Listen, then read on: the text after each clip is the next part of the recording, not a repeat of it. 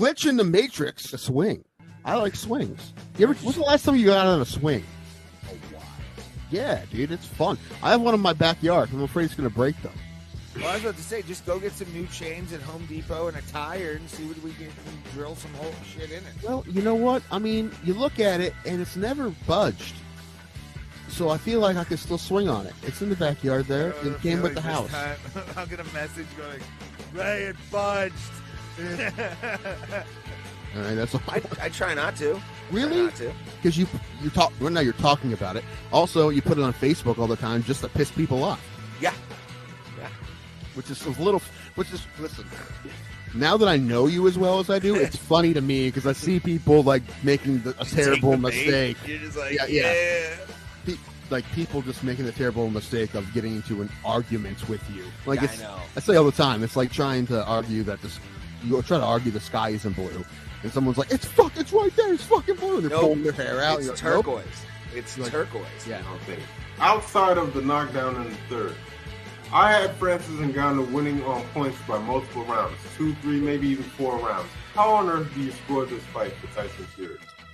You knew there was no way, dude. You knew there was. Sorry, before I get to it, sorry, I was just gonna say you knew there was no way the judges were gonna give it was never gonna happen no matter what Francis did. He was not gonna get 2 out of 3 judges on this card.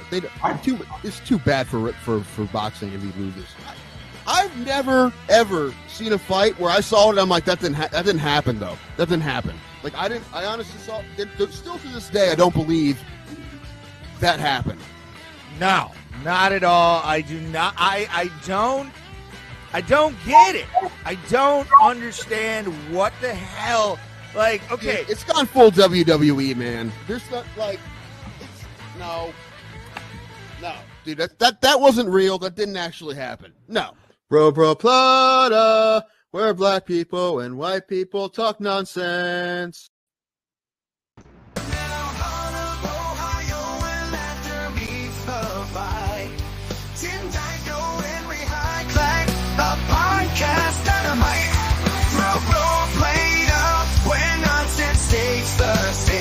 I love this. Look. Start the lawnmower. From the shores of Lake Erie to the world they stride, sipping on their chaos in the studio they confide. No hey Johnny. No rules, just a metal podcast stream.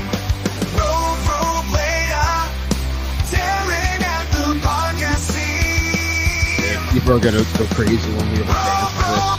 I know, right? We gotta have live bands perform this if we ever do like live podcasts. Comedy clubs will be like, we can't fit a band down here. You can take things off. I wonder if like there's somebody on Fiverr that can just record all the instruments. I don't know how much it would cost.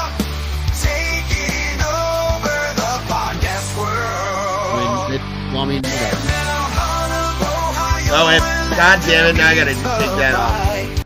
That's my skilled fault. Musicians could probably just listen to it, figure it out, and probably take half a day, probably less. For sure. But I'm sure it'd probably be a couple $100, but that's worth it. If they have their own recording shit. No, yeah, I agree. We should find some local band to fucking do it and then actually get drones so we can be on cliffs and have sweeping camera angles and us I want dancers too. I definitely want other people dancing other than just us. Wearing Scott Stapp shirts in the wind. Sure, yeah. Wind flannels. Yes. What is up, everybody? Bro Plata here. Episode 267-6. We don't know. Tim just wants all the episodes to be together, and I'm fine with it. Perfectly fine. Yeah, I don't want. How many episodes have you guys done? Well, 266, but really 267. No, it's just fucking count them all. They all count. Absolutely. We appreciate everybody being here. I appreciate that fan. We always, you sexy people who watch us every single Tuesday and Thursday. That man right over there, if I can get my thumb in frame, is Tim Danko. I'm Ray Highclack. We are the bros that make up Bro Plata. We do not have a pulse in our bodies. I have a fan too. Is that a fan sound? I'll turn my fan off here in a second. It's just I have hot up here. It's like a fan white noise app That's awesome. that I use when I'm like not at home. It didn't pick up on the last one. Hold on, it'll take me 2 seconds. Yeah, I definitely can hear Ugh. it. But God, a lot I of good hate that Tim. He's always fucking it's just true. fucking up everything. This motherfucker. God damn it. Fucking making me self-conscious about a fucking... Hey, buddy. How are you? I really wish Pulse was here, and I wanted My him mic to on? tell. I wish Pulse was here because I wanted him to tell, without any details, just like what he experienced after the show on Tuesday, because that was actually pretty funny that he just like popped back up. Yeah. He was like, oh, damn, dude. We were having a personal moment on the show or off air last week, and it's been, I've talked to people. 10. He went to 10, but he's better now. I'm better. I'm smoking still good stuff. It's good. So, It's good. You're fine. You'll be fine. Everything's fine. yeah, man, whatever. Life goes fucking on. Plus, I had a good improv set last night at Toth's place in Menor. I did it with Milton Wiley and our good buddy Jerry Jaffe. How do we get on after midnight? I want to be on after midnight. What's after midnight? Remember At Midnight, the Chris Hardwick show? That was Yeah. on Comedy Central. They rebooted it on CBS with Taylor Tomlinson. It's called After Midnight. That's the thing that's replacing James Corden? Yes. Wow. They just started. I don't know if they do it live because At Midnight was live because it was cool. Yeah. You could do the hashtag wars live and they would show them on the show. I know. You I had a never good one. got my hashtag put at hashtag wars. It pisses me off. One time I had a couple different ones that were good, and then it was. I don't remember what the hashtag was, but I saw them put like the same joke ups from someone else. It was President TV shows, and I put Hot and Glover Cleveland. But I spelled it, but I accidentally had a typo, so I did. I'm like, no. So yeah, I was pissed. That's when people cared about typos on fucking. That was the only time Twitter. I used Twitter was when At Midnight was happening. Oh no, I have my Twitter. That was the only thing that was fun about it. I had my Twitter for a long time attached to my Facebook account, so it would like post to my Facebook and stuff. And every once in a while, I'll go through like my memories, and I'll read my hashtag wars hashtags on my feed that are still there, and I'm like, wow, that was actually pretty good. That was pretty decent. I remember I had a bunch of good ones for Star Wars bands, like Kaja Gu Naboo.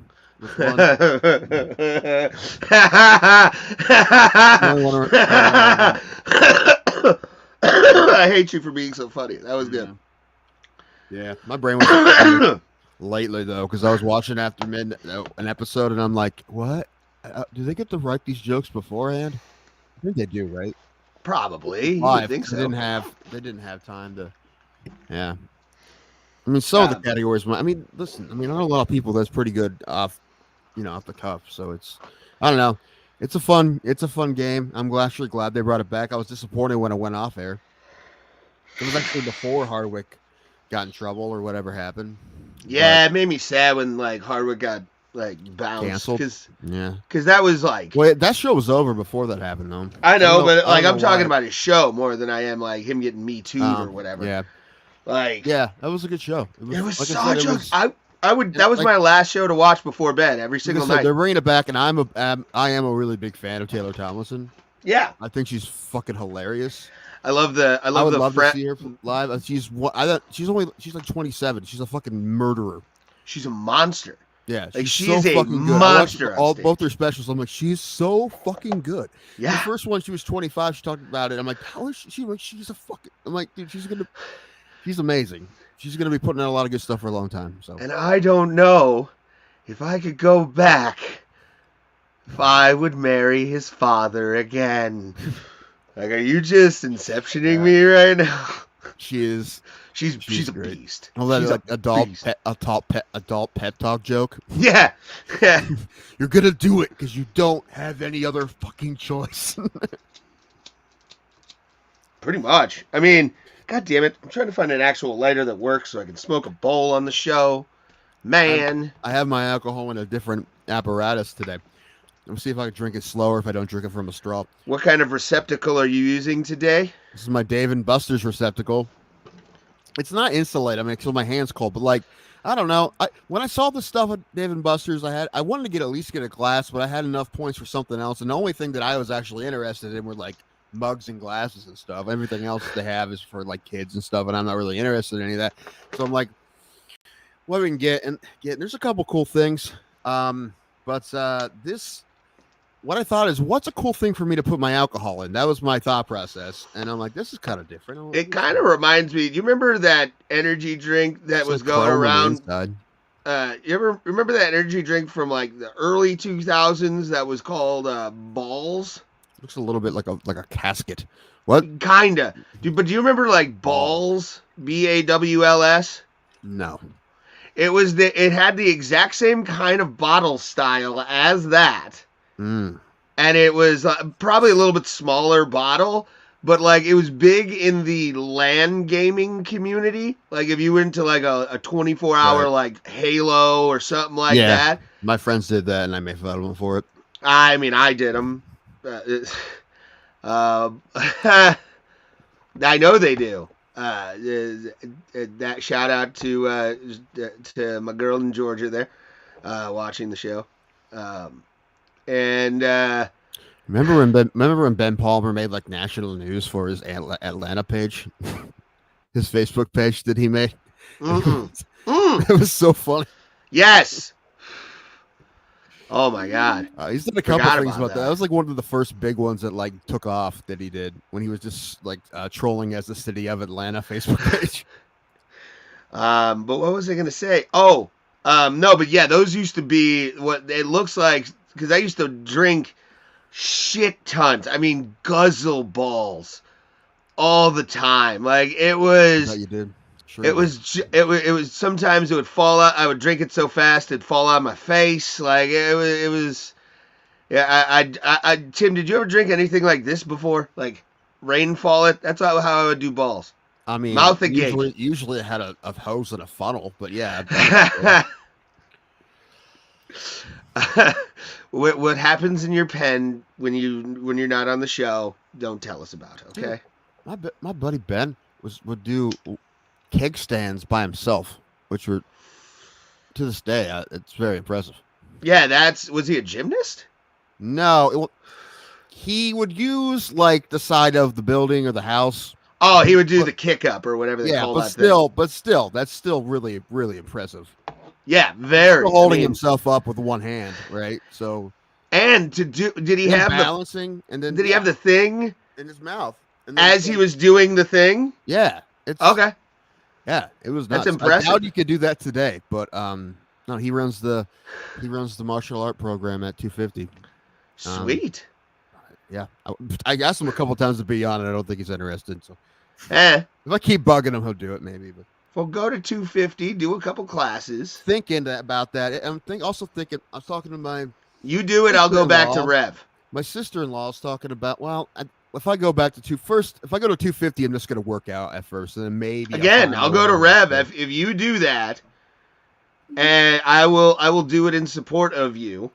Well, I need a gym membership, and I don't Planet Fitness. And they have weights because I owe them money. And they have machines. I just like machines. And then I can just go, like, if I'm around, I can go hang out with those guys or see what they're doing or whatever. Mm-hmm. I definitely won't get on the mat for a while, maybe ever, depending on how I feel. But definitely. Andrew will just push you out on there, and he'll be talking to you, and all of a sudden you're like, oh, no, I'm on the mats. Dude, I'm not. How do I get it? I'm drowning. Help. Yes. I need the gold. Somebody just grabs you. And just woof. Hip toss. Just boom. She's sitting there like Peter Griffin. Ah! That's what it would be, and that's why I'm really afraid, because I haven't done anything like that in so long. Well, do jujitsu, dude. Like, again, One thing at a time. but jujitsu is the most, you can sit there like a fatty and then get on your back, let somebody practice on you, and then you do the same thing. I was talking to my sister-in-law, and she's trying to like lose weight as well. And she's talking about how like she's going to the gym, but she's like, I don't really know what to do. I'm like, well, that's what you get a trainer. She's like, I don't want like some douchebag trainer or whatever. So I'm like, I know our friend Andrew Law, who's a fighter who's been on before, and we'll probably actually should get him on before his next fight. So maybe it's next month. But his wife is a trainer there, and there's like a women's group there, and I'm like, that's what you need. I'm like, yeah, go there. Because they all work together, and you need like a support system, and that makes sense. Dude, that'd be good for her. But I think I'm gonna go there. Well, I know the cheapest membership's $24, but it's probably like a 10-year membership. It's probably like a 10-year contract or something. At so $250. I'm not signing more than a 1-year contract. Well, yeah, talk to him, and even have Andrew talk to whoever owns the place. Yeah, that too. I will be sending some. Yeah, have Ben representation. Yeah, right. And Ben runs the program, so be like, it's my buddy Ben. Yeah, maybe. I mean, that's what. Because that's even that's the gym I should go to. Even Rev. I mean, George has advocated for me a few times. 24 hours too. So is it? Yeah, it is. Nice. Well, not the back, but like the main area there. Okay. So that's good for me because I don't have a schedule, and sometimes I'll just be like, I'm not doing it. What am I doing? Well, Tim, you can go work out. It's 3 a.m. You can go work out. Yeah, get in your car, go and smash them plates, son. Yeah, driving wouldn't be great right now. I'm sure the roads are going to be terrible. I'm so afraid of tomorrow right now. Yeah, it's not even funny. They canceled school here Wednesday, and my nieces didn't have school, and I had to watch them. I said that Tuesday because I had to watch them. I already knew that. I went out there, and I got I get there like 8 a.m, and pretty early. I'm just like, I'm gonna be bored here all day. I can't sleep. Not allowed to nap. Really, they'd be fine, but probably shouldn't nap when I'm watching the kids. And I mean, it was cold, but the roads were fine, because it was just cold. So I asked my sister-in-law, I'm like, can I take them to Dave & Buster's? Yeah. He's like, yeah. I'm like, sweet. So I'm like, hey, you guys want to go to Dave & Buster's? And they're like, which is actually how I felt too. I wanted to go too. I like Dave & Buster's. Yeah. Fun. I haven't been to a Dave & Buster's in fucking years. I haven't been there since 2020 is the last time I went. I went during the pandemic. When they just opened, and there's like a lady following you with a spray bottle every time you use a machine or use a game. Nice. This is your spray escort for the day? Yeah, pretty much, because I was like one of 3 people there. It wasn't really that busy when we got there. We got there when it opened at like 11, and we were there like an hour and a half. But it was busier when we left. That's enough. That's enough, to be honest with you. Like a snow they day. Had $50 cards each, and they blew through them in an hour. I had 30, and it lasted me a while. But because I like to walk around and say, I want to play this game. I want to play this, And my favorite game to play is a Cyclone machine, and that only costs like 1.8 points or something like that. Okay. So I didn't realize it was that cheap. I was thinking like maybe 2.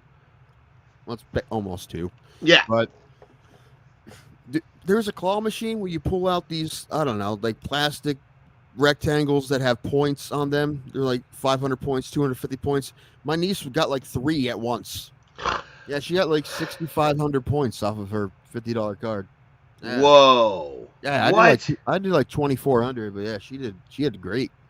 But she spent all her points just trying. I'm like, that's the family gambling addict in you. You're just trying to get points. You're not trying to play the fun games. You're just trying to get tickets. She's blowing on the claw. Like, that's the next thing. Yeah, probably. You're sitting there going, I taught you right, girl. I taught you right. You listen to dear old Uncle Tim. Oh, Jesus. It was fun, though. And then we tried to go to Raising Cane's, because I've never been to Raising Cane's. Yeah? My niece is like, oh, they're so good. I'm like, all right, we can go. But we couldn't get in the door. That's how busy it was. Yeah. So we ended up going to Red Robin, which I haven't been to a Red Robin in forever. Red Robin's dope. I hate their new menu, though. I kind of wanted a burger. Yeah. The blue ribbon burger, dude. I haven't had one of those in years. And they wanted chicken strips, and I'm like, you can get that there. So, yeah, Red Robin was good. So anyway, it was pretty fun. Yeah. Dave and Buster's is it's not bad, not bad, and really, you don't have to spend a lot of money there. I don't know, $30 is pretty good. $30 gets you a while. I don't know. Yeah, I don't know. One pro Dave and Buster's. I got this, and I also have a glass. Dude, for 8,000 points, the one thing I wish I had 8,000 tickets for, a spider ring. No, it came in a case, and it was a set of 4 Dave and Buster's like tumbler glasses and a Dave and Buster's decanter. I'm like, dude, I kind of want that. I'm like, there's nothing else here I want. We can make that the drinking set whenever I'm down there. We get our own fucking glasses and we just decant fucking alcohol like bourbon with each other. Also found out you can buy food with your tickets. Really? Yeah, I didn't know that. That must be new, dude. That must be a new fucking thing. You never could do that. Just go there with your card, like, I'll take a cheeseburger. Thank you very much. It truly is a casino for children. It is. Like, well, and adults. Well, if the games are for the kids, the drinks are for the adults. Hey, I went there by myself. There's plenty. There's fun games there, man. No, yeah. I played. There's a dodgeball game I played. Okay. My niece beat me at Papa Shot, but however, for some reason, she had 5 balls and my thing only had 2. So she kept shooting like this, and I had to keep waiting for my ball to roll to me. I'm like, what is happening? If I missed one, I was down like 4 shots. Should have just started grabbing balls from her thing and just chucking them at the basket. I really didn't realize. Probably was doing better than I. How many points did she get?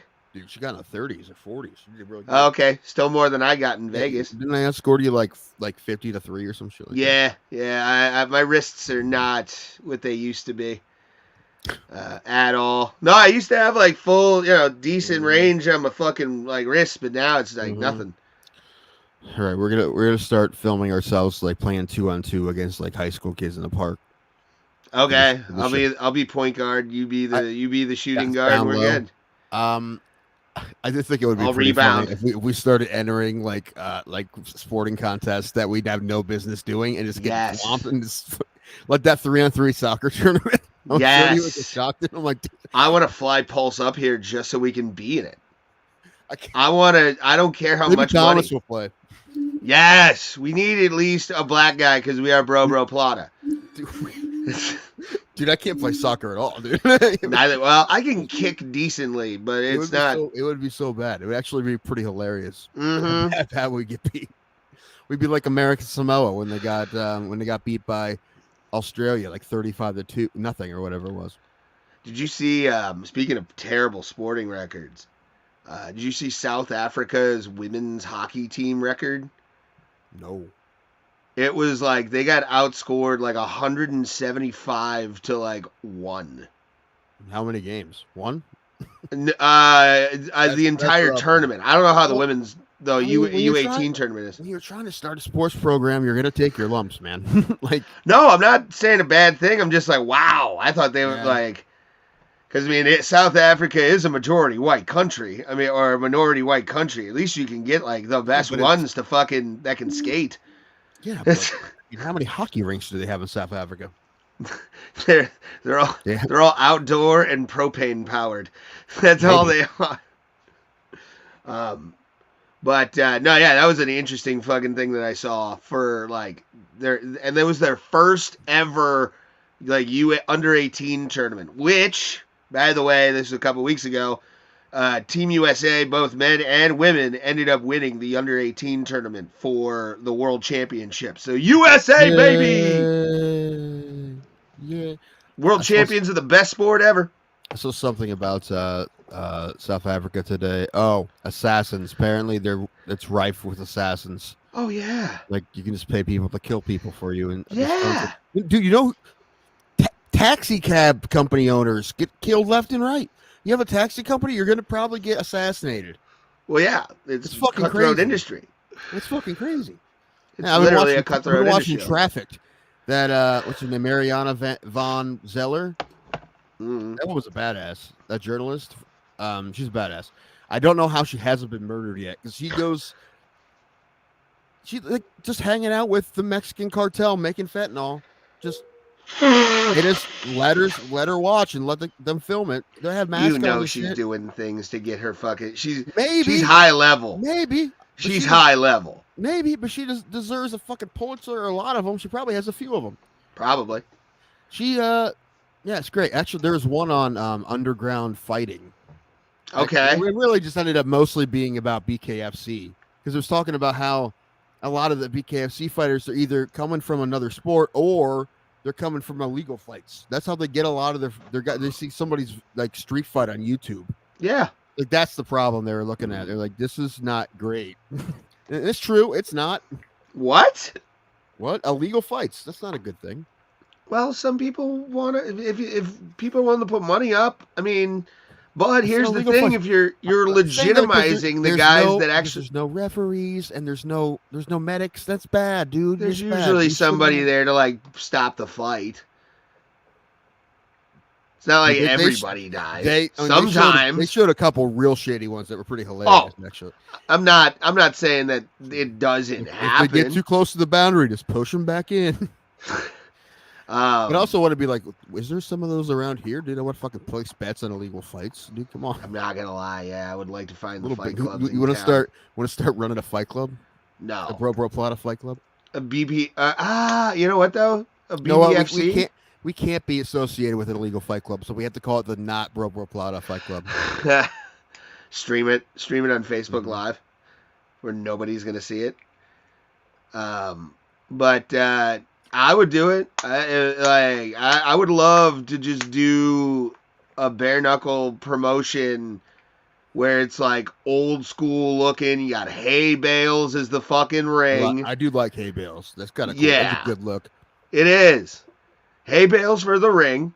And then you have the crowd kind of like how Karate Combat has, where it's like they're right up against the barriers and stuff. Because that's a sweet look. Like, no matter what. Cool. The ramp I wish, or whatever. Like, whenever you watch, like, what do you call it?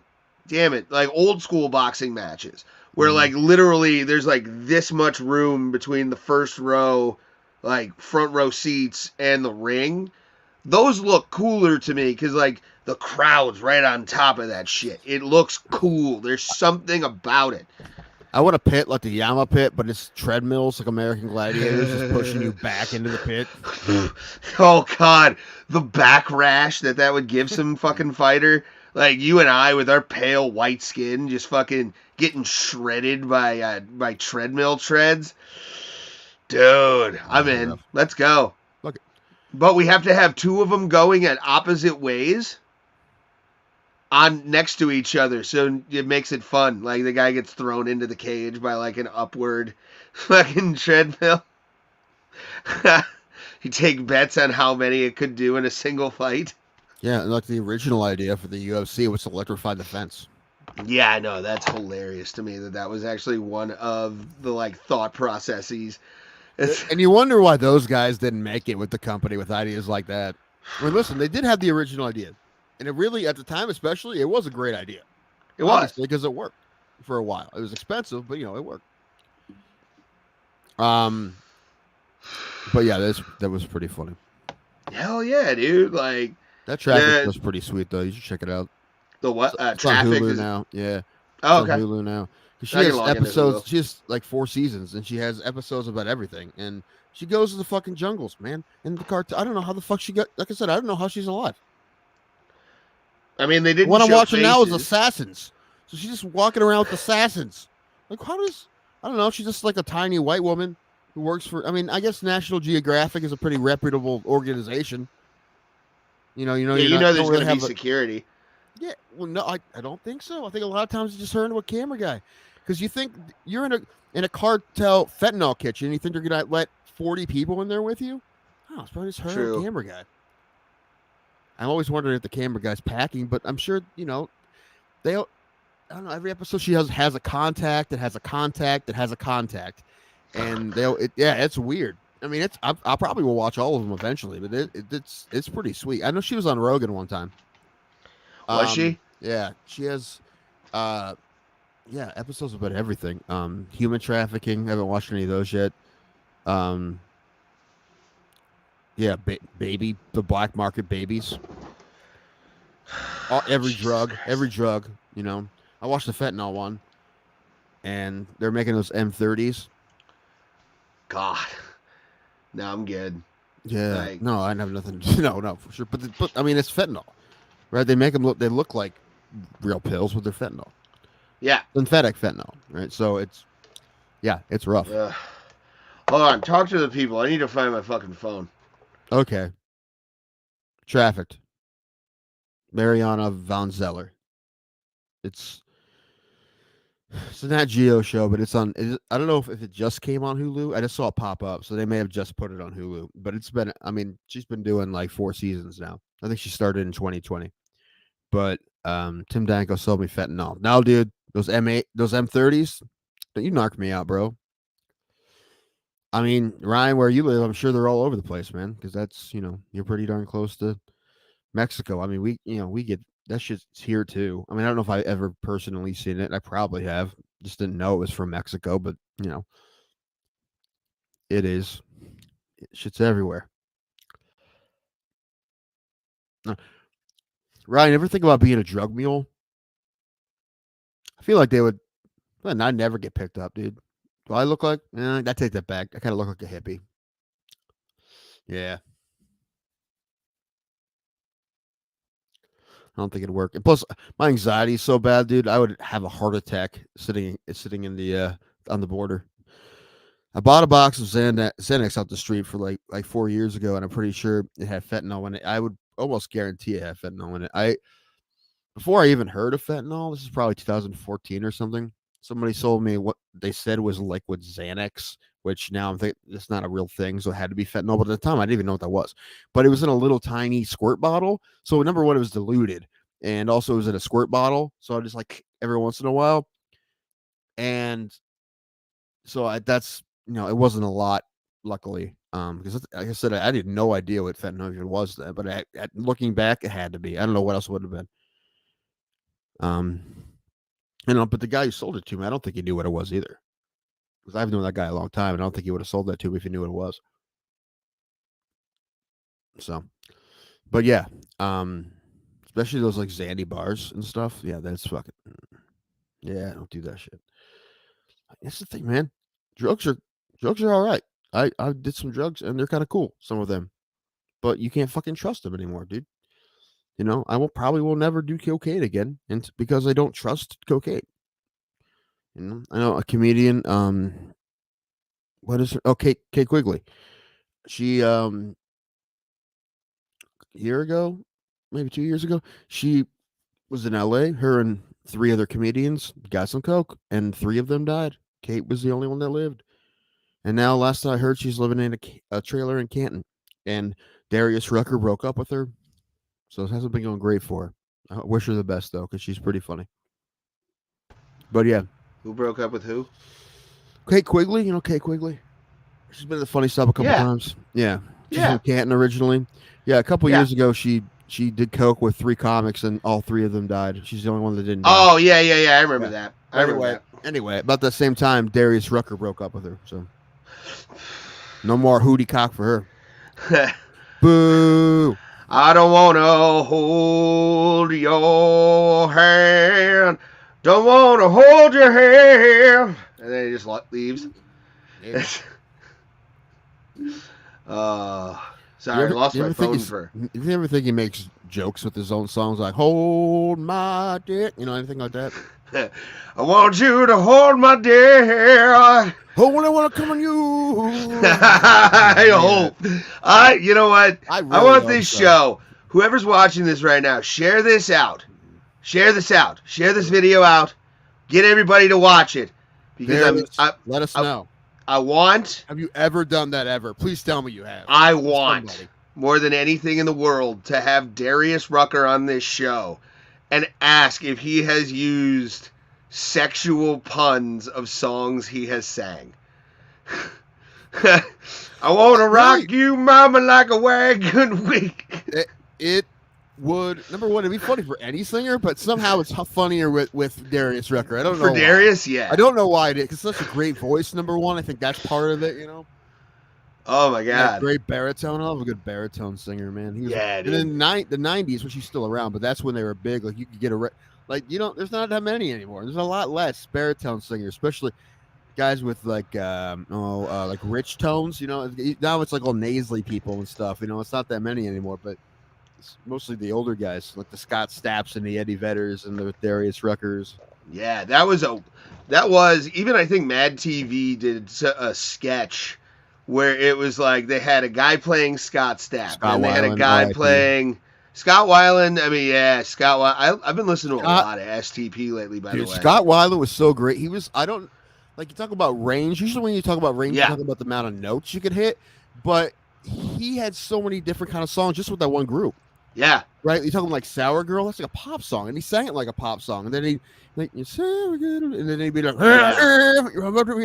would mix it up more than anybody in that kind of music. It was great. What was that? At a mountain. Yeah, that was then like Interstate Love Song, which is one of the greatest rock songs ever written. Fight Me. Which one is that? Hold on. I'm gonna hear it. Oh yeah, that one. It's a little bit of country too. Then it's a little bit it's great. What a great song, dude. When I like that song, harkens me back to a time in my life, like when that song was played live. That's pretty sweet. You did? I saw STP with Scott Weiland the first time they played in like 7 years when they did Rock on the Range. And it was the first show in 7 years, and they played a few more after that, and then he died.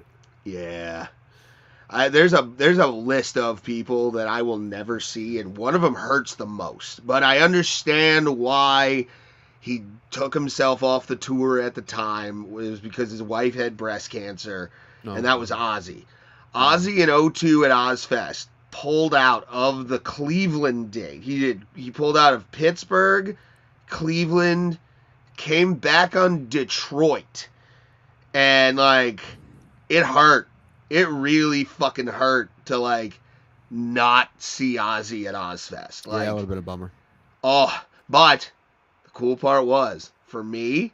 Guess who headlined that night at Ozfest? You've definitely told me this before, but I don't remember. I don't know. Guar? System of a motherfucking Down. Oh, that would have been fun. Yeah. System of a Down was. For a 13-year-old kid, blew my fucking mind. Like, it just blew they showed a stage show that I will never forget in my life. You think they waited too long to come back? Because they have released new music in the last year or so, and like no one really cared about it. I think they missed a window. I feel like Sergeant's stuff even wasn't even that good. Like, there's nobody some video remembers of him. There's a video of him doing a solo show with like an orchestra. It's kind of cool. I bet. It's it's like a full concert he did. But I saw him play Rock on the Range. That same Rock on the Range. Yeah, System. The only song I knew was Empty Walls. That was the only one I knew because he didn't play the System songs. He had one album out. He like just started going solo. Oh, he was on the solo thing of Rock on the Range. Yeah. Ah, okay. No, I know System of a Down. Well, I mean the singles at least. Such what a great band. You know what? You can ask my friends. I used to hate him. I just didn't get him at first. What? And then I think it was because the first song I second album was a little BYOB, and I'm like, this is such a weird song. I don't even fucking get it. But later on, the more I'm like, okay, now I get this. I think once I heard Chop Suey, I was on board. Dear Dance is always going to be like my song that I love because it's got everything of a System of a Down song that you want. It's got like just driving drum and bass, and then all of a sudden Serge will just do like a Dear Dance invitation and just be like soft and melodic, and then do that shit where it's like like the operatic shit. They were one of the greatest bands I've ever seen live. Strange voice, but it worked. He was another guy with one of those baritone tones as well. I mean, he hit some higher notes, but I mean, like And the other guy whose name I can't remember, the guitar player, his voice was so different, but he had such a good harmony voice. He had a nasally voice. Yeah, I read that. I know. I was just putting it up. Yeah. Yeah, dude. Like System was great, and then I'm even gonna say like on that show, Edema was fucking fire. Like I only knew like a couple songs, but like I really like this song, "Cold and Jaded." I don't even know if it was a single. It's a good song. I may remember that song. Because, what was it? Giving In was another good one. I mean, there's a lot of bands I like to see, but the thing is, I mean, I said, the lineup for Sonic Temple's fucking fire, but I don't want to go to that. Like, I just don't want to do a 4-day music festival. I don't think I could physically do even if I was in better shape. I mean, I just emotionally, I don't even think I could do a 4-day music festival. I did it at 20. One day. Yeah, I was 20 when I went to Rock and Range. Oh. I can handle that. That's the last time I went to one like that. And well, I think I went to that was a 1-day one. Anyway, was that 09? 08. 08? Yeah. Okay. I spent the last like $120 I had to my name to go to that. I did it right after that. I did it in 2010, and that was the return. I was so broke. The first return show of a band that has become a fucking meme, and they love it. Limp Bizkit. I saw Limp Bizkit's first performance, and it was first performance back. It was fucking fire. Like, they were awesome. Westmoreland was dressed like a fucking scarecrow. Fred Durst had his fucking black and fucking red hat on. It was awesome. I went back when it was only 2 days and they had 2 stages, which I think was perfect because you never missed a band if you didn't want to. And ours had 3. Yeah, ours had 3. Yeah, they did like right after that. But we went, because it was only 2 days. We went to both days. But one day, one day STP headlined, and then the other one, Kid Rock was the headliner, and we laughed before he played. Ah, and honestly, don't get shit. I mean, I would like to see like maybe half of his set. I like one song I know, and I'm like, that's good. We can go now. It's time to get out now because I'm an American. He opens with American Badass on a motorcycle. You're like, we can leave after this. We're good. I saw it. Like, it's the set. Yeah. That's enough. I saw Kid Rock live now. Okay. The day one headliner for Rock on the Range that year was 3 Days Grace was the feature act, and the headliner was fucking Godsmack, dude. Like, I saw Godsmack at a different festival, and I didn't really care for Godsmack until I saw him live, and I'm like, all right, I'm gonna stop talking shit about Godsmack. They're fucking awesome live. Yeah, I would love to see Godsmack. Haven't really even followed them, but if someone's like Godsmack's playing, I'm like, yeah, I'll fucking go to that. Yeah, Sully was fucking on point. I still remember that performance because I looked over at, like, what do they call those things? The shields, the championships or whatever that Columbus had won at the time. Banners. Yeah, dude, that was, and it was rain all day at the festival, and it didn't. And fucking Sully announced it, or like said, "Oh my God, every time we've done this fucking festival, it's fucking rained when we've done it, and for some reason, we all pushed it up to Canada or something." I'm like, that's the greatest shit I've ever heard. Like, he's having fun. The Crew Stadium's still there. It's because it's weird because the Columbus Crew, the champions, MLS champions, best soccer team in the world, Columbus Crew, built a new stadium. If you listen, America is a sports hub of the world. Therefore, if you win the soccer championship in America, you're the best team in the world.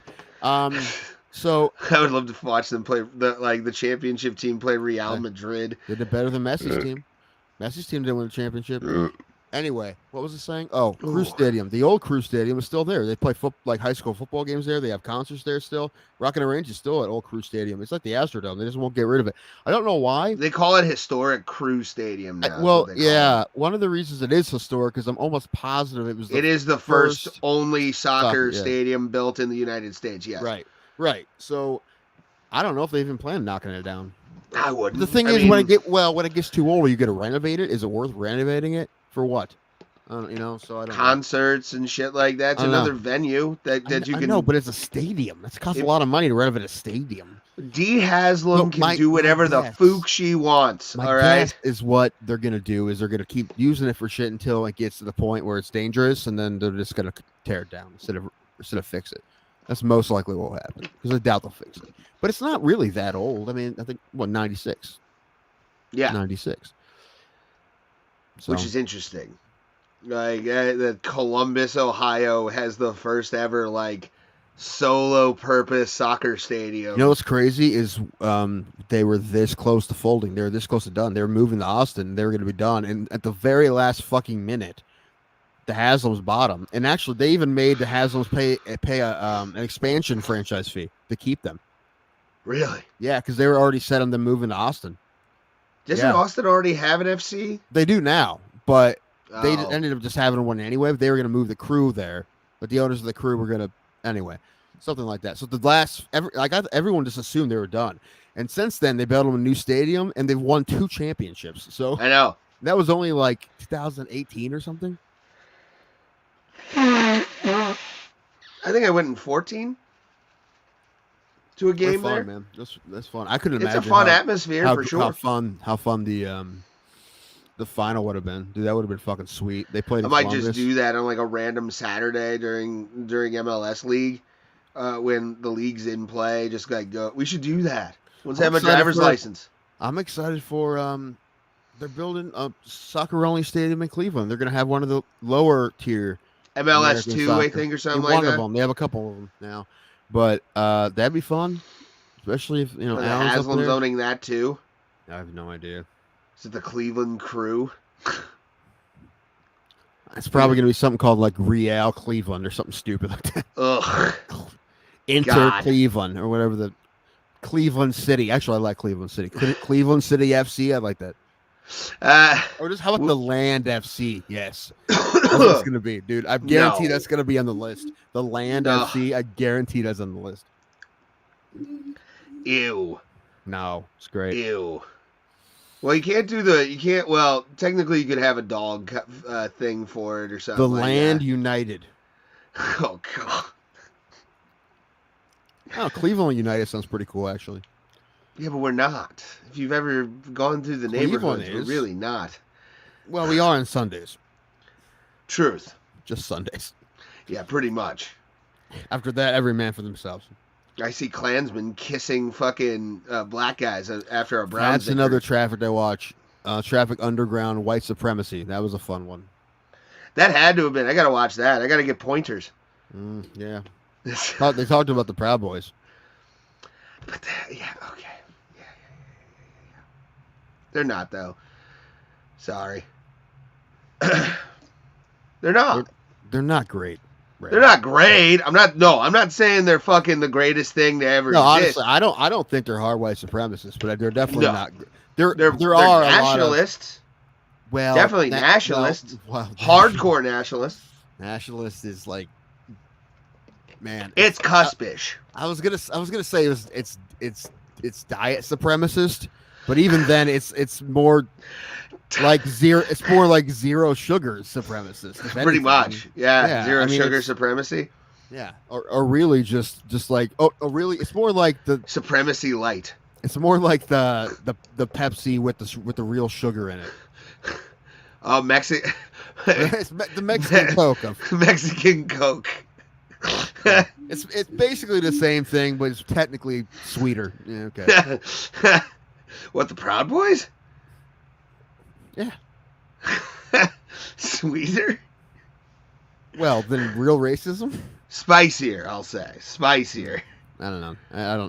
I don't trust them anyway. The one thing they did say, and I think you'll freak out about it, because they did say that it started in 2016 as like, it didn't mention McGinnis or how it actually started, but the thing is, their narrative for what they were talking about, that part didn't matter for what they were talking about. Like, it actually wasn't part. Yeah, so they just didn't do their fact work or anything like that. Well, I'm sure they did, but like if you watch it, you're like, them bringing this up wouldn't matter. Like, yeah, that's what I'm saying. But they just want to paint. It would have. But the thing is, that's when they started picking up, becoming what they are today. Mm-hmm. Really, they didn't just talk about like the first version of them. Which Well, it was, started in I believe it started in like early 2016, late 2015, when Gavin was messing with this guy named Brett Ratner, who was a Compound Media employee, was working on a show, the Gavin McGinnis Show, and one day he was watching. What do you call it? The song "Proud of Your Boy" and talking about bringing back a men's club, and he was like, you know what? We're gonna call ourselves the Proud Boys. Like that's why did it all go wrong? That's what I want.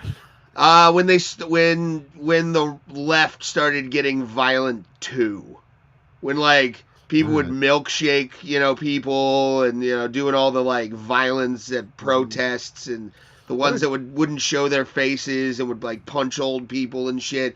Proud Boys started punching back, and then the left started their little campaign against them.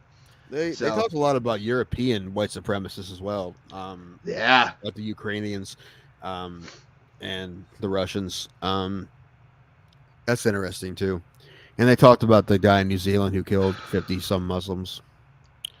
Oh yeah, I remember that. Yeah, and dude, this guy James Mason. I don't even know how that guy's fucking crazy. He's this old, hardcore racist. I mean, he's like an old school hardcore racist, and he's still just doing his thing. The guy's whack. White. Like so whack that if his ideology wasn't dangerous, it'd be funny. Yeah, look at this guy. Yeah. Wow. Now, not to be confused with James Mason.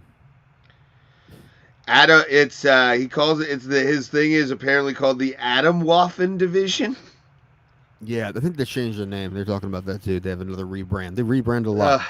Yeah. And yeah, Ryan. Yes, the guy who did the New Zealand thing, he live streamed it. Yeah, it's so fucked up. Yeah. As far as I know, they still haven't classified some of these organizations as terrorist, which is weird to me. But Proud Boys are. I know that. They are now? All right. They've been on there since I'm pretty sure they got put on there around the time they were of, probably January the first. 6th. They were probably the first then. Yeah, Gavin. Yeah, I mean, Gavin McGinnis cannot have a normal bank account. He's talked about it multiple times on his show. He has to have like shell companies and all like these one of those fucking Walmart things. cards, like one of those Walmart. Yeah, he moves money around and like, yeah, dude, like he got really fucked. Anymore. He's not, but he's still got. You have a stink.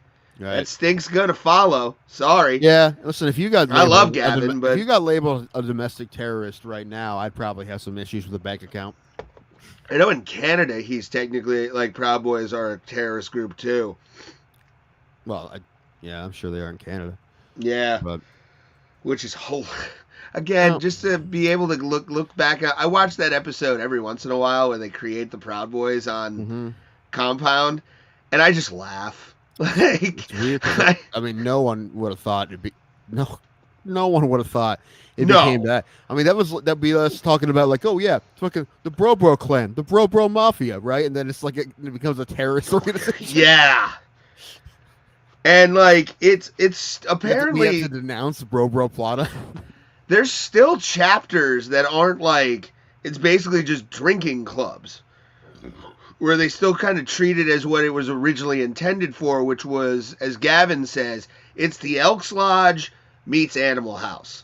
Like, we all do cocaine. A drinking club with a patriot problem, right? Apparently, towards the end of it, well, they were also defending Gavin and like Ann Coulter from like people like showing up at the protests and being violent and. Yeah. How about everybody stop being violent and protest? just talking to you, everybody. Yeah, you're not going to be. You're not helping your cause with violence. Like no one is. That's. I mean, I'm again right to protest, but that shit's where I draw the line. Where I'm just like, nah, dude, can't do it. January 6th was 3 years ago now. I wish I could. I remember the day it happened because you texted me. Yeah, I still have this TV right here. I was editing Bro Plata. It was in my room. I was editing the show You as said something like, it was going said down. it's just something like, "Oh, I can't believe this bullshit." I'm like, "What are you talking about, Ray?" He's like, "Turn on the TV." And I started watching the news. I'm like, "Holy fuck! Yeah, I had no idea." I watched it all happen on CNN. Like When that happens, I like to change channels because I like to see how different news organizations are reporting. But usually, when something big like that happens, it's usually about the same. yeah, Even Fox News was just about telling you what's going on, yeah. and they were even like, I'm sure they burned that footage, but they were. They still have it. They pull it out every once in a while when they're talking about January 6th. I mean, no, they were saying like, I mean, the footage of them being like, "This is fucked up." I'm paraphrasing, obviously, but saying this is not a good thing. We shouldn't be doing this. They were saying that on Fox News, and like I said, now that's probably burnt footage. But no, it's still they acknowledge on the shows constantly that everybody here was against what happened. yeah, It just then they go, the news division of Fox News is fine. Honestly, it is. The news division is just it's when they like we're talking about opinions today. That's when it gets fucking whacked. The 5 is always good though, because sometimes Kennedy will be on there. Kennedy's on there. Dude, when Kennedy is on fucking there, I'm come always back watching. from Pennsylvania, like just revved up, pissed off. I know. I'm gonna have to you're gonna have to text me like if you're starting to get triggered because of the way that my grandparents' house is. It's a pretty big house, but it's open, and there's only actually 2 bedrooms. Like it was built by retired people, so there's actually only 2 bedrooms. So I am actually in a loft. And downstairs the TV. So if they watch the TV in the morning, I can hear it. Or it wakes me up. They try not to get loud, but I'm saying. So what I'm saying is, every morning I'm there. I will wake up to Fox News. All of a sudden, and we can't use it because people they will sue us if we use this. But you just hear that Fox News alert sound where it's that whirl, bing. How angry they are. That's what's crazy thing to me is Hannity. To me is Hannity's the most mean one. Out of all of them, I like fucking Gutfeld. Gutfeld at least has good jokes. Yeah. Yeah. He has guys like Mackey who write for him. Yeah, and DeVito. Ray DeVito, or not Ray DeVito, Joe DeVito is fucking amazing. That dude is the bomb. John was talking last week. It's like, what happened to Ray DeVito? He was always cool to me when he was in New York. I'm like, I don't know what happened to him. Yeah, I don't really know him that well. He's in it. He's dealing with a lot right now. He is dealing with a lot of spinning plates that are completely. He's on 4 different podcasts. He's on Misery Loves Company with Kevin Brennan. Shuley Network is ripping him apart every day. The hustle's rough, bro. But he also brings it on himself sometimes. I love Ray. I've sent him stuff when Stuttering John was fucking ripping on Ray DeVito. I sent Ray the fucking link and go, they're playing Stuttering John being calling you a piece of shit, basically. Just wanted you to know, because I like Ray. He's never done anything wrong to me. So I just find it funny that him and Chadley Q... Chadley Q Zumach is also involved in all of this. I still want Chad on the show. I would love to have Chad on. I have zero reason not to like Chad. Zero personal reason. I mean, not personal. I'll say that I get why people. I've seen him do some things, and I'm like, I wouldn't do that. That's weird to me. That was a weird one. Well, right after I came back from LA, he went after Patton Oswalt. I'm like, what's going on with this? Oh yeah, I remember that Patton Oswalt thing. That was weird. But yeah, he's done some things I wouldn't recommend, but he's only ever been cool to me personally, and I think he's funny. I think Chad Zumach's a good comic. Ryan, we're acknowledging that your comments exist. I don't want to put those up because YouTube can be sensitive, and I don't want to fucking. Yeah, that's true. That's the last thing we need. Because they watch that we have that one strike because of a WHO conversation. So no one's watching. No one's watching us on Twitch, so we gotta keep.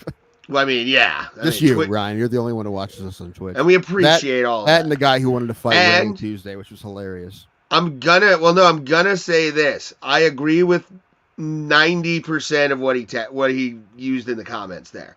Talking about there was feds in the fucking thing. I believe that. Who is that one guy?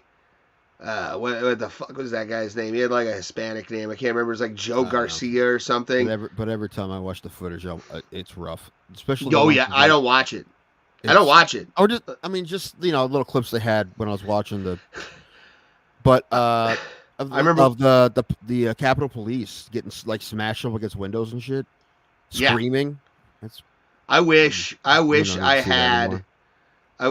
at a comedy club that day and didn't waste my set at Hatfield's that day, because I went off on a fucking 5-minute rant, or no, like 3-minute rant about January 6th on stage, and was like, my first words were "fucking white people." Like, what the fuck, man? And then I like turned it in on itself. It was like, I'm kind of sad that we don't have anything like that opens like a platform that like lowers, opens up into a funnel, into a jail cell for those jagoffs that were there. I watched Nancy Pelosi's daughter's documentary on. She's interviewed. It was called The Insurrectionist Next Door, and she's interviewed people. I feel like there has to be like on the cutting room floor some like a couple sane ones, because I feel like she just picked the craziest ones to put on the documentary. Speaking of Proud Boys, there is video. There is video of what's her name, Pelosi, Nancy Pelosi. The daughter. What's her name? I don't know her. Like Allie Pelosi or something like that. I that. can't remember her name. Caught on camera talking about Gavin McInnes and being like, I used to party with that guy. It makes me laugh that he's being considered a white supremacist. That's like funny. She said that on a hidden camera somebody did, when she was like, I'm laughing at all of this because I'm like, I know this guy. And like, it's funny to me. I'm sick and I'm drooling, everybody. It's a great day. I finally took a amoxicillin, so I can see if that clears anything up. What is it? Is it like one of the insurrectionists that's in jail now? Wasn't he Raj's neighbor? Yes. Yeah. Go check that special out. What? I need to get that. I need to get that special. Shareth. How do you say his last name? Shareth? Raj Suresh. Suresh. It's called Break the Leg. And is it on YouTube? I know Comedy Dynamics about it, but yes, it's Break the Leg is the name of the special. It's on. I think it's YouTube. Well, I'm seeing listen to it. YouTube Music, Apple Music. Go to Apple Music and rate him high. He's one of my favorite human beings in the world. Really I love Raj with a passion. When I saw him during Cleveland Comedy Festival, I'm like, yeah, look at my buddy. Oh, my God. And he hugged me. And I'm like, yay, somebody loves me. Yeah, Raj is fucking great. We saw Nelly together. Like, I can actually say... That bonds you for life. What? That bonds you for life. It does. We said to each other, we are going to take a ride with each other. Or, yes, will you take a ride with me? Yes, I will. I remember when I first met him, like when I was like helping Pete get people to do the Funny Stop contest, like he was in town from Arkansas, and I got him a spot on whatever day, and he was like real new then though. He wasn't nearly as good as he is now. That was when he was living in Jersey, I think. I think he was on the East Coast. Well, no, he was on the East Coast, I think, when I met him. When I met him, he was living in Arkansas. Okay. But no, yeah, me and him, like, we hit it off immediately as friends. Like, we got along amazing. And I'll tell you something off air, and I talked to him about it afterwards, but, like... No, you told me about that. Oh, yeah. What he said to me and everything, I was like, I can't be mad at this guy. Like, I've been friends with this dude forever. He's trying to look out for you. I get it. That was the same thing I was trying to do. I know, but... I did nothing wrong, by the way. Shit happens when you party naked. I wasn't blaming you for anything. You were yelling at me. I was no. It felt like you were yelling at me. I wasn't yelling at you. I was yelling through you. Through you. You were but a conduit. It was so funny that Pulse was watching. I know. Still hilarious. I really kind of wish we had just that. I wish we would have recorded that shit. Yeah, just that part of it. Mm-hmm. Just when like you're just yelling, and he just popped in. He's like, "Okay, I just want to get you guys on. I heard this whole thing," and Ray went off. He Anyway. went off on motherfucker. Everything's fine. The orchestrator. Yeah. I mean, there's theories. There's theories. One day, me and Ryan Kills are gonna have a fucking conspiracy Twitch, and we'll be like AI character or a fucking what are those things called? Like the live 3D models of each other.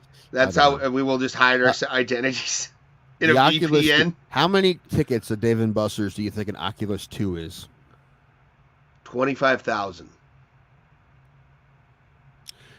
I'll say this: you can buy tickets if you're like short on tickets. Like you want to get something and you're like 40 tickets short, or however many. You can buy tickets for a penny a piece. What a carny fucking shit, dude. No, but I'm saying like if you had like, oh, it's like I ran out of points, but this is 700 points and I have 698, right? You can just What be was like, the what was the Oculus running? 150,000, which would have been like $1,500 if you bought all the. How much do they cost though? Like they cost like 600? that much, I think. Really? Yeah, hold on. Let's see what an Oculus Rift is, or it might be a couple $100. Who knows? I thought it was like about as much as a PS5. Shop MetaQuest 3. Let's see what a MetaQuest 3 is.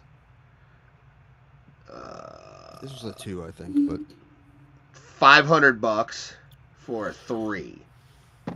all right. So it's yeah. So it'd be they do that so you don't buy it. With A 2 is $250. Yeah. So yeah, that was. We should. You know what? I'm gonna say this. We should do a metaverse show. We just lay in bed, Tim. Think about it. Listen, it's our ideal show. If we get to like my grandparents' age, I feel like when that happens, that's just going to be the whole world. People are only going to live in the metaverse or some version of it. So I'm going to try to put it off as long as possible. I'm going to be like the old person who has a flip phone, like almost their whole lives. I think UFC is actually doing MetaQuest or MetaQuest fighting. Like you can watch fights in the metaverse with like your avatar and like parties and shit. I got banned from the metaverse. I had to make a new account. What did you do? Or I banged the hottest chick last night on my MetaQuest 2. I've heard porn on like those fucking. Ryan, like, it was a dude that looks like me. Come on. Oh, so it was a Black Mirror episode? Yes. But yeah, I'm just whenever the Ready Player One verse happens. I was virtually molesting people. Oh, god damn it. Why? Why were you one of those? I heard about that. I heard about that shit. Where, like, people were just, like, groping and everything. Although I want to see us both do the bar fight game. And, like, watch you run into, like, a door or something, and I do the same thing. Why, Ryan? I love you, buddy, but what the hell? What the hell? Man, I'm already too much internet. I watched a whole LFA event in the metaverse. That, again, that'd be kind of cool to experience, but like. Were you sitting next to Pat Miletich? Did you press the cough button to say something racist? It had to be Shamrock, right? I'm 99% sure. I mean, the only way it would be Morrow's if he's having a day. Was he with Steven Quattros? What if Steven Quattros, the fight doctor, like, just It had to be Shamrock. I'm thinking. I mean, I'm saying the only way it would be man. I don't know. No, it wouldn't be Ranello. Shamrock? No, Morrow would never do that. Morrow has too much respect for himself. A day? Even then, like, that's a forgivable thing. If he's having, like, his meds aren't really working and he's having a high thing, well, listen, you give the guy the benefit of the doubt. Listen, according to Pat Miletich, if he ate the right food, he wouldn't be Pot Bowler anymore. So, we're asking that. Do you think he ever told it to Morrow? Like, you're just not eating the right stuff, Morrow, or else this would be. I have no idea, brother. I have no idea. I think a lot of that food stuff is real, Mhm. but not all of it. You know, I don't think you can cure everything. Mm-mm. You know, yeah, there's been multiple people in my lives that I've met over the years that told me they could cure my Tourette's with weird. So the first one was it's a normal one, but was God. You know, that was the normal, and then it was crystals, and then it was the keto diet. Yeah, So, you know, I tried keto. I've had those. I lost a lot of weight on keto. I could do it, but sometimes I want a cheat day. Sometimes I want to have fries, bro. I had fries yesterday. That's cool. It was awesome. I had bottomless Red steak Robin fries. fries. Red Robin. I was about to say Red Robin fries though are bomb. Like they're some of the best fries I've ever had. Is You Red can eat Robin. as many as you want. Nice, Ryan. Down 210 Good. or to 210.8. Nice. I'm like 310. I think I've lost weight or like something happened because like fucking Something happened. You pooped out a kidney. Oops. probably at this point I wouldn't be surprised. But although my kidneys are probably just dust at this point, like they're non-existent. they're there. We should both get liver scans to see who has the worst liver. I bet it's me. And the reason I think it's me is because of the meds I've taken all my life. Oh no, my diet's pretty shit, dude. Minus two. And with the I eat drink, a lot I of honestly McDonald's. I feel like the meds have probably done a really good number on them. Probably too. Probably more than the drinking, or probably as much. 400 I know already 400 know subscribers. We see whose liver is worse on the show. We get 400 subscribers. We get colonoscopies, and then Oh god. dude, especially if I get this new insurance, dude, I'll take every test, bro. What the fuck? That would be awesome. Fuck yeah, man. Dude, that one insurance Shout out to Yusuf for helping you out, man. gives you money. Like Yeah, for you food told and me shit. about that. Yeah, that's pretty sweet. You'll I don't know have if I'll get that one, but oh my god, all of a sudden you start getting the money and you're just like Vegas, baby. no, I don't have that much money. No, that would be if I went 12 for 12 on fights on Sunday and bet on them. That'd be Vegas. Yeah. But I'm stuck on a couple actually. I already filled out my Tabology, but I may change one. We'll talk about that later. Because I'll fill mine out probably tomorrow. Bellerote and Curtis. I like Chris Curtis. He's a good fighter, but I forgot that we saw Bellerote fucking kill Marquez, and then oh in yeah, Vegas. Yeah, he's a fucking monster too. That's a really good fight. And I think Curtis is the favorite. I think he is. You know what the sad thing is, Tim? If I didn't have my OVI and knew this was going to be in Toronto, I probably would have bought tickets. Because I'm so close to fucking Toronto. Right, like a 4-hour drive. Like, basically to Detroit. It's Buffalo plus, you know. Well, yeah, Buffalo's like 2.5 hours from me. So, like... It's like 4 for me. So, yeah, it would take 4.5. You know, this is doable. It's a doable drive. Yeah. Yeah. It's too bad fucking... well, all right, UFC 397, I guess. I'll go to fucking Toronto in 10 years. Yeah, UFC 400 maybe. Jim Miller will still be fighting. That would be hilarious. He's 60-year-old Jim actually Miller. like I know they've been trying to do Bobby Green, Jim Miller forever, and it's an okay fight. But I was so excited about the thought of Matt Brown, Jim Miller that I wanted so bad that this is my excitement. This is my excitement level for Green Miller. It's okay. It's decent, but not like Matt Brown. And plus, give Matt Brown a fucking fight. He's getting older. He's not. Listen, I feel like what are they just doing? Just waiting for him to get too old to fight? It's like Stipe. They're trying to wait him out. I would not be surprised if we never saw Stipe fight again. I think by the time Jones is ready, he's going to be 45. What? How old is Stipe now? 41 or 41.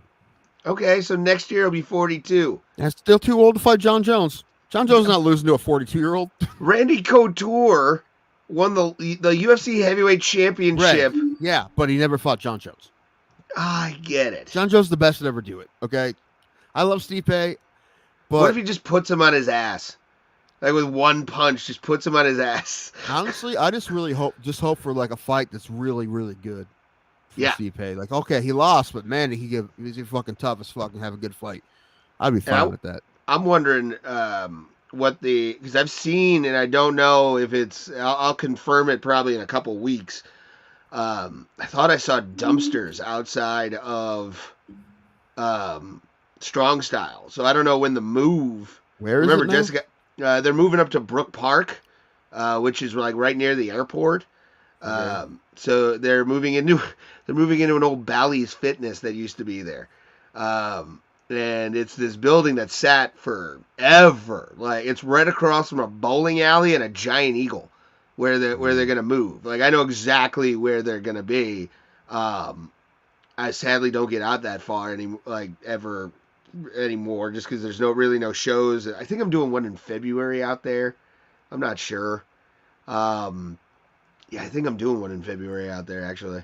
I never hear too much about like the southeast or southwest part of Cleveland.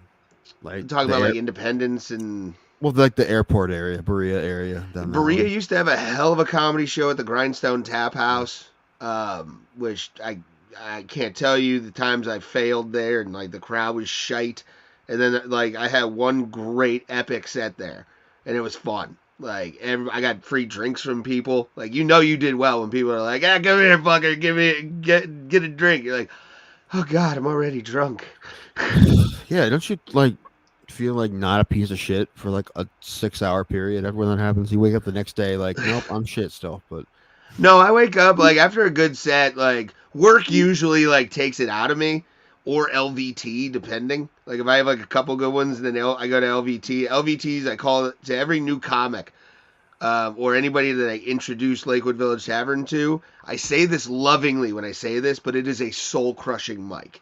Like it is the mic you go to, and you are on top of the fucking world, and you're like, oh yeah, I'm nothing, because it's just a room full of comics. yeah, if you're I'm not again shitting on the room. Love Amanda, but hilarious when that happens.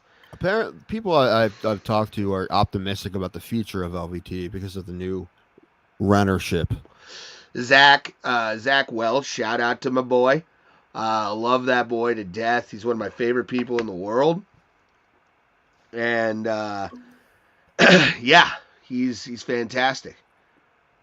I love them. I love him. Anytime I see him, we always hug each other, and I'm happy to see him. I met him in Colorado, so he's a Colorado comic that came into our scene up here and has really made an impact. And I'm happy that he's made that impact a lot, because I love Zach. So yay, love. I don't Zach. think I could ever run a show go up open mic. It would drive me insane. I never did one. I never ran one of all the shows. They were all showcases. Yeah, I have no interest in it. yeah, no fucking way. Even if I lived somewhere where there's a lot of comics, like even if I was in Cleveland, I still wouldn't do it. Yeah, No way. I think I at the most I'd fill in for somebody, but I would not do it every week. I've done that a few times. I hosted open show up go up for actually LVT. I've hosted LVT a few times, and I actually have a blast doing it because I'm just drunk and I'm just hanging out and getting a tab. So it's I'm just doing my thing. But That's why yeah, Buzzbin doing was it like every the most week. fun I ever had. Most fun period of time I had doing comedy was when I was doing Buzzbin, when it was good. Yeah, although there's a part of me that does want to start a show up go mic out here, just like so I can get like some weekly income coming in on something, and a bar tab. That'd be nice. It'd be very nice, actually. Ray, you don't be getting bar tabs as soon as you get your license back. Dude, I did that actually. I drank. I went to Cleveland. I did 2 mics in Cleveland. One of them was the storytelling show. It was like right after I got my license back. And then I drank too much, drove all the way home, and I'm like, this is fucking stupid, dude. What are you fucking doing? So after that, I'm like, okay, be smarter about this, Tim.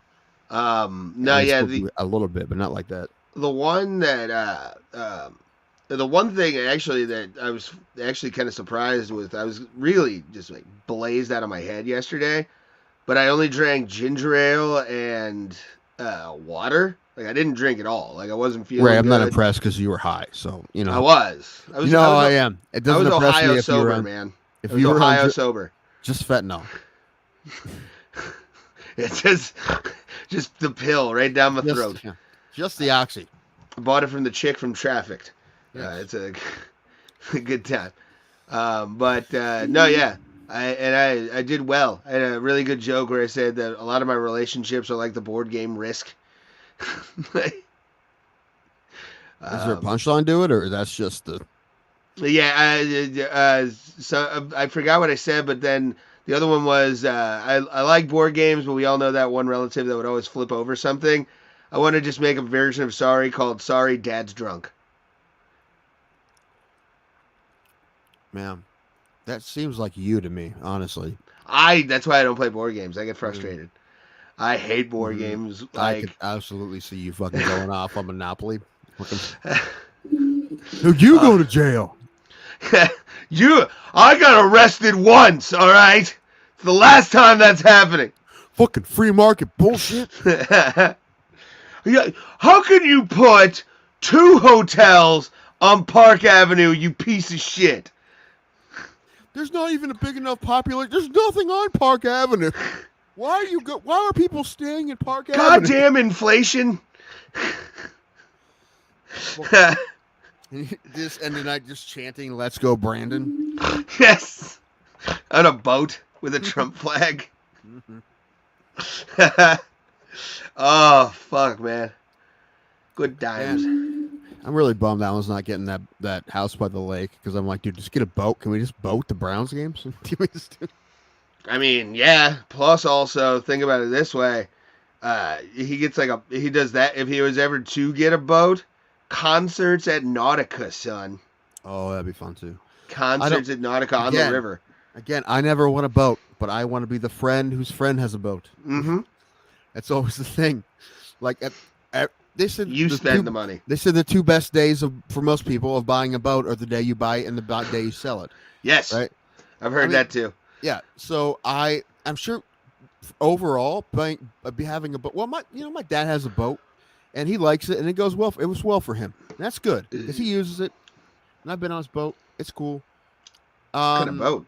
Like a, I don't know. I don't even know what it's called. It's not a. You fish. You can't fish off of it, but it's more like just like he can pull tubes on it. More like a cruising boat. Oh, okay. So yeah, just like a normal, like a tweener boat, I guess you'd say. Yeah, not quite a cigarette boat, not quite a pontoon. One of those in the middle. Dude, Alan and I... It's a fan. Alan and I, 21 or 22 maybe. He's like, you want to go fishing? I'm like, all right, whatever. We rented a pontoon and went fishing. Yeah. That was fun. I'd do that again in a heartbeat. I do like it. Fishing is one of those things that I don't seek out to do. And if someone's like, dude, you want to go fishing? I'm like, yeah, fucking go fishing. I wonder if my girlfriend has ever gigged frogs. What? Georgia. Gigged frogs? Yeah, frog gigging. It's where you like grab frogs and put them in fucking buckets and stuff, and then you make. You ever watch frog jumping? That's pretty hilarious. Yes. It's part of it is just kind of luck. I mean, you want to get a good frog. First, you have to find a frog, but to get it to have a good jump on the day is just kind of lucky. Yeah, you have to have the right kind of fly. No, you just run at it. It's weird. Yeah, I don't know where the fuck I watched this. Home Game. That's a documentary on Netflix. They have different episodes about different like weird events in sports. Okay. And they had one about that weird Italian kind of like MMA fight rugby.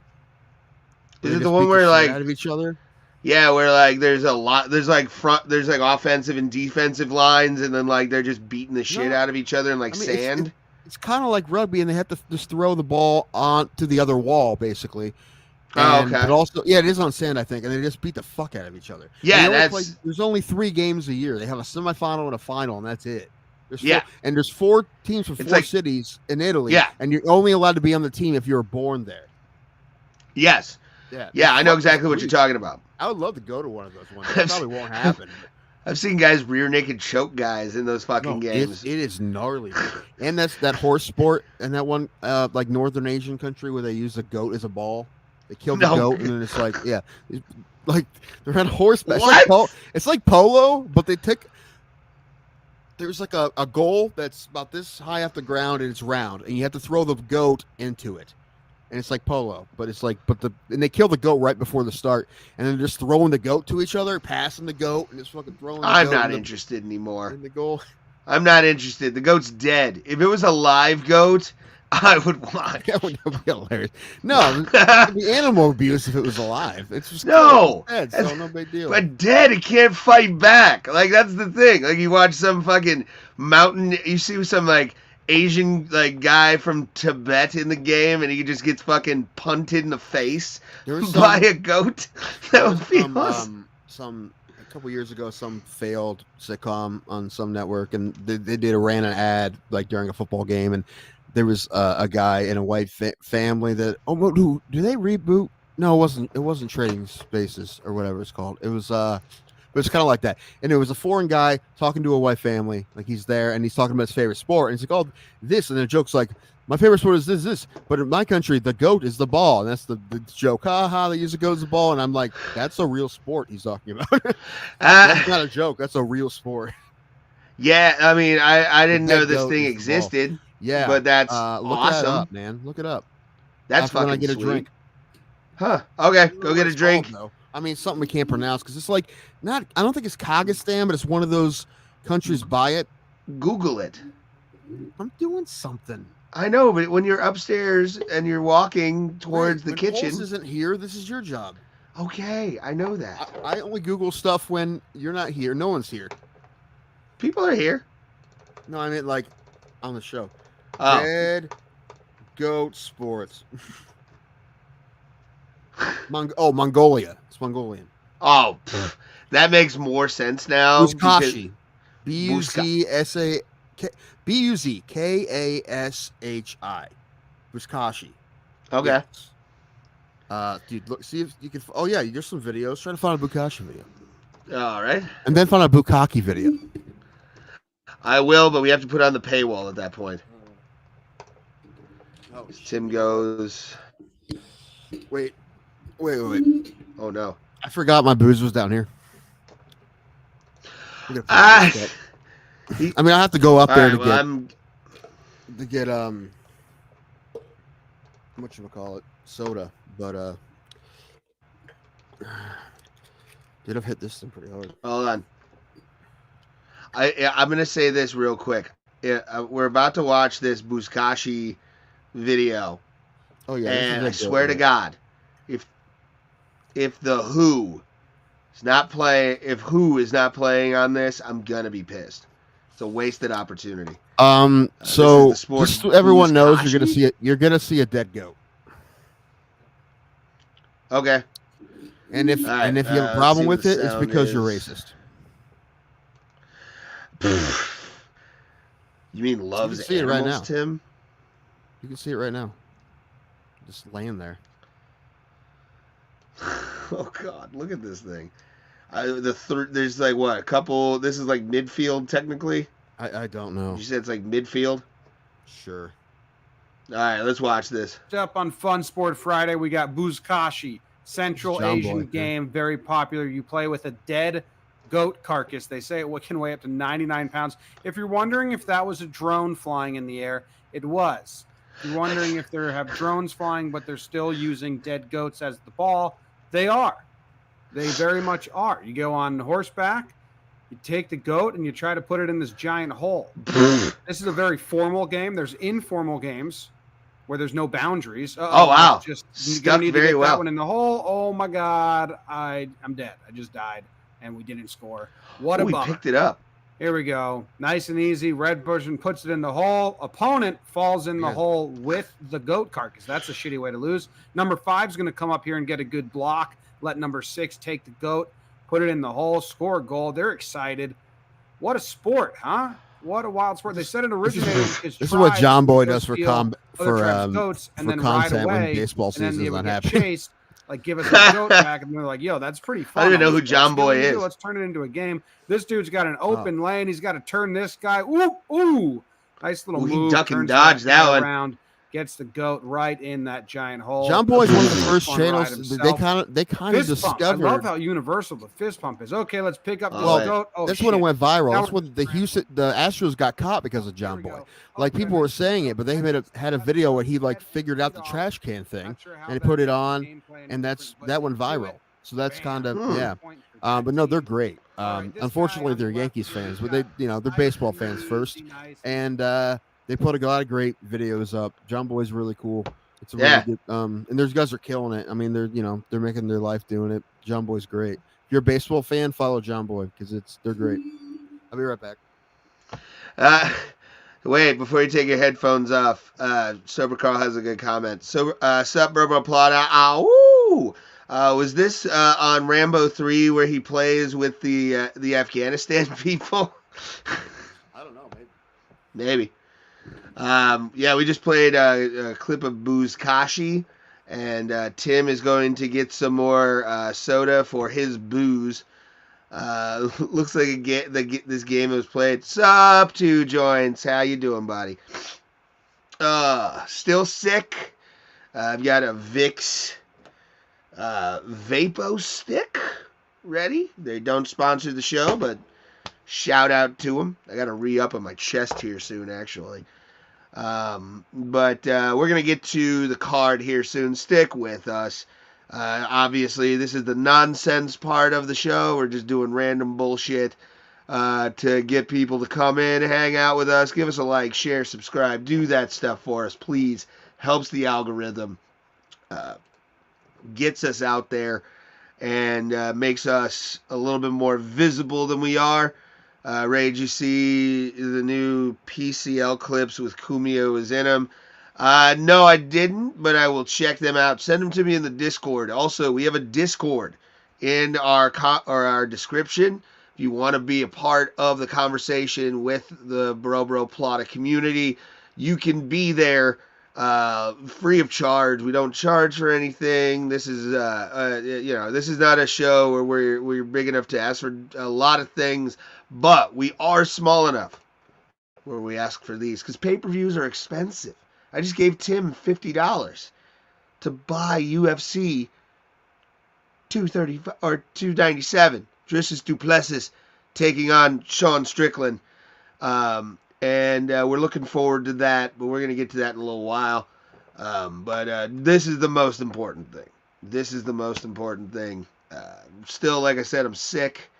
Running on a possible expired amoxicillin right now. You're fine. And no, I'm not saying I'm not a thing. It's just I feel like trash. Yeah. I just want this to be over with. I'm tired of being sick. Yeah, it sucks. I got Chipotle for lunch today, and then I had Chipotle for dinner. Did you? Yes. Did you get a bowl like a good boy? I did. Yes, I did. So what do you get on your bowl? White rice, pinto beans, corn salsa, chicken, cheese, lettuce. Mine is I actually do. If I'm feeling feisty, I do half and half chicken and steak, but I just got chicken today. They say that's kind of how you get. That's how you get more meat sometimes. Yeah, for sure. But I did chicken, brown rice. I don't think I got beans this time. I didn't put beans in the order. God damn it. And then mild green corn and cheese, and that's it. Yeah, a lot of people don't like the corn salsa. I do. I like it a lot. I love the corn salsa. Corn salsa is the shit. We may be the only people who eat the corn salsa. But because I got some for me and my mother, but I pulled 1,000 IQ fat boy move. And I got it at 2:00 today. I got 2 bowls, and I had the second one waiting for me in the fridge. Yeah, I'm gonna eat. I'm gonna heat up what's left of that bowl after the show. Online, you can get a lifestyle bowl. I don't know what that is. Like you can. I've tried it. I did keto bowls for a little while, but they're like a little bit more. It's weird. You can't order it if you go in. You have to order it online. Apparently, I don't know. So it says digital only. I don't know what that means. What are we talking about? You guys know that the iconic Michael Jordan icon symbol, right? Always dunking the basketball comes up. Yeah. He always doesn't have shorts on anymore. Has he? No. Okay. No pants. Fuck it. What do you need Maybe pants you for? lost him in a bet. Who knows? But Jordan was known to gamble. A little bit. Little. You think John Daly and Michael Jordan ever played golf together? There's no way that hasn't happened, right? Oh my god, dude. Oh my god. Can I please be the third in that trio? What? Or just keep score? Can I just like drive the cart?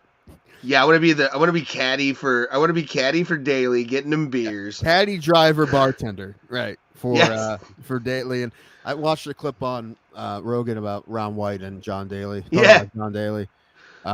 He's still the man. I still want to meet that guy. I mean,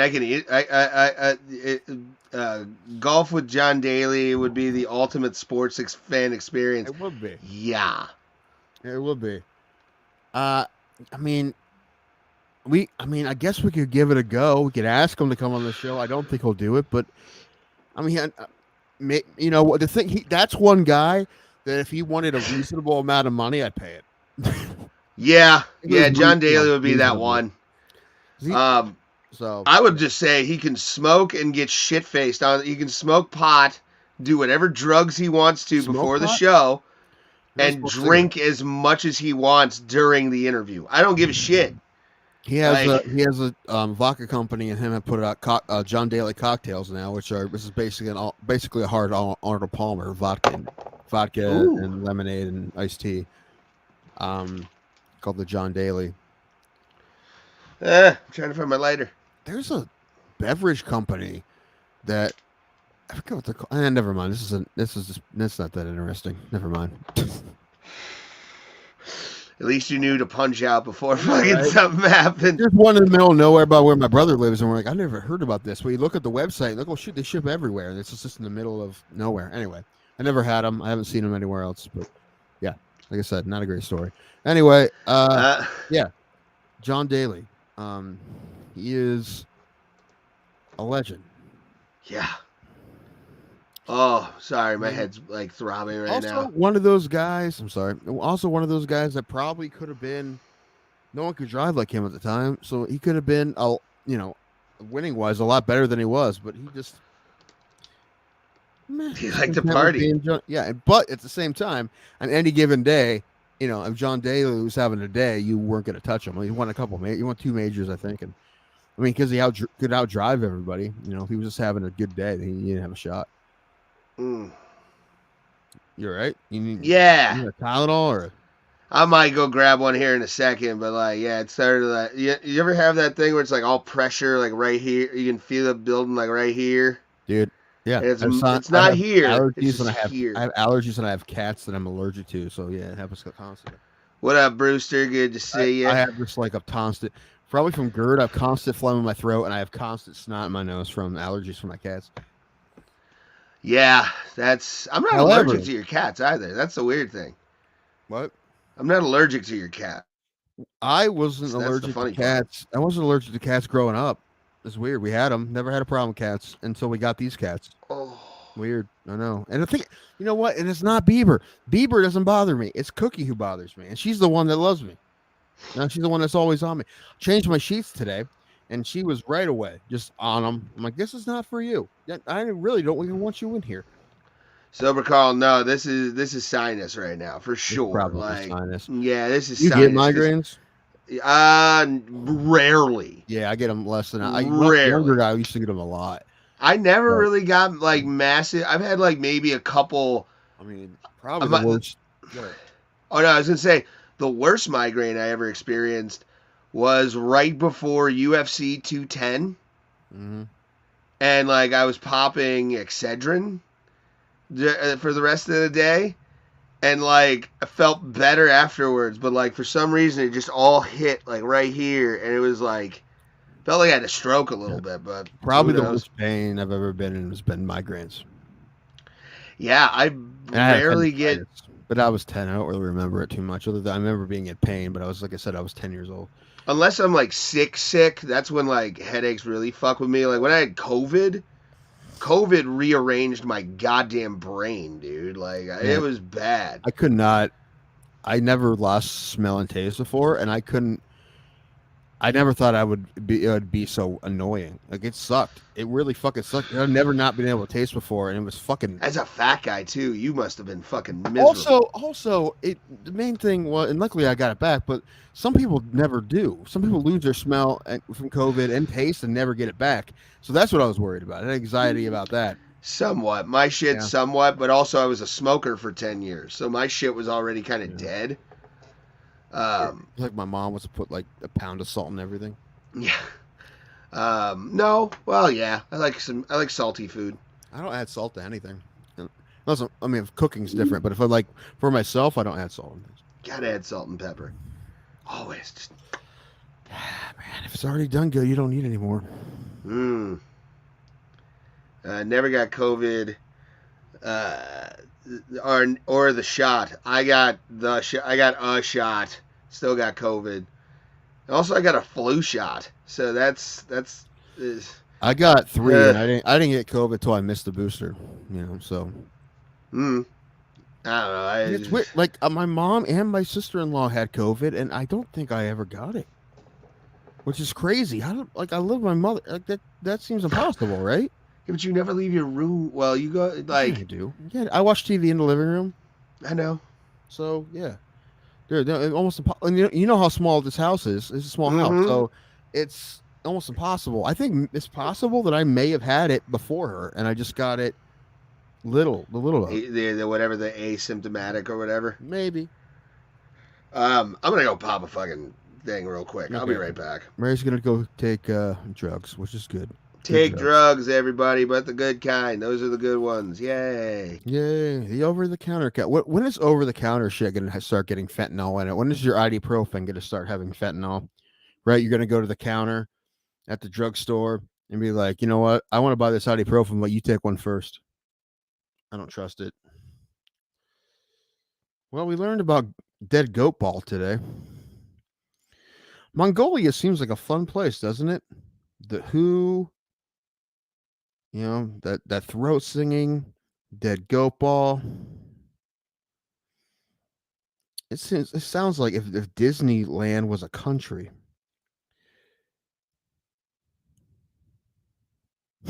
Sorry, I just saw a funny meme.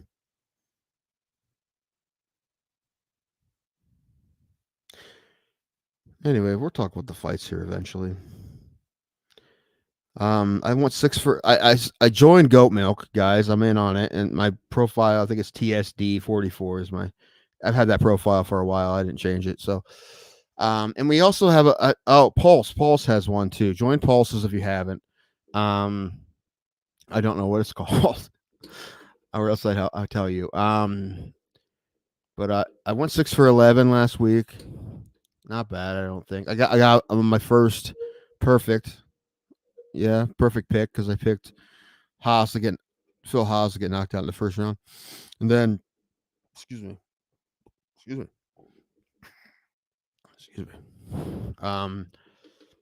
We'll be getting the pay-per-view this weekend. Didn't know if I was, but Ray kind of made that decision for me, which was fine.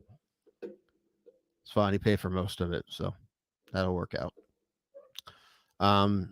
Should be good. You know what I didn't realize? I didn't realize that winning streaks that Bueno Silva and Pennington have been on, they both won, I think, 4 or 5 in a row. I mean, and Bueno Silva, interesting, Bueno Silva's last win against Holly Holm got turned to a no contest because she popped for something. And that was in, I think, July. And they must just give her a 6-month suspension because she's fighting for a title now. So it's a weird, I don't know. If you want to get drugs out of the sport, man, you got to fucking act like you want them out of the sport.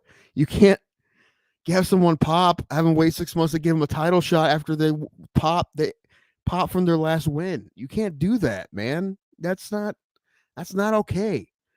Although I have no idea I looked up what she had in her system, and I Googled it, and that didn't help me. Because all the words in the Wikipedia page, I didn't know. They were all very long. I had no idea. I have no idea what it does. Well, I don't think it was an antibiotic steroid, but it was something on the list. Just that's cheating. But she probably had a 6-month suspension, and now they're giving her a title shot, which is fucking silly. I think.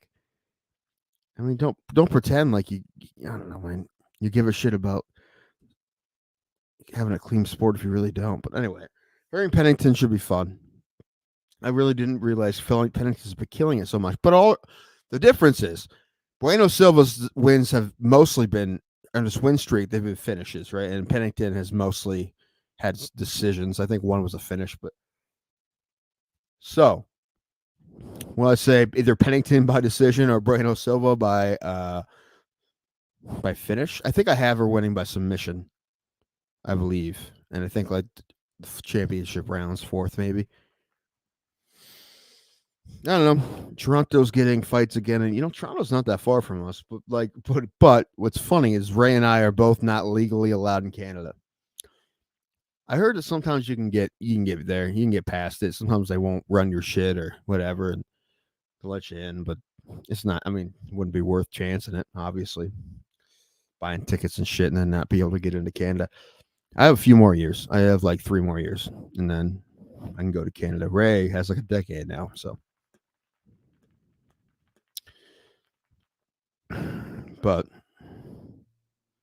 Brewster, what's up, buddy? How's Vegas? How are things in Vegas? Tim, you should know the iconic Michael Jordan symbol. Can you tell me what you remember him wearing? Was it shorts,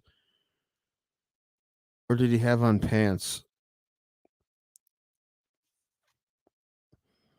I think he was always wearing Lululemons, right? Tightly yoga pants. That's why he doesn't look like he's wearing pants, because he had tight, he had yoga pants on, real tight. You can see the bulge of his dick too, but you can't see it in the silhouette, obviously, because it's just a silhouette.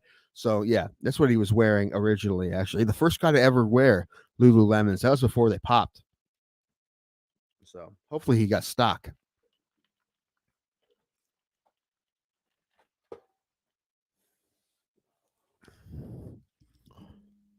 But I don't know. The whole Jordan sneaker story is pretty great.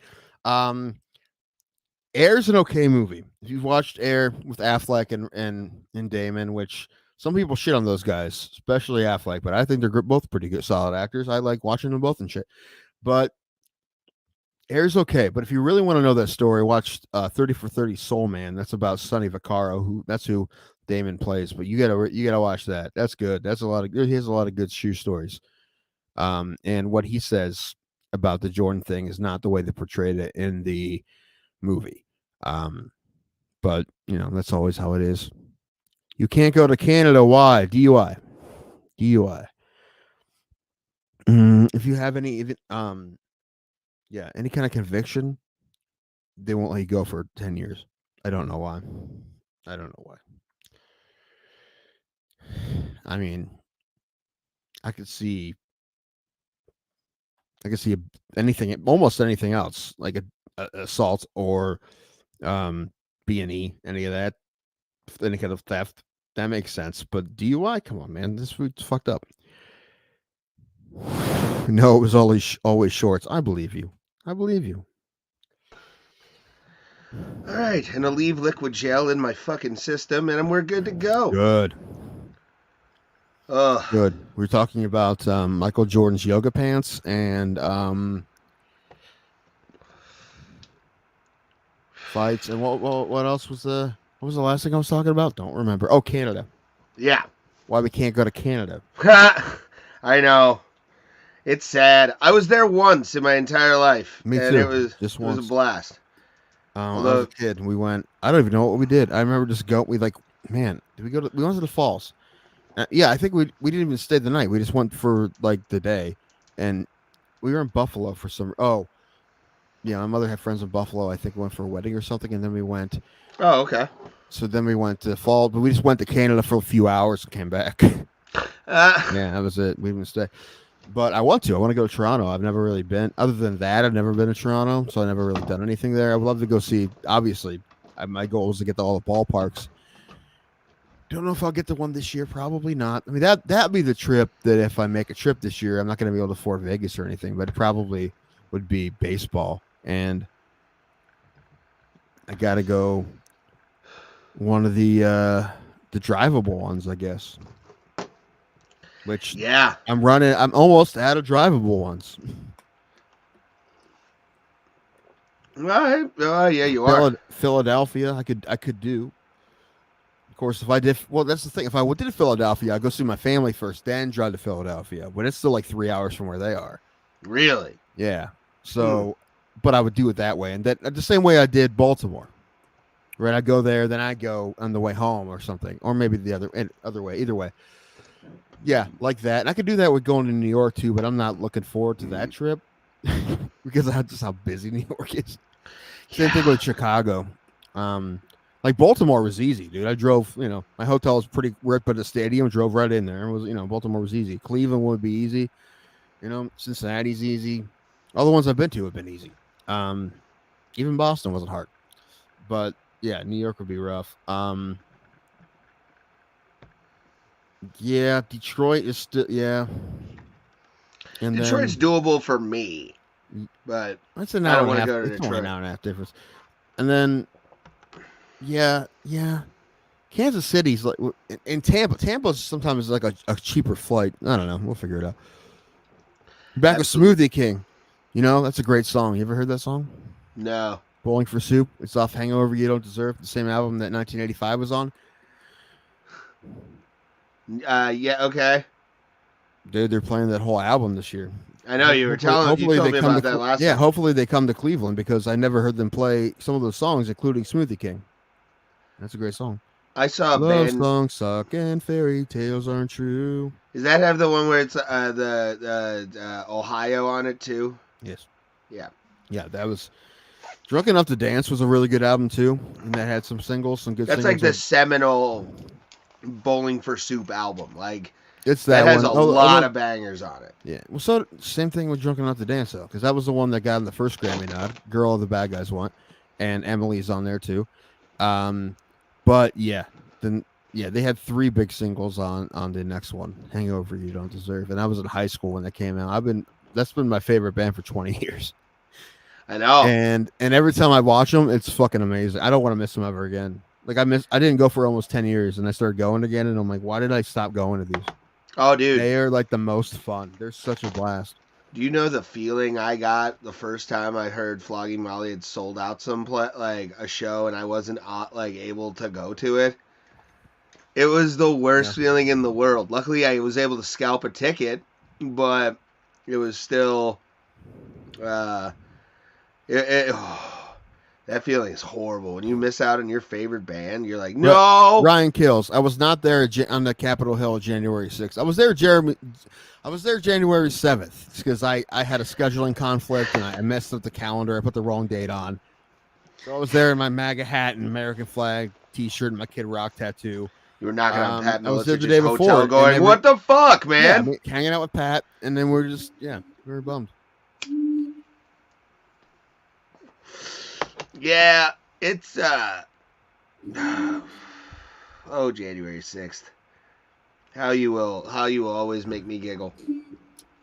I will laugh at that day for the rest of my life because I remember exactly what I was doing when I was high as fuck editing a video for the show, and that shit popped off, and I'm like, what the fuck? Yeah, I remember being in bed when you text me. I mean, like I said, you text me something like like fucking crazy people or whatever, something like abstract that I didn't know you were talking about. Fucking crazy white people, maybe. And then I don't know. How easy is it to search on messages? Yeah, it'll take forever, probably. Could I search January 6, 2000? I don't know. I'm actually gonna do that myself. Yeah. Anyway, you do it then. But yeah. I was in my bed and I had a TV in my room at the time. It's now right here in front of me. I'm looking at it. But I just like rolled over and grabbed my remote and turned on the TV. I'm like, oh fuck. And then I spent probably the rest of the day just watching that on different channels. But yeah, I had no idea. Ray's the one that made me privy to that information. Yeah, I was smoking cigarettes and bowls up here in this exact room, watching it happen unfold, and I'm like, the fuck, man. And I went downstairs and because I was super high and just watched it on television. I think the Alan Cox show is how I found out. Maybe I still have the vast majority of that joint that Bill Bendon gave me. Yeah. Yeah, I smoked 2 different times. I smoked a little bit. I mean, that would last me probably a long time. Because every time I think about it, smoke. I'm like, I don't know. Yeah, no, not really. I mean, I don't mind it. But I will say though, this like from my last experience with edibles to this weed that Bill gave me smoking it, I prefer edibles definitely. Really? Yeah, although this is good weed, I like that, but I just really like edibles more. I mean, I don't know. I like smokables. I'm a very black lungy kind of guy. That's the thing. So. Yeah, that's the thing. I want to keep my lungs. My lungs actually aren't that bad. I'm fat, and of course, I don't have a great stamina. But it's mostly it's not really my lungs. Usually, my legs go before my lungs do. That's funny. I was telling we walked this when I went to that playoff game at the baseball game with my brother last year. We walked up the steps to the second deck, and we both had to stop halfway for different reasons. He was out of breath, and my legs just hurt. That was like me when I went to Coors Field for the first time. That was in like that weird center field upper deck. The rock wall. No, I didn't. I didn't get the bleachers because those are bleachers actually. Yeah. But I've never sat in bleachers in a major league ballpark. I have, and I don't want to. Dude, it can That's be fun. the only section I haven't been in Progressive. Well, then you and I will go. We will sit there. I don't want to. Because I'm thinking about getting bleacher seats for the. It would bother game. me not being able to see the jumbotron, and plus, also my back will hurt like 2 minutes in, bro. Sitting on bleacher seats. Yeah, fuck that, dude. No. Yeah, I gotta actually look at ticket prices right now. Yeah, I think I'm gonna convince Alan to get one of those quarter season pass, the weekend pass. Like there's like 20. It's like what is it? 20. Yes, 25 games or 20 games. It's 20 games on the weekend. Okay. So I'm gonna convince them to get those, and I think the Pirates game is probably in on that. Yeah, that's gonna be a wild fucking weekend because I'm gonna be shithoused. Yeah, I will probably join you in that weekend. I'll just stay with Alan. Okay. He's got to buy a house first, though. Yeah. No. He has a temp house. Hopefully, someone wants to move in the Lakewood area. Again, you guys want to dox anyone in Lakewood, Ohio? Just run them out of there. Go, Arminians, go! Find us a house. Something in the comps in the area of like a $500,000 house range. As they're typing away, doxing somebody, you just hear. Hold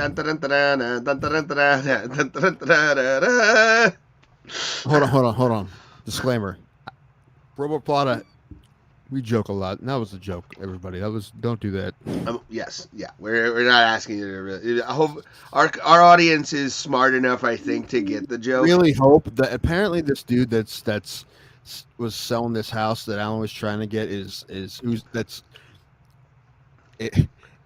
he had it listed at over $200,000 more than all of the houses in his neighborhood, all the comps in his neighborhood, and he wouldn't budge. Like hopefully that guy like stops going crazy and this becomes reasonable because that house would be sweet.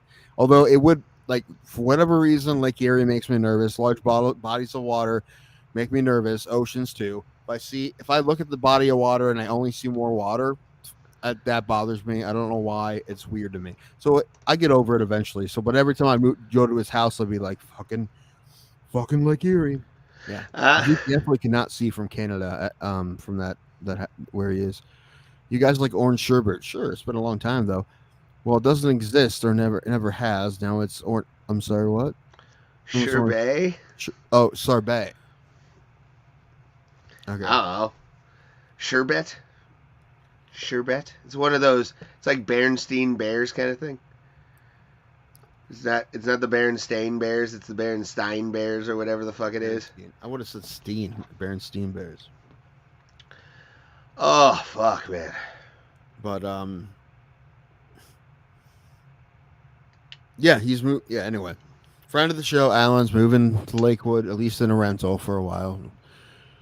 Dude, I got to figure out how to get my voice good because I can't fucking sing without hurting it anymore. I got to figure out how to do that because I got to fucking Bro Plata karaoke at Corky's. Oh, we could do that, but we live stream it. Talking about the fucking the live band emo shit. Yeah, It's okay. It's okay. The list, again, they didn't have enough say anything. If they would have had like 2 or 3 more, like Baby Girl, that would have been a great one. Baby Girl, I'm a blur. Ray, honestly, we looked last episode. We looked at the list, and honestly, the problem is you because there's I fully am acknowledging that it's me. I really am. On that list of 100 songs. There's like 90 bangers. They're for you. Probably all bangers, really. For you, I would again. Dirty Little Secret would probably be the one that I would do, but like. But that's also you have to go in there having like a list of at least 10 you want to do, right? Because if you don't get there enough to sign up, yeah, right, I would show up early, so I had my pick. Right, me as well. I got to make my list, I got to make my pick. But yeah, Downfall of Us All sounds really fun. Downfall of Us All would be a good one. That would be a good banger to fucking play out. Really scream though. Let's go! Yeah. I'll do the whisper scream. Let's go. But I would love, again, Baby Girl. Shiksa should have been on there. I remember it vividly, love. I've been walking a wreck since the moment we met and I caught your eye. Like, it's such a... That band has so many hits. Listen, I get it because they don't have the Bowling for Soup song I want them to have, They have like the Basic Bitch 1985. Yeah, they have the only one I don't want them to have. Right? Any other one would be pumped. Any other one. Like if you added that, 1985 is a great song, but it's just. I would love. It's like a Radiohead fan and Creep. That's how I feel about 1985. It is really a great song. It really is. But if someone's like, I only know that song, I'm like, they have 100 better songs than that. Which song by Creed? Creep. Oh, Creep by Radiohead. Oh, okay. No, yeah, they've got a few other good songs, but no, yeah, dude. Like again, Hello the Bad Guys One is probably my favorite Bowling for Soup song. Yeah, that one's anytime that comes on. Such a great song, and mainly because not many of their songs have like memorable guitar riffs. That one does. Yeah. Yeah, not many of them do. Actually, none of them. Well, Almost. Almost is another good one, too. Which was going to be the single on that album until they got 1985, which is really interesting. Yeah. They've been my favorite band for 20 years, and I've never met them. Like, I never did like a meet and greet. They do one before every show. I need to pay for it, but, But they also do like an acoustic set too. So ooh. Yeah, maybe this year I'll do it. Depending on. I really want to take my niece. That would be fun. I mean, she'll be, 11 by then. And if it's not on a school night, even if it is on the school night, I'm gonna try to push for it. She gets good grades, so I know she or they were what was that band in Phineas and Ferb? Love Handle? I think it was called like Love Handle or something like that. I don't know, but they definitely do the theme song. And I was telling them, I was watching Phineas and Herb on Wednesday. They're putting it on, and I'm like, this is my favorite band does this song, and they play it live. It's like They Might Be Giants for fucking Disney, or what was it, Mickey Mouse Clubhouse? Like they did like a bunch of the songs for Mickey Mouse Clubhouse, and all of a sudden I'm like, why does this shit sound familiar? And all of a sudden I'm like, it's They Might Be Giants. Yeah, I mean Malcolm in the Middle, too. Yeah, which they do live actually. I'm sure they do. What was it? Tiny houses are the biggest thing. You're not the boss of me now. And you're not so big. Yeah. Life is unfair. Right. What was I gonna say? Anyway, if you get, I don't know. It's nice to have a obvious favorite band. The weird thing about my obvious favorite band is that like all my other pop bands aren't in that genre. It's mainly. I like pop punk, but it's mainly because my second concert ever. The first time when I went with my friends, I saw them, and they're just fucking hilarious. Yeah. They fuck around on stage, like all the shit I would do the shit I did do when I was in a band. Like we would have stopped to have a photograph opportunity, and that was when no one had good phones. We were all just like doing this for like a minute. Like, we huddled together and started doing thumbs up, and everyone was looking at us like we were idiots, like that. That kind of stuff. That was fun. The song's called Throwdown. It's like Fight Club, except we're totally allowed to talk about it. One of the things I used to say. Anyway, what was the what's the weirdest band that you're like that I've seen live? Yeah. Define weird. Between you mean or just like different from all the other ones? Yeah, something that like I wouldn't expect you to have gone to. Well, I've seen this band, but Here Come the Mummies is probably like I'm hooked on a couple of their songs because of you. Number one, they played a House of Blues. It was not crowded, and it was fun. They were just you just dance. I want to see them again so bad. I mean, yeah, dude. The monocle has or Mountain Kings was another one that was interesting. It's because they don't have a guitar player. Interesting. Is that what they're called? No, it's not what they're called. I forget what they're called. I would have to say probably the weirdest by social standards would be Guar. Yeah. By social standards. Right. But the weirdest band I've ever seen in my life was, God, I have to be forgetting somebody. I've seen some weird bands, man. I went to a lot of Mushroom Head shows in the 2010s where it was just a guy like and a fucking keyboard. Well, I mean, that was it. I mean, they're lovable and fantastic, but they are weird. The Aquabats.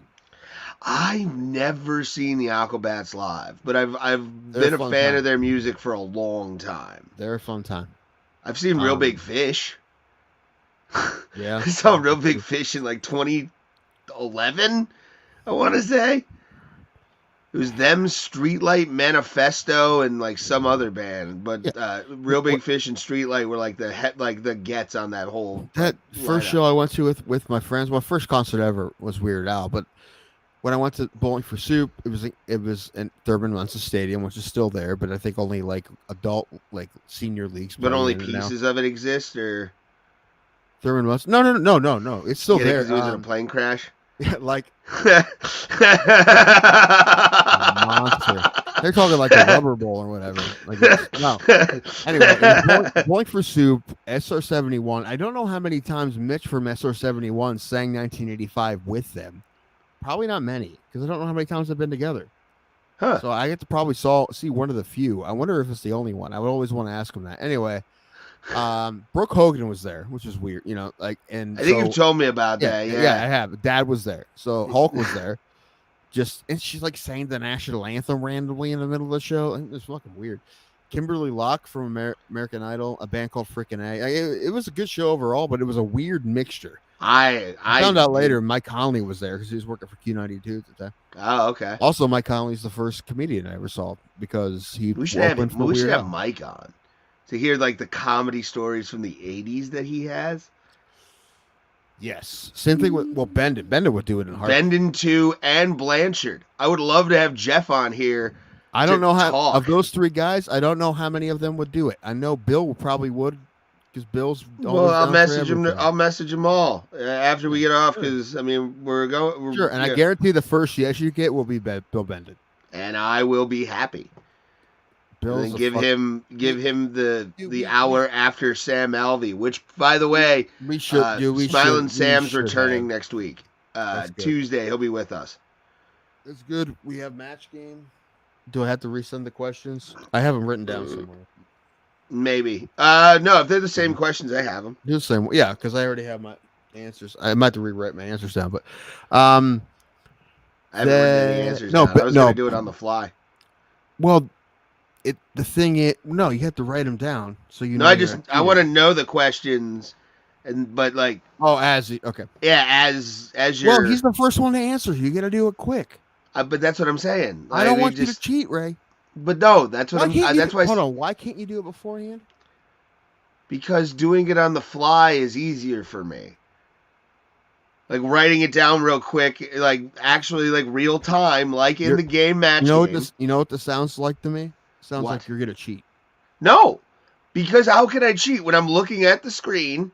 I'm not thinking about anything. I'm just like, okay, blah blah blah blah blah blank, and then there's my thing. Fine. They never get. They did it real time on Match Game 76 with Gene Rayburn back in the day and Charles Nelson Riley. Ray, stop. It looked like real time, but it was pre-recorded, so it probably really was a half hour. Oh, okay. Yeah, get out of here. Anyway.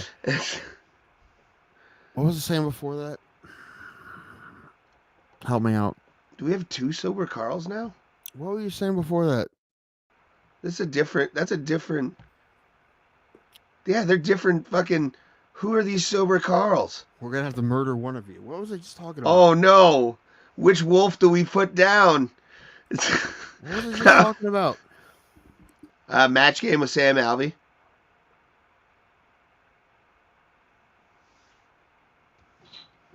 Match Game with Sam Alvey is what we were talking about.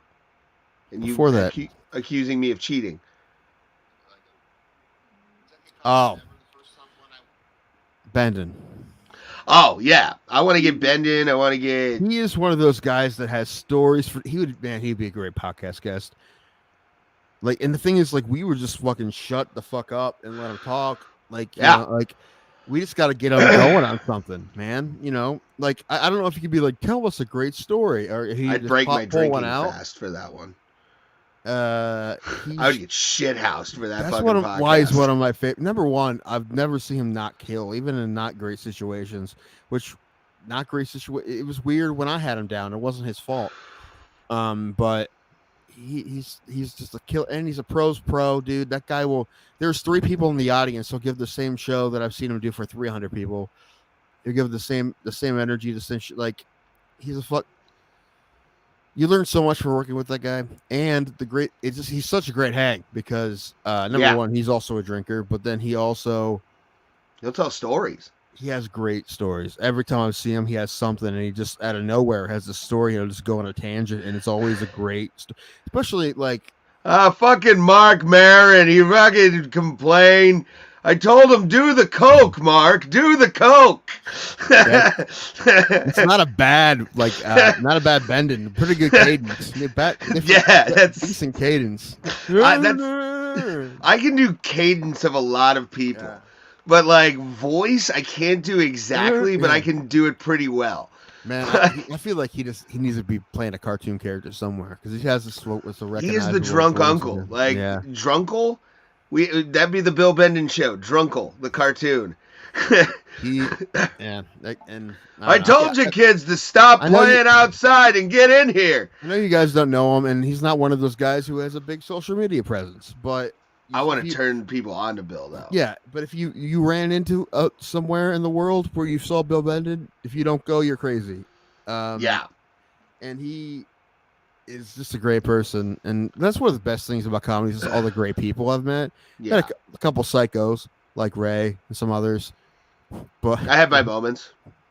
Yeah, you're one of the more tolerable psychos in my opinion. I was about to say, on the sociopath scale, I'm more just like a recluse at times. There's only, but usually it's been great people, and like, Bendon's definitely one of them, and I know I'm just talking about a guy you don't know, but I just I can't say enough good things about him, obviously, because I'm still trying to. Yeah.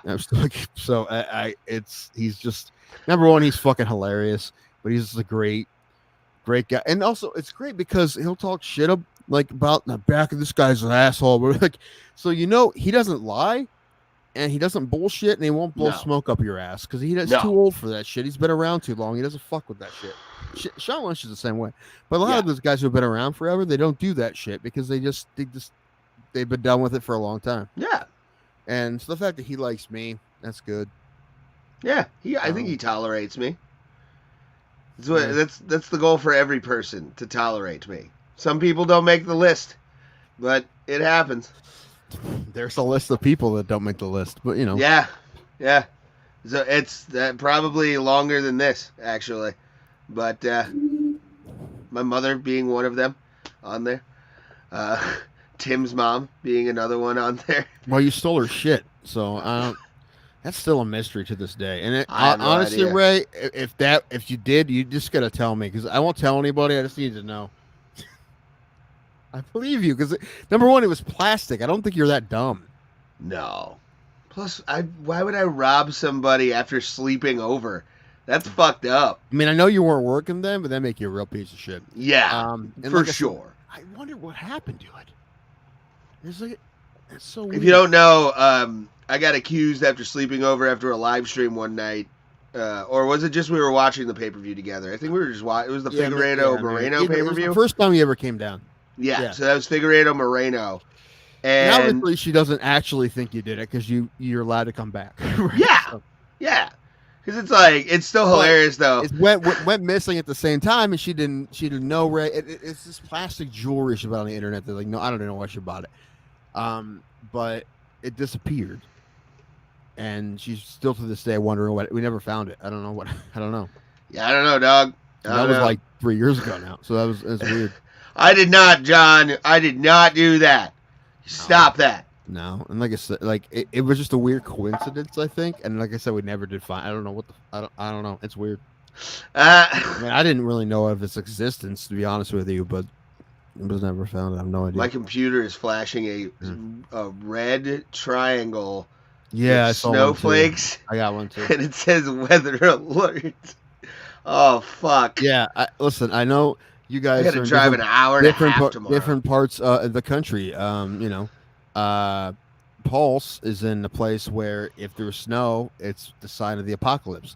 And like Two Joints is in a place that if there isn't snow, it's a sign of the apocalypse. So I get it, but we're having a time. That's why I'm going to see my family next week in Pennsylvania, 6-hour drive, because it's supposed to be like 30s, 40s. Next I week. heard that too. So that's why I'm like, okay, I'll go that because I don't want to drive in that shit, obviously.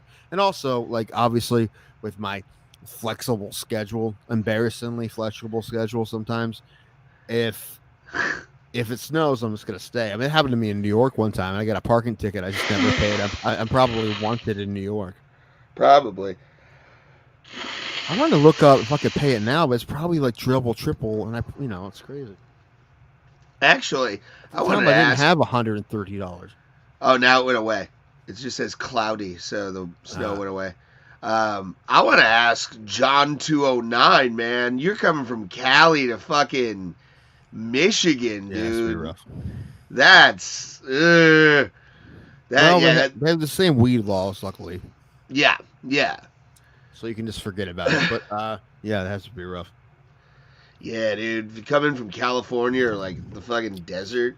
I mean, the year that I lived in Texas, I had literally, I think a week or two after I got there, a hurricane hit, like a bad one, Ike. It was rough. Yeah. And we didn't have power for a few days. It was bad.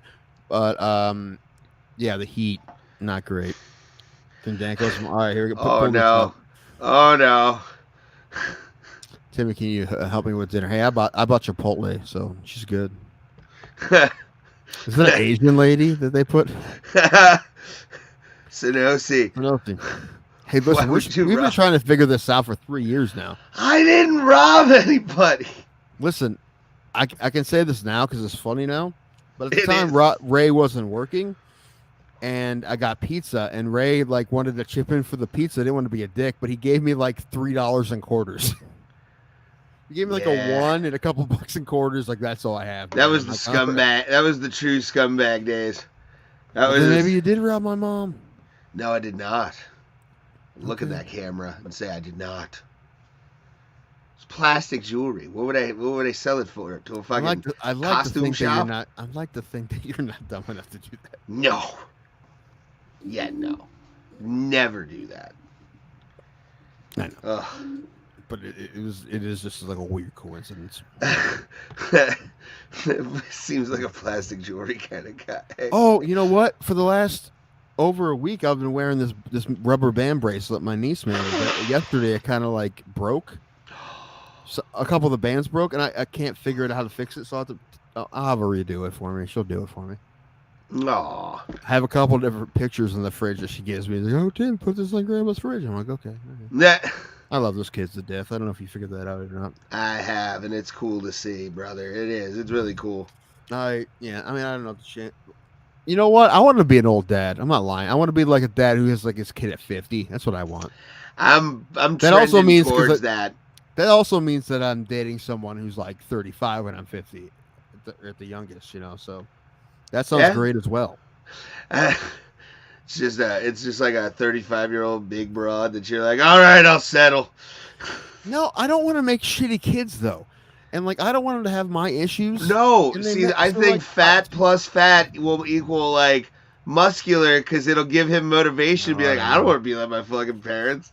And you create the super athlete, the wonder kid. I'm afraid of having a kid that has my neurological issues. So I'd actually rather adopt one. I would if I was eligible. I'd do it now. Oh God, no! Although walking in the way you look, you're like, I want a kid. I keep thinking about going, dude. Big Brothers Big Sisters is set up in our mall now. I think about going there all the time.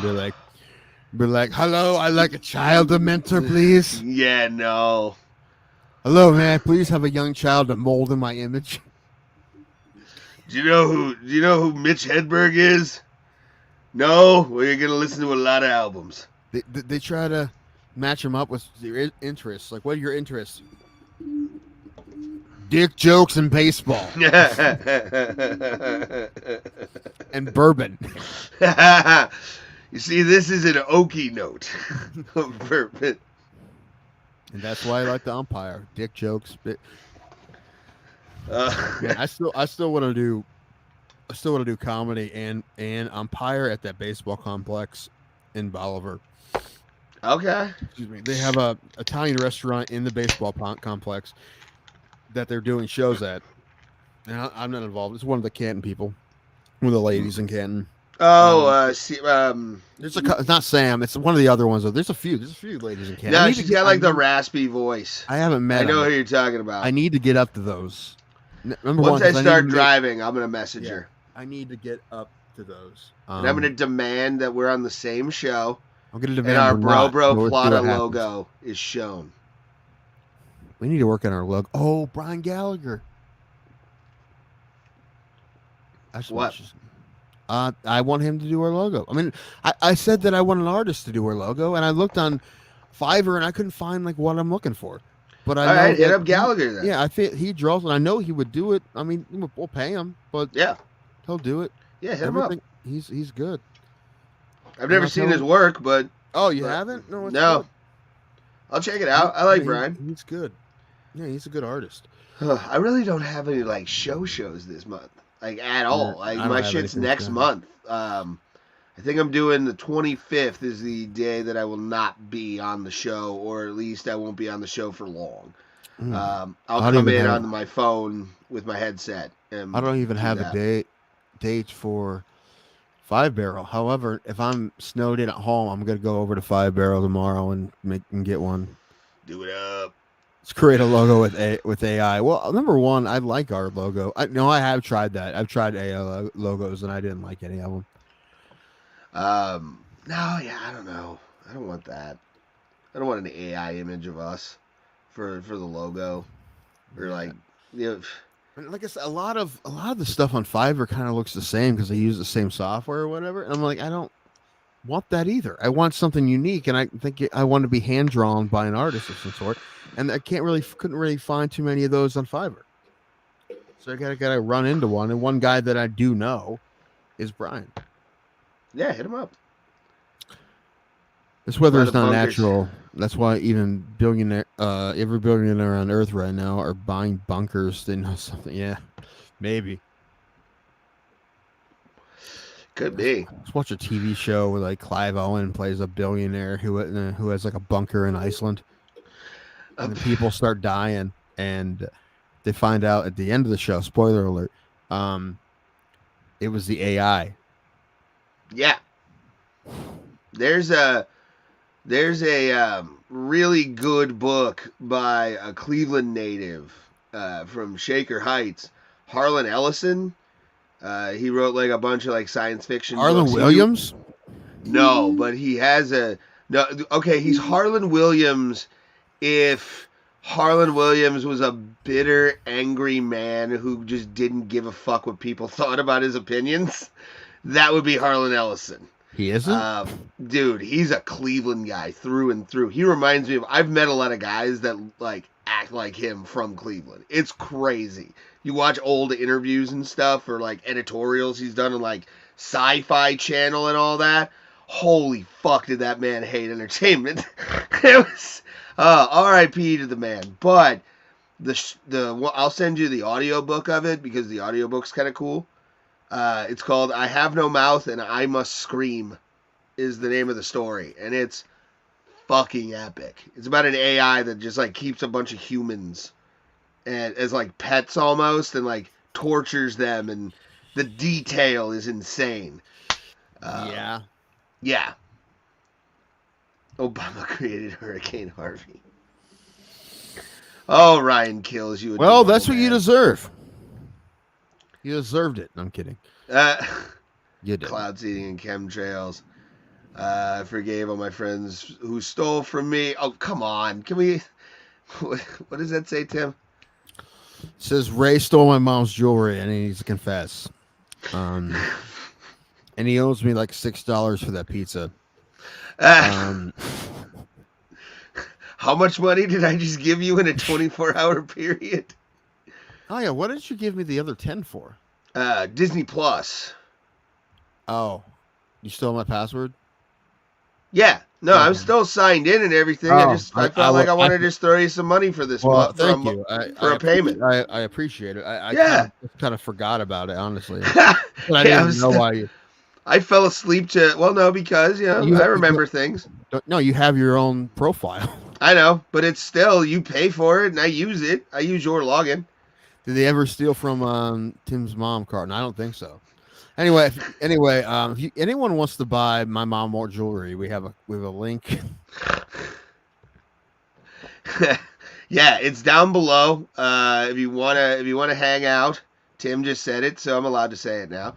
But yeah, we just need money. Pay-per-views are expensive, kids. That's the problem right now. Pay-per-views are expensive. We know you pay for them, but we'd like to have you pay for ours. We had to skip some. I had to skip some. Not anymore. I'll throw down. I don't give a shit at this point because I'm gonna actually plans. There's no reason we shouldn't be going halvesies on them anyway. Well, yeah, I paid the majority this time. I know this time you did, and I appreciate it. But plans have changed. This Saturday, I will be going from the televised prelims on ESPN and ESPN Plus all the way through UFC 297, doing fight reactions to the show. Live? Do it live, yeah. You're gonna do? Yeah, I'm gonna do it live this week. So if you want to join us, I'll be starting around 8 p.m. Eastern Standard Time. If the weather sucks and I end up not going to my brother's, I might be on. Because the latency isn't really that bad anymore. Like the actual like space between us. Yeah, and it's no usually it isn't. What was weird is my brother, because he had people over to watch the Browns game. He had 2 TVs going, and he couldn't get the TVs to sync up. That's weird. And one was like 6 or 7 seconds, like like a football play ahead of the other one, and it was annoying. I had to watch, like I was the smaller one was faster. I had to watch the smaller one. It was a pain in the ass. What do these things mean? I don't know what IFG is, but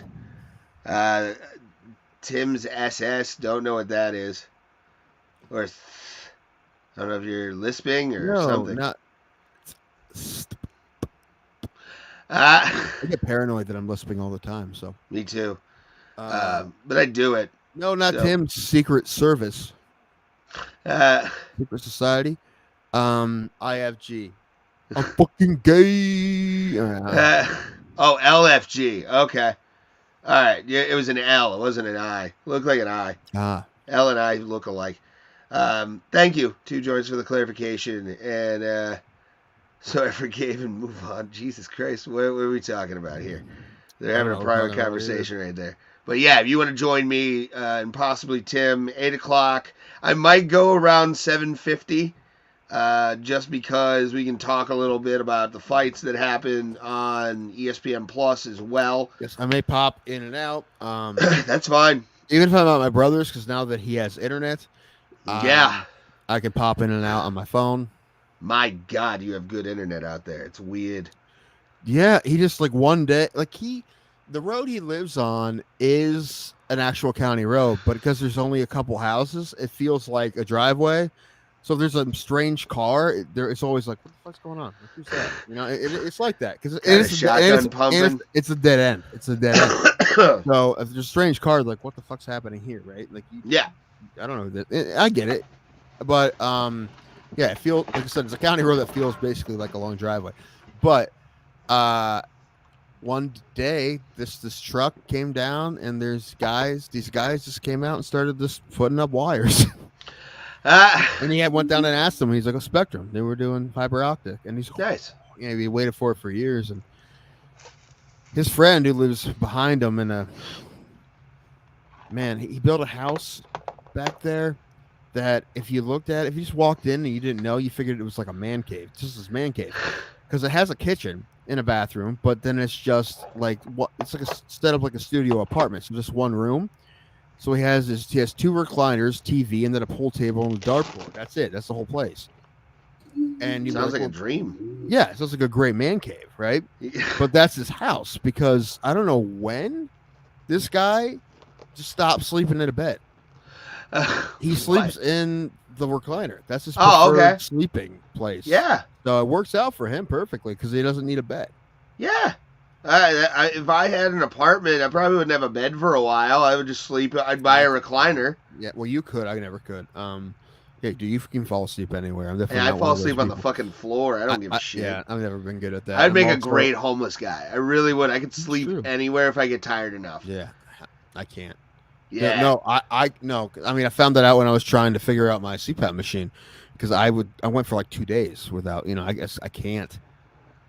Now I can't sleep without a fucking machine. I'd rather die in wild wilderness. Opposed to what wilderness? The unwild wilderness? that damn city wilderness? And then the other sober Carl agrees. I love the fact there's 2 sober Carls and 2 joints in our fucking chat at all times. I like that too. I like that someone's like, you know what? I don't like the show enough to let them know that me and my own stage name, basically my own internet name, my own screen name, watch this show. So I'm going to use someone else's. I wonder, like, which one of those wolves looks tougher to you? To be honest with you, I'm going to go with sober Carl's. The OG sober Carl. This has always been sober Carl, I believe. Yeah, maybe. I think the other one looks. This one, this is a soft wolf. Yeah, like that's a soft. You know, that's a beta wolf. This is an actual alpha wolf loner. That looks like a wise wolf. No, that one looks like a fucking wild card wolf. That's a loose cannon. Yeah, wolf. that's the lone wolf, dog.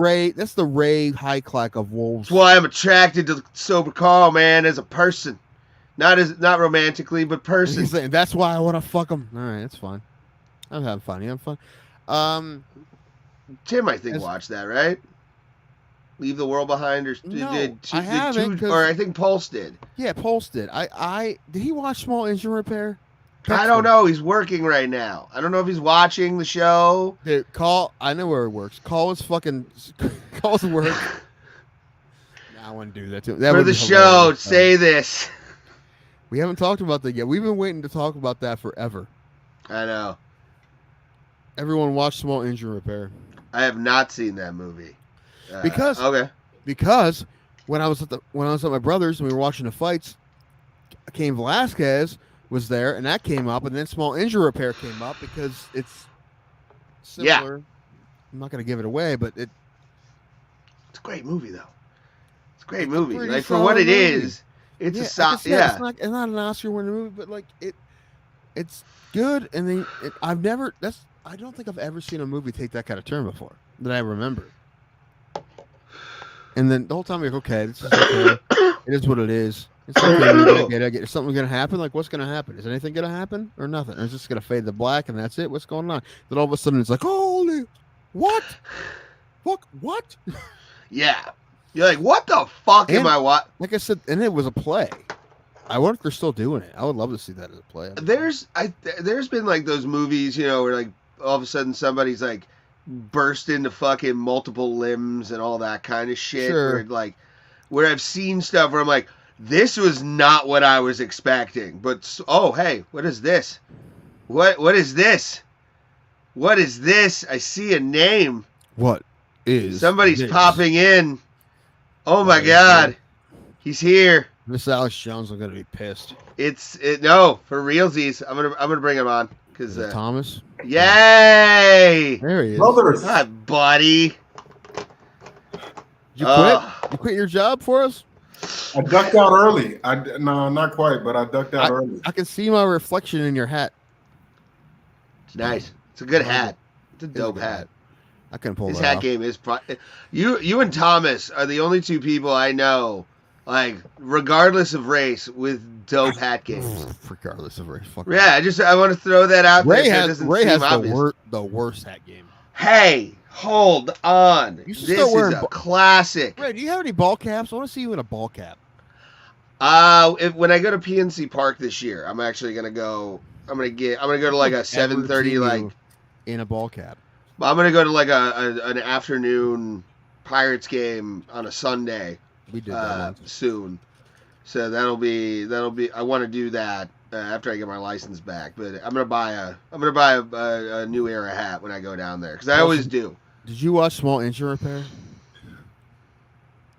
I swear, Tim. I swear, I'm gonna do it tonight. Okay. I just been so busy, man. And I get you. I get it. It's no big deal. No big deal. And again, like the more we ask you to do, like, it sounds like I'm acting like this movie is an Oscar winner, but I'm not. It's just because of like the way it goes. It's just worth watching, and I want to hear your opinion on it. And again, no, I'm saying nothing else. Is the worst thing I could ever do is spoil it for you. I'm not going to do that. I would fuck it up. Not doing. Well, you've built up the suspense so much now that I'm trying to see it, man. And I'm going to tell you, it lives up. It's not like an Oscar-winning movie. It's not like one of those kind of things. But what you watch, you will not be pissed when you're done watching. Wow! I could tell it wasn't an Oscar movie like the first 15 minutes that I watched, but I am excited to finish it. Yeah, because like I say, I don't want to say anything else because if I don't want to ruin it, I'm not going to ruin it. Yeah, dude. Saying nothing else. Small Engine Repair is still on Hulu, I believe. Everybody watch it. Yeah, I watched it on Tim's recommendation, and we were talking about it. Ray and I were having a deep conversation about this movie as I'm sitting next to Terry Francona's daughter. Yeah, we're just talking. It was the ball game. Yeah, that was when we went to the Dodgers game. I forgot about that. Yeah, like there was a great baseball game happening. We're like, oh my god, like and about that, like, oh. Oh, that guy!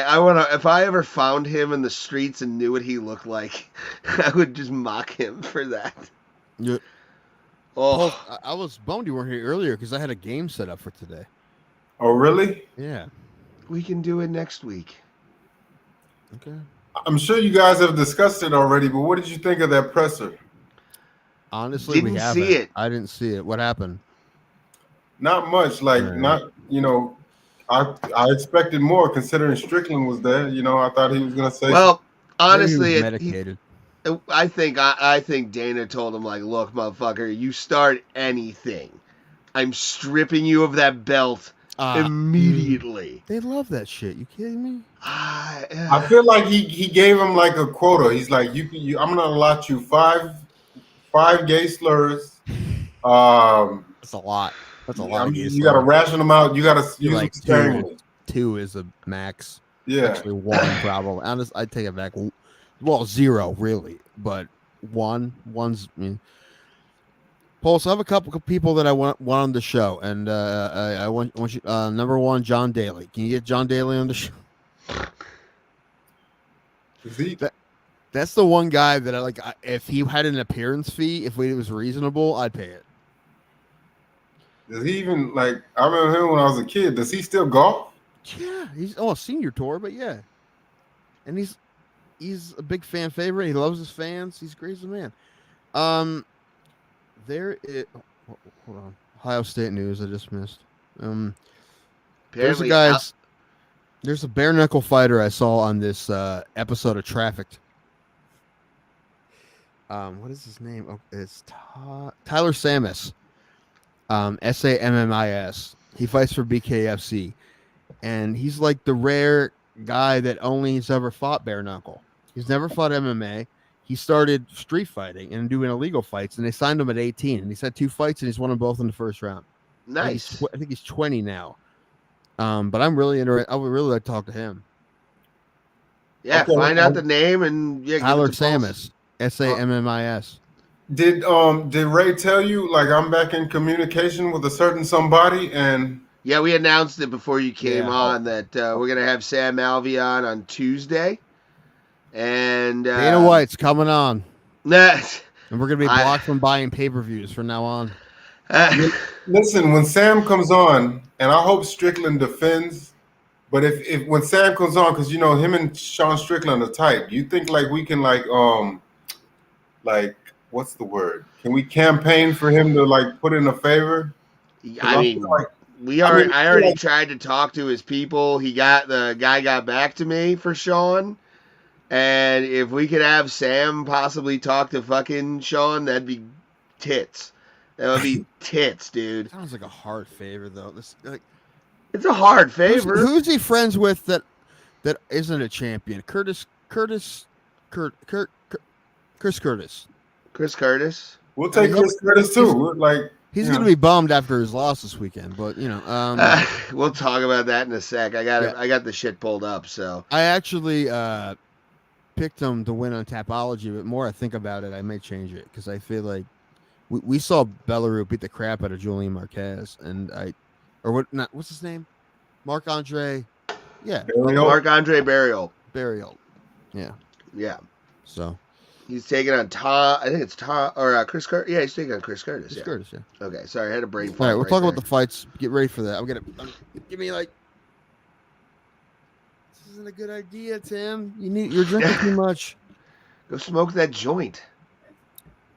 Oh, no. After I was drinking, I puke on screen here. You're one of those. Oh, if I drink it, yeah, I get the spins. Dude, you know I'm a lightweight. I'm not trying to pretend like I'm not, and I'm not ashamed of it. Pulse, do you get that when you drink and get a little lit? You know what I'm saying? Do I regurgitate? Yeah. Do you get dizzy and shit when you're like really stoned and drunk at the same time? Well, you know, I've said this. I think I said this before. Like, I'm incapable of getting like sloppy drunk. After a certain point, I'll just go to sleep. I'll just pass out. Okay. I would like to. It looks fun. People make it look fun, but I'm just not capable of doing this. So, like, you know, I see people staggering and shit, and I'm like, I can never get there to that point. Yeah. You know? Yeah, I dig you. I've been there. Usually when I smoke blunts are what pushed me over the edge, and I have no idea why. I smoke bowls or bongs. I'm on cloud 9, but you give me a fucking blunt, I get like ill. It's really weird. Well, it's just like I'm cannabis free, so it's just alcohol. But and you know what? I'm trying to get more refined, so I've started drinking wine. Okay, yeah, I'm a booze bag, so like wine's okay. I actually did an episode of Bro Plata that I think is on here, maybe, if I can remember. Pulse, what does that say? Ever steal anything from Tim's mom? Yeah, we were talking before you got here how the first time I went to Tim's house ever was for Figueiredo and Moreno 1, and I sleep over. We have a great time. Fights were amazing. Everybody remembers the first Figueiredo Moreno fight. And next day, Tim's like, did you steal my mom's jewelry? What? Yeah. Yeah. Did you?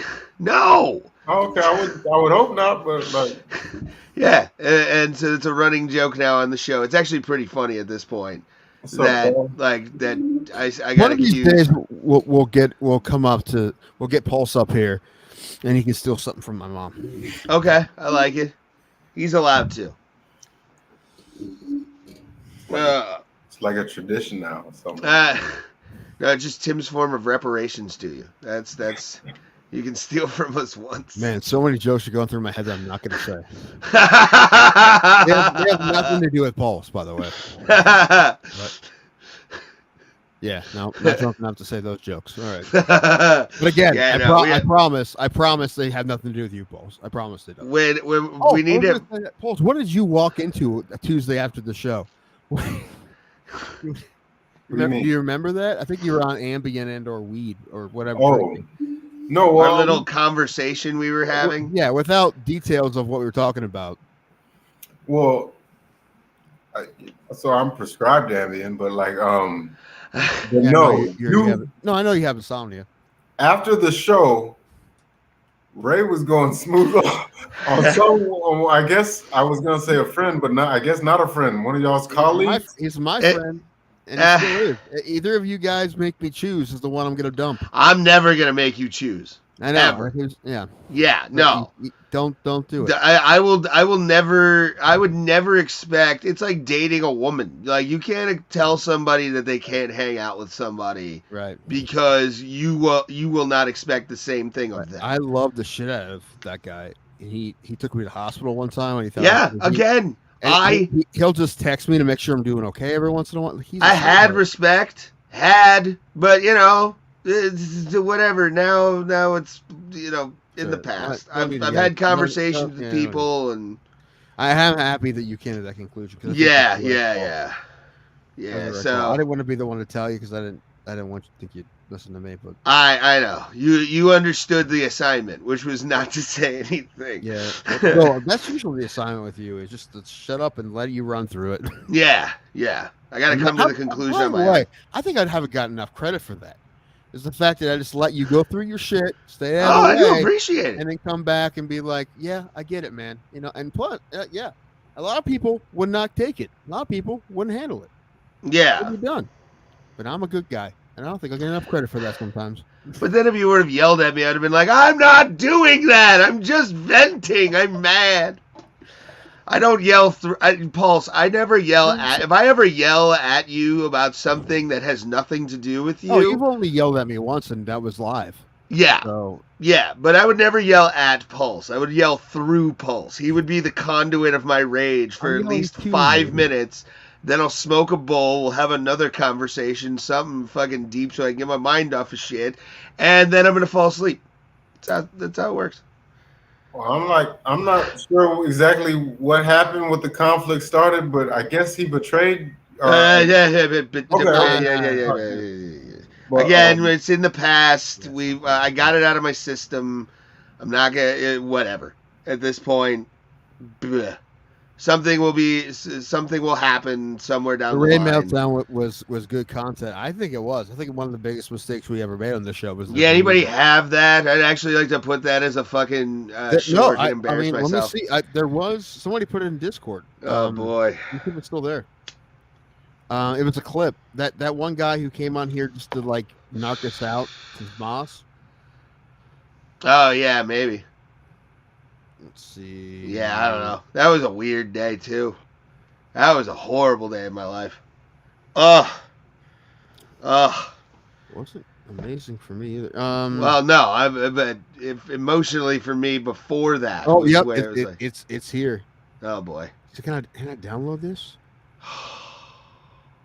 I can copy the link maybe. Yeah. I have a question for you guys. And it's not the whole thing. It's just like a little clip of it. So okay. the co-main event. I don't want to play it. Don't. I'm not gonna play it. I won't do it. The co-main event of Saturday's pay-per-view is Bueno Silva versus Pennington. Yeah, I was talking about that earlier when Ray went to pee or something. Which would you rather watch? Would you rather? Because I'm considering it a bathroom break. I really don't care about that belt. But like, which would you rather watch? Would you rather watch like a WNBA All-Star game or that co-main event? If you had to, I don't want to watch any All-Star game other than the MLB All-Star game. If you told me WNBA Finals, that's different. I watched Kent State Toledo last night and it pissed me off. Also, I've been thinking more about the thing that I said about people when I tell them I'm like watching women's college basketball. Their reactions are not good. Like it's always like they think it's something sexual, and I don't know who should be more offended, me or them. And I think the athletes. I think it's the athletes, right? Like that's offensive. That's offensive to them. yeah, no, I mean those games are like honestly, those are some competitive games. I would love to go to another Kent State. I was looking them up. I might go to another Kent State women's game this year because they have a good team. They lost pretty big to Toledo, but they're better than that. Anyway, and again, I say it all the time. I don't say feminist, but I say sports feminist, and it's true. Nothing I'm saying is a lie. It's true. Anyway, yeah. I don't know. Doesn't make sense to me. But anyway, Bueno Silva and Pennington, I didn't realize how big a winning streaks they're both on. Although Bueno Silva's last win was a finish of Holly Holm, and they overturned it with no contest because That's why. Sorry to interrupt, but that's why I don't understand. Wasn't there some controversy? How does she still get this fight? Is it because they don't give a fuck? They don't give a. They have drug testing to make them not look like the fucking Wild West, and they don't want to have anyone die of a steroid overdose when they're under contract, right? So they do that, but obviously the same thing with that Quinlan guy who beat up our dude Urban. So yeah, they don't really actually give a fuck.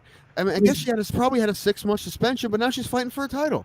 Like, that's fucking bullshit. That's fucking garbage. I'm pissed about that. What happened to Juliana Pena though? What was she couldn't make it? She's injured or what? Like, wait, isn't she fighting? No, I thought originally it was going to be her versus Pennington. Who versus Pennington? Juliana Pena. Oh, she might be hurt. I don't know. Yeah, but Bueno Silva has won like 4 or 5 in a row. Watch you know what? It could be. Listen, stylistically, they really. I mean, Paulson's saying this because they probably hasn't been watching him paying too much attention. Really? Because I mean, Bueno Silva's a tough fighter, and she had finished her last 4 fights. She's had finishes. Pennington has won by decision, but she's been winning. So my guess is either Pennington by decision or Bueno Silva by submission. And I feel like it's going to be Bueno Silva by submission in the 4th round. I think that's what I said. Yeah, I think like probably not since Nico Montoya. This will probably be the most boring. You know what? I'm gonna say you're wrong. Not unless somebody. I mean, like I bet it will be decent. I mean, I'm not saying. What was that last female fight we saw? That was a fucking barn burner. Yes, somebody. Yes, Irene Aldana versus Carol Rosa. Yeah, that was sweet. I don't expect. If we get that, I'll walk back everything I'm saying now. But like, I don't think we're gonna get that, man. Like, I forgot how much Pennington was winning, and Silva. So this really is a really good matchup. It's just I would love to see Bueno Silva and Pena. That'll probably be the next fight after this. Yeah, she wins that. But I'm trying to give him the benefit of the doubt and think that this won't be. Listen, it's not going to be fucking Cookie Monster and Thug Rose. All right. Who's the fave? Who's the fave here? I believe it's Bueno Silva. Oh, okay. Yeah, I'm gonna make the bro plotter prediction. I am gonna pick Bueno Silva. How do you think it's going to end, Pauls? I mean, I had 4th round submission, I believe. I'm gonna say round 2. Women. I have round 2 for some reason. Yeah, listen, man. That's your opinion. I think you're way fucking off, but that's fine. You're allowed to say that. That's fine, Guru. Yeah. I'll probably go Bueno Silva by finish. Yeah, I'm just talking about how I like women's basketball. I definitely like women's MMA. I think the biggest thing is when it came into the UFC, a lot of people, just thought that it would maybe be a bust, and I mean, it didn't take long for it to be proven wrong, right? I mean, even that first fight with Carmouche and Rousey, I remember watching Katz and Ngannou, one of the first women's fights, and I'm like, fuck, they can fucking fight. Just in case you didn't know. Anyway.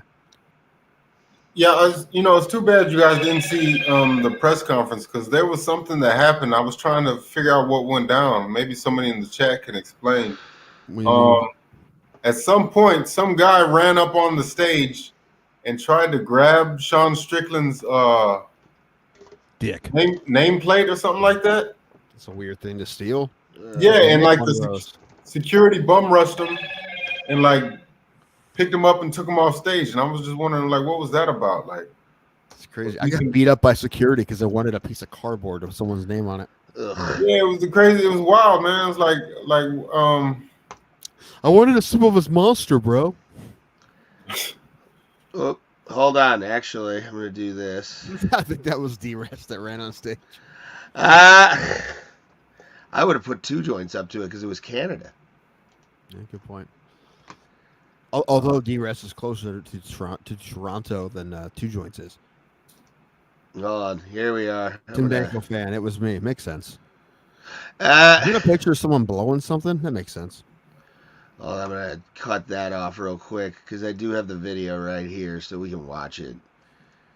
MMA Crazy is where I'm on here, so credit to them. Let's bring it back a little bit. It's about 1:05, so it's enough where we can talk about it. After this, we're going to watch Shane Gillis on Chris D'Elia being a pedophile. I should. You don't see me lose character often. This motherfucker got me there. No, it ain't. Goddamn, let's go. Let's go, dog. Let's fucking go. Let's go. Yeah. Oh, man. Hey, you guys. Hey. Crowd hey, you guys, though, real talk. Real talk. Oh, he's him. He's him. Let's I don't go. know if this was staged or what, but like, real talk, though, you guys. Wasn't good enough. Me and Dricus. I feel like they should have, like, honestly, I feel like they should have roughed him up a little bit more. I love the fact that he fell on top of one of the security guards. Obviously, his first move was to put his hands up. Like, I'm not trying to fight anybody, right? So, I'm just gonna say it. If he was of a different persuasion, I feel like he would have got stomped out. I mean, wait, wasn't he Hispanic? He looked Hispanic, bro. Yeah, he looked non-white to me. I don't know, man. I feel like if I'd have did that, I feel like I would have got, because they got that one Russian security guard, the bald guy, and you can just tell by looking at him, he's been through some stuff. Dude, I learned today watching Trafficked about a Russian white supremacist, so you never know. I would expect it more there than anything. Honestly. I don't know, but like you mentioned, like he fell on top of the security guard, and it was like for a second there, it looked like he took him down. I was like, right, he obviously not even that big. He obviously was not resisting. I mean, listen, you can't just hit somebody, dude. The fucking Combat Wombat's in jail because he fucking punched somebody. Yeah, well, that was when he was a bouncer, though. He was on the clock for that. But you know, whenever there's like at a football game, there'll be like a streaker. Mm-hmm. It's like they give the football players free reign. Like you can give y'all, you go ahead and take them out. Like, great, like it's the purge. Do whatever you want to that dude. Yeah, dude, that's pretty fun. Like those are some of the funniest hits. You guys want to talk about the Strickland Du Plessis fight? Let's do it. Let's go. And you know what? First South African champion. 8-second knockout. That's your official prediction, Tim? No, my official prediction. I actually don't remember. Let me see if I can find my Tapology page here. I did have, although I will say I do have Dricus Du Plessis. I do have Du Plessis. You have Dricus? Yes. Okay. I mean, here's my thing. I'm gonna pick Sean Strickland. How do I find my picks? That's gonna be my pick for this fight because, I mean, if he comes out doing the same shit that he did against Izzy, he's gonna win. Like, if he has that same, and he's looking ripped. Like, have you seen photos of him? He's in shape more so than ever. Yeah, he's looking jacked, bro. Like, So hopefully there's not 3 letters going into his body, but like it's like dude looks fucking jacked and really like a champion. So I'm honestly I'm gonna say it's probably gonna be a submission or not a submission, a decision. Well, so like I went back and watched their fights, and I gotta say, man, about Du Plessis, like I gotta not fucking sorry. Dude's a beast. I'm angry. I can't find my pick. he's good, but this is the thing, right? Like, so in his fight against Darren Till, there was a point in the fight where he got gassed, and like Darren Till just couldn't step on the gas. I feel like Till could have took him out if he could have just, but he blew his wad in the first, and then I watched the fight before that against Derek Brunson. He did win that fight, but Brunson went at him with the blitzing style and was taking it to him for a second. For a second. What happened? For a second. Yeah, for a second, but you know how Brunson is. It's always the same way. He'll blitz somebody, then he'll get tired, and then he gets taken out. But I feel like you don't have to worry about that with Sean Strickland because, like his fight, I keep going back to that fight against that guy called Abus. Abus. Yeah. He just waited for him to tire out. He's like, okay, that's what you got. And then he just went in there and just took him out. But it's like I feel like that's what's gonna happen in this fight. Did we see him fight? Who? Du Plessis. No, I don't think we saw Dricus Du Plessis. Okay, yeah, hold on. Yeah, pull these up. The first one for the dude speaking of Combat Wombat. Put that one up. Okay, yeah. Dude, speaking of Combat Wombat, I talked crazy trash talk about it one time, and when I lost money on him, and he replied to me with a really heartfelt message. Yeah, I feel like that guy just made a mistake, and because he was in Australia, they probably have stricter rules about sucker punching. Probably. I think he's doing real jail time for hitting somebody. Yeah, it doesn't like it's one of those things you don't want to be, and I'm one of them, man. I don't want to be judged on my worst day because if I am, I'd be a total fucking piece of shit. And I think overall I'm not. You're not. But I had 1 or 2 real bad days. You know. And again, he was working as a bouncer at the time, so he's still fucked up. You can't. I'm aware. But I honestly think in America he'd probably get a different sentence if he got any. But in Australia he went to jail for real. So you learned a lesson, Ryan. You learned. I don't shit on fighters in their DMs anymore. Yeah, we all learn lessons, but honestly, with that one, that seems like something you shouldn't do in the first place. But I get it. Oh man, yeah. My official prediction. I feel like the UFC needs Strickland to be champ because he's like the anti-hero that we all need. Yeah. Like the guy's got no filter. He can fight. He's taking it back to the old school, man. I like There's a reason. There's a reason they. I bet they even told. We didn't have to tell Strickland to go after him. There's a reason they sat them next to each other at the fight, because Du Plessis isn't super. I mean, he's a great fighter, but he's not. He's not that exciting out of the cage, right? Oh, Strickland is. So I understand. They wanted to sell a fight. I get it, but he really is. I remember a couple years ago, he said, "Dricus Du Plessis. Know how to say it because you're going to hear it a lot." Something like that. He's something really confident with his first or second fight. And he's right. He's going to championship fight. He deserved it. I honestly think I'm looking forward to this fight. This should be a good fight. The thing I like, but I have Du Plessis. What did you say, Paul? No, I was going to say if he pulls this off, he'll definitely have my respect. But I'm just going to say that's what he's fighting for. Honestly, some people fight for championships, others money, others because they're psychos. But this guy he's fighting to impress Pulse. That's the only reason. It's just he's bland, man. He's like a fighter though.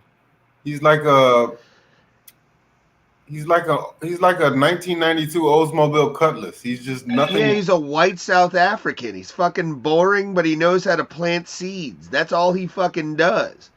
Like, he has Dutch ancestry to him. He's a tough motherfucker, but I think Strickland's going to take this into the championship rounds. I really do. I hope he takes it into deep water. I actually think he'll finish him mid-round, like third round. I think he'll take him out.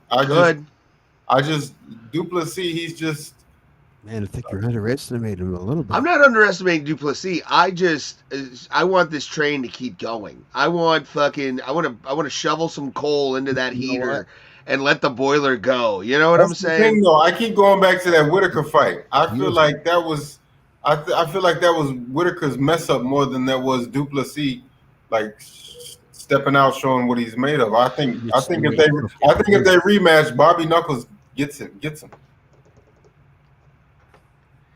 I don't know. I'm looking. Number one, you guys are saying it wrong. It's Dricus Du Plessis. I have a South African friend. I know how to say it. Dricus Du Plessis. Is he from the same neighborhood as Seether? No, what was that guy? The Olympic sprinter who had 2 fake legs? Oscar Pistorius. Yeah. I mean, maybe. they're both South African, aren't they? Wait, is Pistorius South African or is he Australian?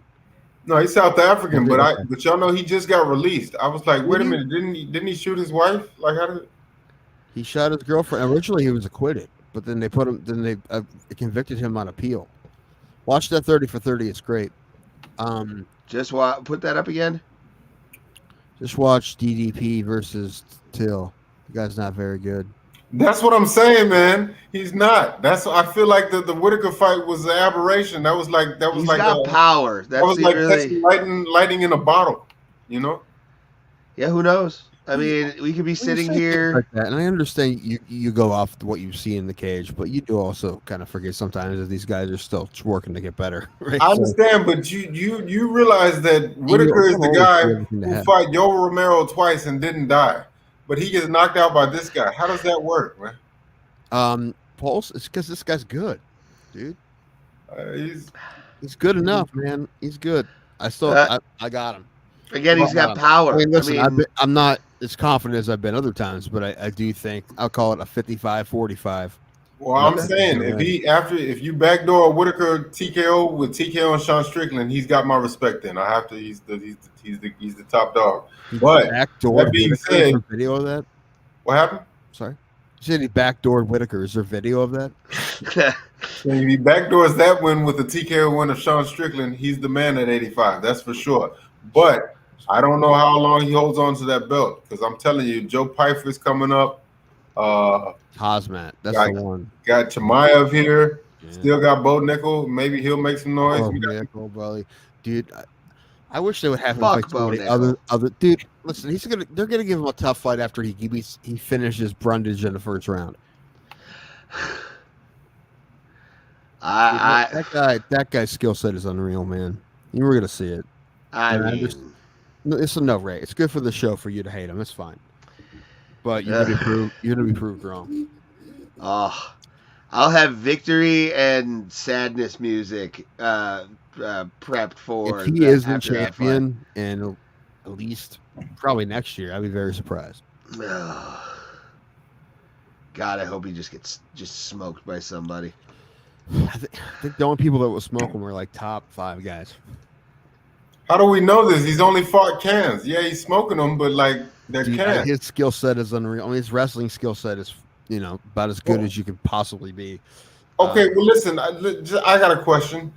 Top 10, the 10th ranked middleweight right now is Brendan Allen. Who do you think wins, Bo Nickel or Brendan Allen? Bo Nickel. Based off of what? His wrestling ability is so fucking insane, and he picked up a striking so quickly. And I also don't think Brendan Allen's that good. I don't.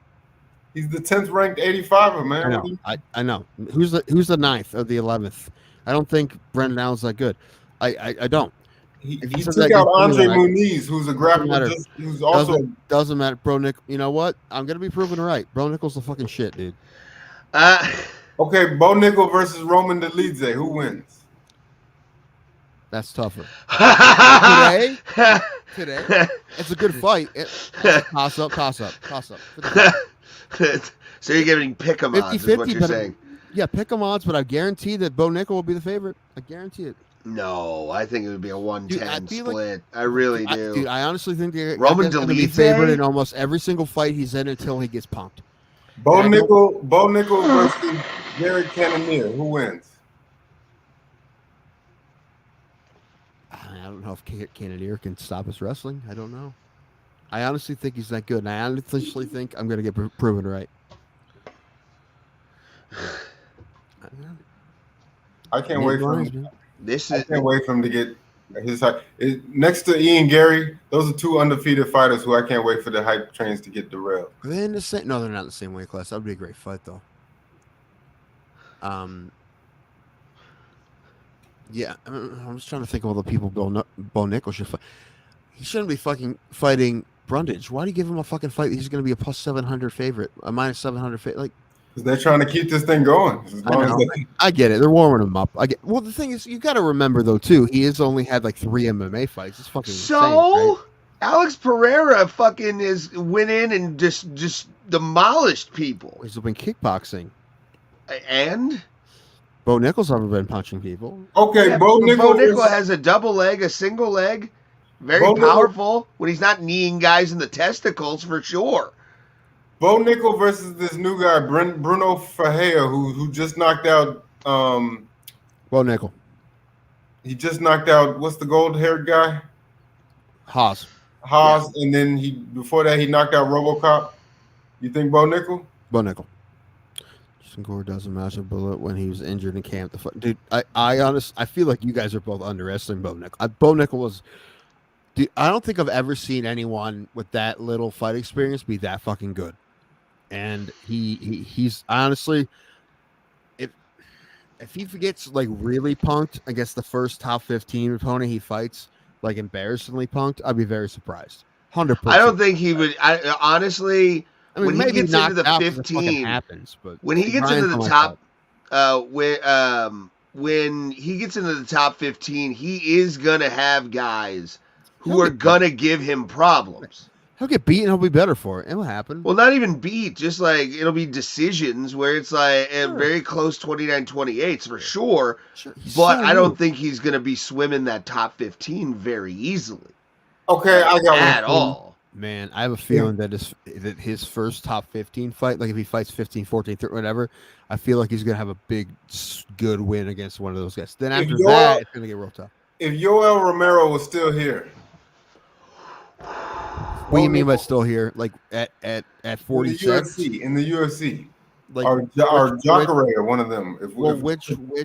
Which Jacare are we getting though? Yeah, which are we getting? Kevin Holland destroyed me from his ass. Wait, are we getting the last fucking Jacare? No, the original Jacare that was like taking everybody down, submitting them, and knocking out Brunson twice. Man, that's different. But I'm telling you, if you put Romero in there now, I'd say Bo Nickal. But Romero's old. I don't know.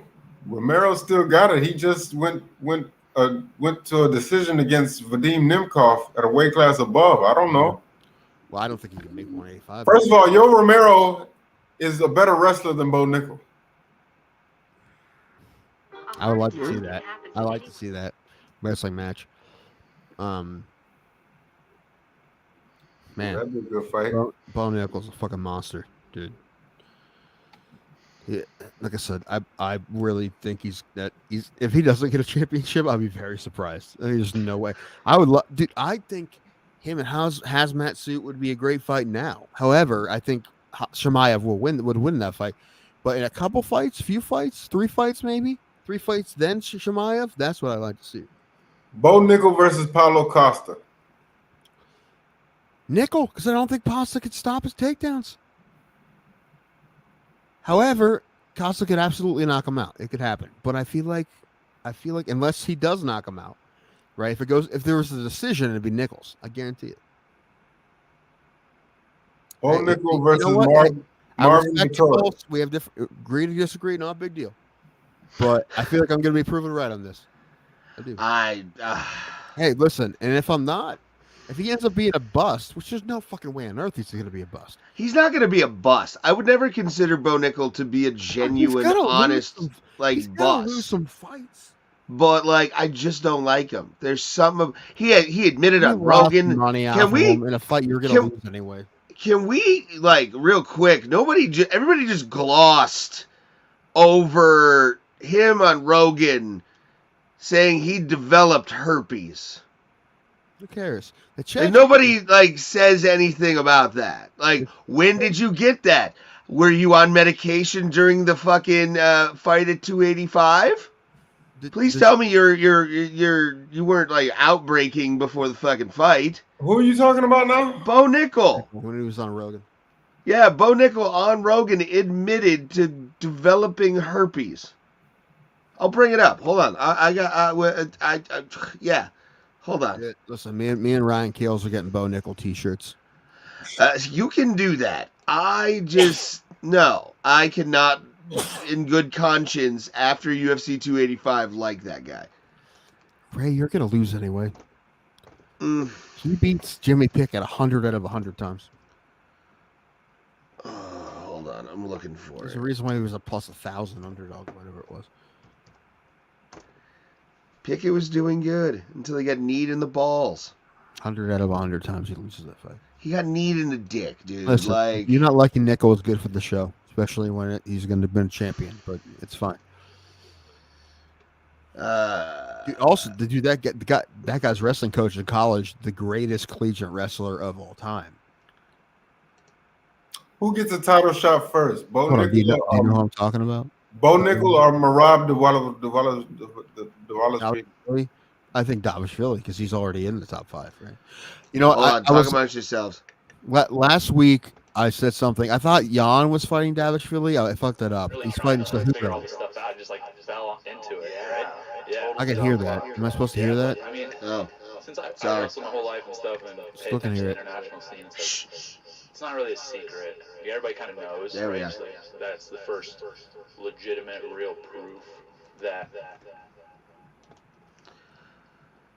What? I have no idea. Hold on, let me just close. What's going on? Echo. Yeah. Hey. With arms wide open under the sunlight. Okay. I don't know why. How did I pick up when I muted the fucking microphone? That makes no sense. What were we talking about? Bo Nickel being an asshole. Oh, being the best. What did you say? Davishvili is fighting Cejudo. I screwed that up. I apologize. I'm retraction. So yeah, anyway, if Davishvili beats Cejudo, then yeah, he's really up there, and I feel like I think he could beat. Like I said, I picked him as my champion this year because I feel like his skill set is really rough on a lot of guys. And here's the thing. Cejudo's an Olympic champion wrestler, gold medalist, right? So if Davishvili that fight's going to be great. Yeah. Because his skill set is wrestling, and Cejudo's a fucking world champion, a gold medalist. So that's man, I didn't even think about that till just now, how good of a matchup that is. When is that? It's funny. I saw the matchup, but I never really thought about it. That's going to be such a great matchup. So what happened with Aljamain? Is he officially a featherweight now or what? Yeah, he's fighting at 300 a featherweight against Cater. Yeah, he said he's not going to do featherweight or bantamweight anymore. Man, makes me excited for my game, but we'll do it next week. All right, so this is Bo Nickel admitting that he got herpes from stress, apparently. So we up my overall weekly volume as kind of the camp goes on, and I got to a point where I was pretty friggin' tired feeling it, and I actually broke out in like herpes because I was stressed. My body was stressed, and he was like, "All right, well now we found like your limit." So we up my what? No, that makes sense. Listen, if you have it if it's there, then yeah, if you stress out, it can pop up for sure. Now, that's usually what it does. But why is this dirty motherfucker anywhere near a cage right now? Dude, Ray, everybody in the UFC be fucking, they all have it. I would hope not. And it's not none of my business. I mean, I luckily have never had to deal with anything like that. I think it increased, not to brag, guys, but my eye contact telepathically with Gordon Ryan at UFC Austin. I think it increased my BJJ skills telepathically. That's funny. Were you injected by steroids as well through the eyes? By his girlfriend? I'm well aware that Gordon Ryan's a fantastic jiu-jitsu artist, but the fact that he's on juice, even though he's allowed to do it in his sport, it makes me not give a fuck about what he's doing. Yeah, I agree. And I'm sure he'd be good if he wasn't on him, but he is. So fuck that. I don't give a shit about what he's doing. But how would he do in MMA though? On steroids? I He's mean, on him now, so it's hard to get off of him. That's the first thing. You have to get off the juice. First thing I'm asking in a full contact sport. Okay. Well, the thing is, first of all, and this is a big deal. You would have to get off the juice, and that changes your body, right? So that's going to be a problem. But his skill wise, he'd be like Kron Gracie or like one of those things, right? Like if you get him down, you're fucked, right? But can he throw a punch? Can he kick? I don't know. He could probably beat a lot of people without doing it. Not everybody. Definitely tomato cans. He could take he could beat the shit out of all three of us in a single fight. So I don't know if you know that. So Gordon Ryan versus Bo Nickel. Who you got? Gordon Ryan. Bo Nickel. Fuck off. Gordon Ryan, if he's juiced. Bo Nickel standing. If he's juiced up, Gordon Ryan would beat the shit out of Bo Nickel. Yeah, but he's cheating, so it doesn't matter. Is he cheating if they both know? Malat's going to beat Magny. Get moving on. Hold on. Yeah, I'm going to go with you on that one. What do you think the method's going to be? I don't know. I don't know what I said. Let's just say decision. All right. Let's go down. Chris Curtis and Marc-Andre Barriault. Did they grapple each other and Gordon tapped him out? That doesn't surprise me at all because Gordon's on steroids. This is the one that Tapology, I picked Curtis, and now I'm thinking maybe not so much. I don't know. I'm going to go the opposite of you then. Well, I think I already picked him, so I haven't figured out how to But if you're thinking about changing it, you're just going to pick him out of spite now. Well, I don't know what I'm doing. I think it's going to be a good fight either way. But, dude, we saw Barry knock the fuck out of Marquez in Vegas. Yeah, he was. Cheating. Well, you know, a lot of guys aren't. They aren't all cheating. Yeah. I'm picking Curtis here. Man, I want Curtis to win. Especially if we're gonna get Sam to get him on. Oh, is Sam friends with that whole gym? I think. I want Levitt on, dude. I want Levitt on. Jordan Levitt? Mm-hmm. I would love to have Jordan Levitt on. I don't think there's a more interesting dude right now than Levitt. Why? Because he's different than everybody else. That's why. Different. That's the word we use. He's Mormon. All Mormons are different. Yeah, Mormons do have a weird disposition to them. It's working Mormon. That's like... Who can do the splits, kid? And backflip like he's a ballerina. Have you guys ever seen... Hold on, real quick. Tell me when you've seen a ballerina do a backflip. I've seen it. I don't think backflips are not a part of ballet. Yeah, but they can do them. I'm sure they could, but it's like there's ones where it's like it looks like they're not even moving. No, what you said was silly. You were thinking you were thinking that bald ice skater. Scott, what's his name? Scott Hamilton. Scott Hamilton. Scott Hamilton. I've met Scott Hamilton actually. Yeah. I have a picture with him on my Facebook. Nice. Yeah, we talked hockey for like the entire time he was there. It was great. He's a nice guy. Is he No, he's married. Oh, yeah. Okay. It's just whenever I see a male figure skater, I just assume. Yeah, but the same thing with married cheerleaders. You think they might be gay, but honestly, they may be the smartest guys of all time. Right. Most male cheerleaders are straight, and they're geniuses. They're fucking jacked, and they throw around. Are they geniuses or are they perverts? Tim, like, let's keep it real. Tomato, pulse. Little column B. You know, it's it's a Venn diagram, sir. It's a Venn diagram. Yeah. It's absolutely a Venn diagram. I mean, if I had any like athletic strength to me, It would be, that would be the thing. It probably would have been male cheerleader or continue just being a hockey player. I liked being a hockey player because I could hurt people. It was fun. Well, that's the thing. You always see these male gymnasts and they're like ripped. But it's like I don't even think they lift weights. They just do body weight exercises. Yeah.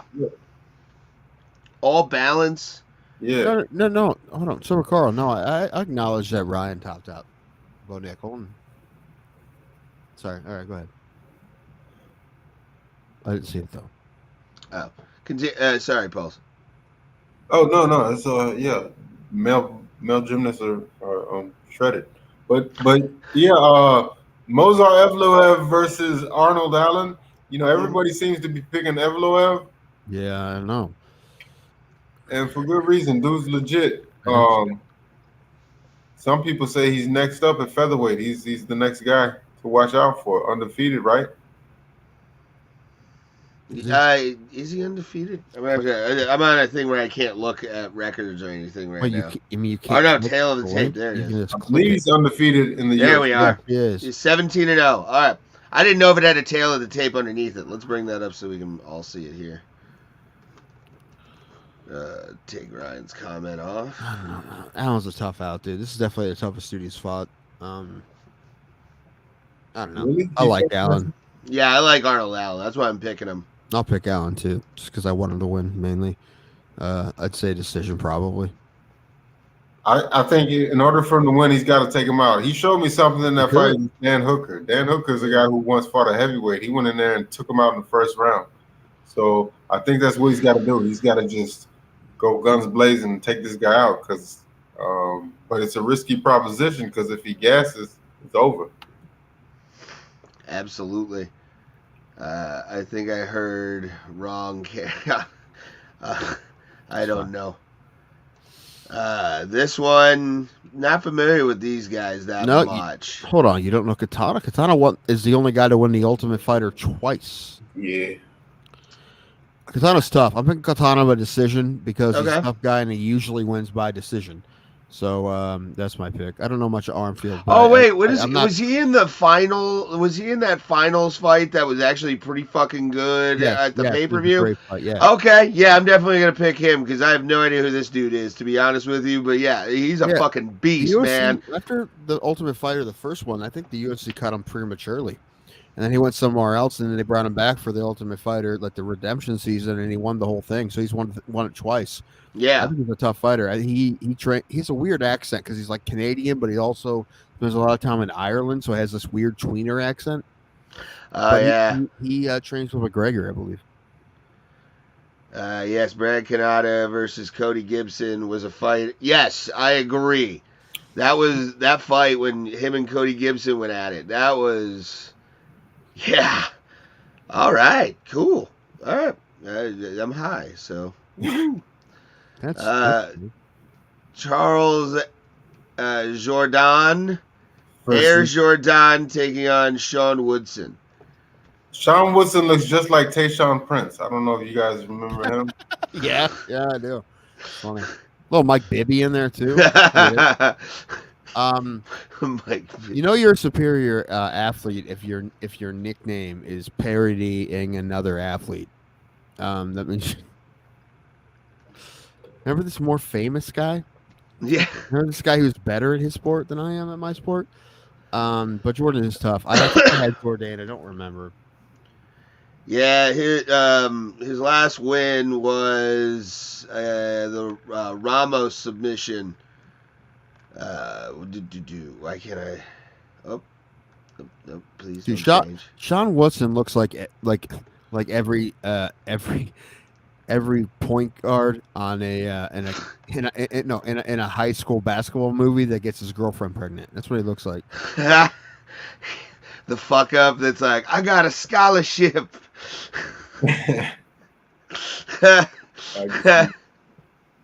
Actually, he actually looks like the one kid on the team that gets good grades. That's what he looks like.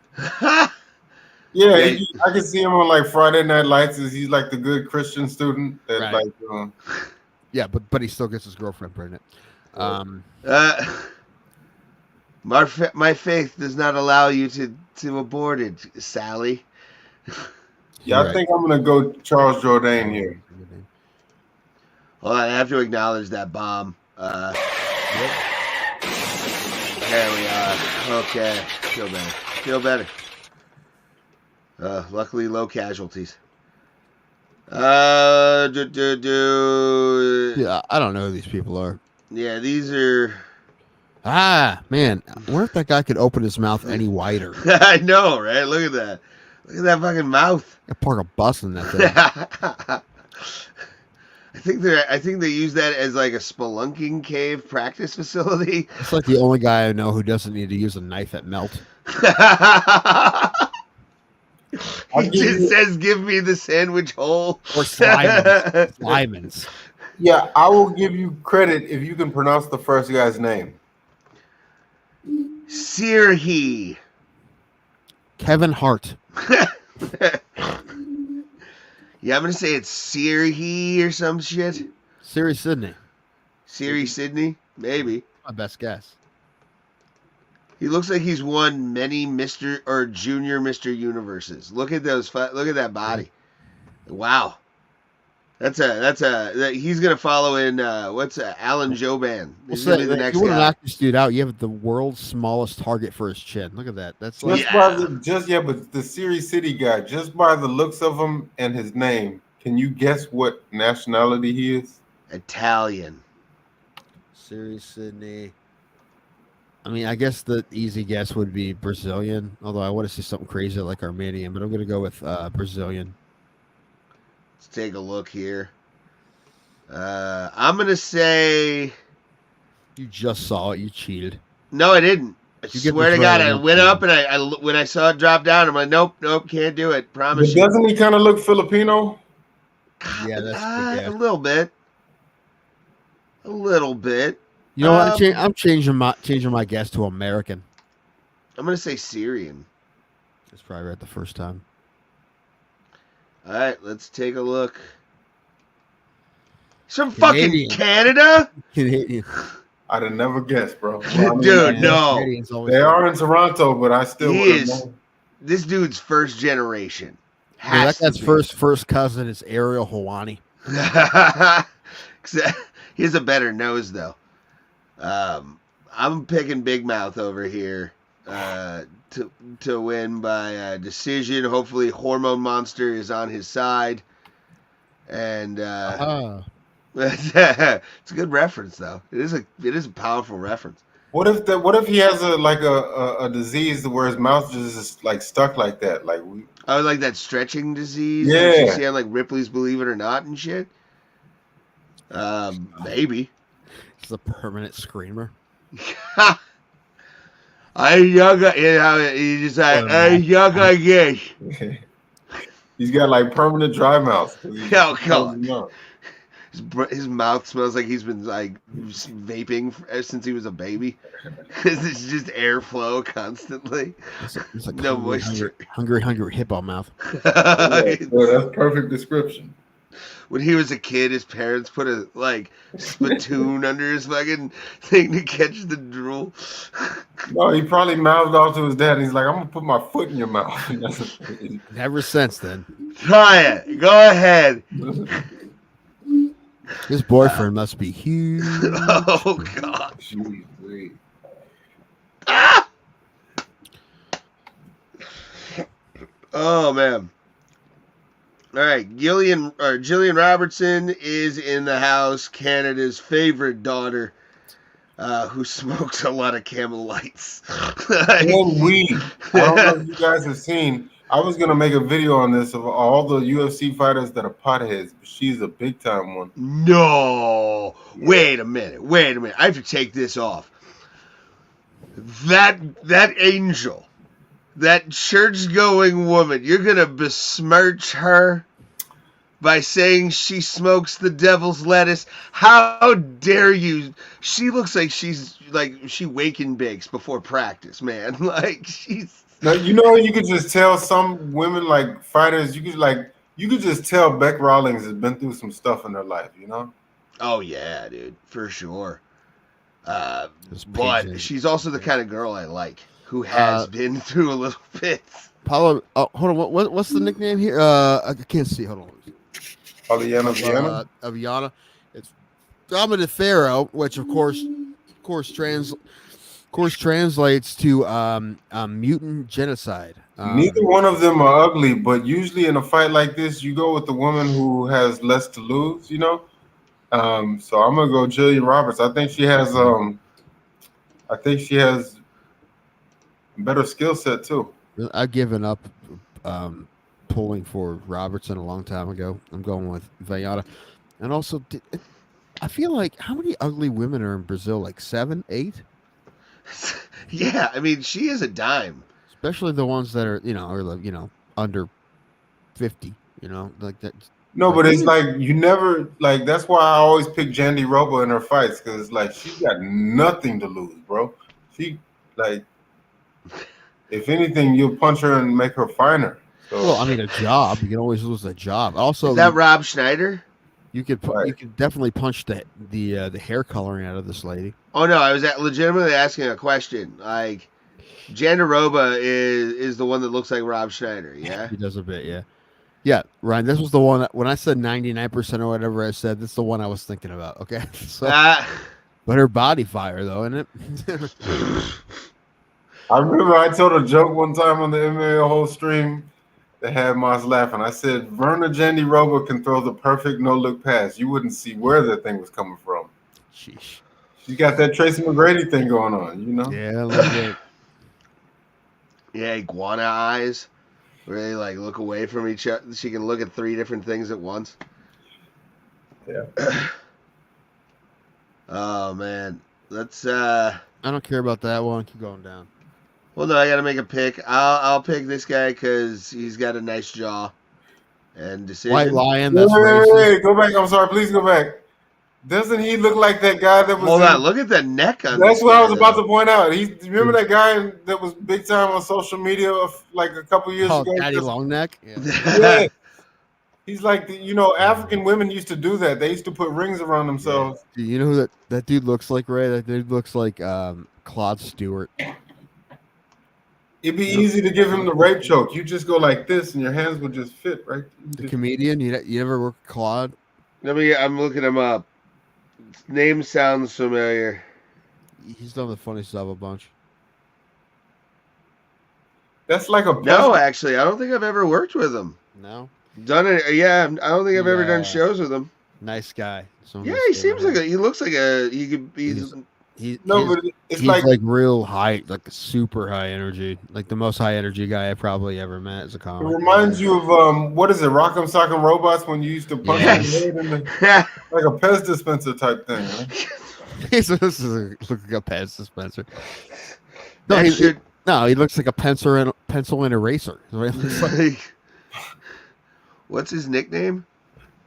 The Future. Terrible nickname for him. Number 2 is what. The Throat. I want him to be the Throat. Lead. Sam Patterson. I'm picking Sam Patterson just neck alone. I'm giving up this pick. Bro, I love the Throat. You remember that movie Beer Fest? Yes.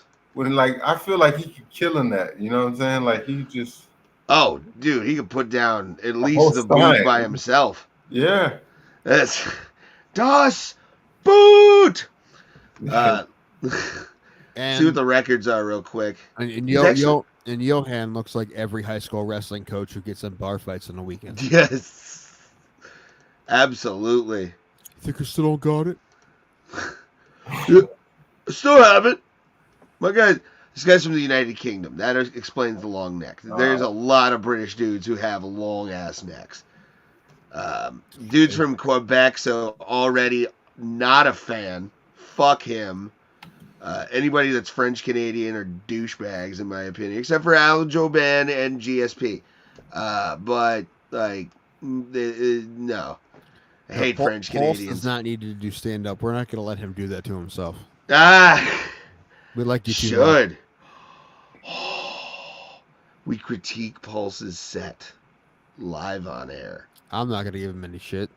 Oh, I'm not going to give him shit. I'm actually going to be like encourage him.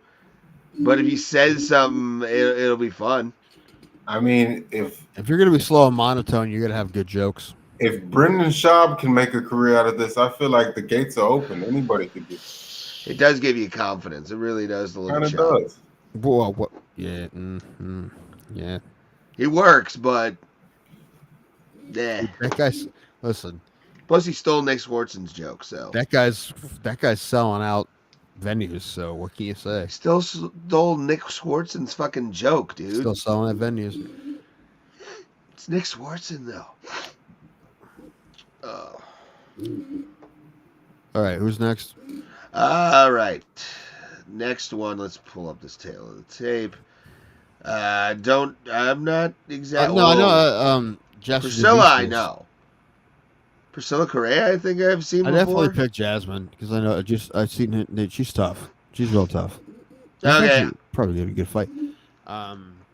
Zombie Girl, not a real attractive nickname. Well, she's not a very attractive woman, Oh my god, she looks like Alex Pahale.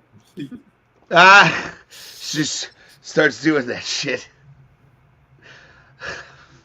Yeah, I'm gonna say TKO second round. She looks like the one lone girl in the school on the football team.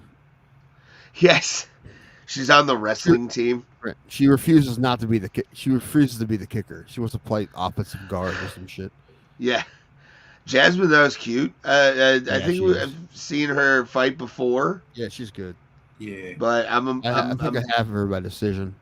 I'm gonna pick this because she looks like a psycho.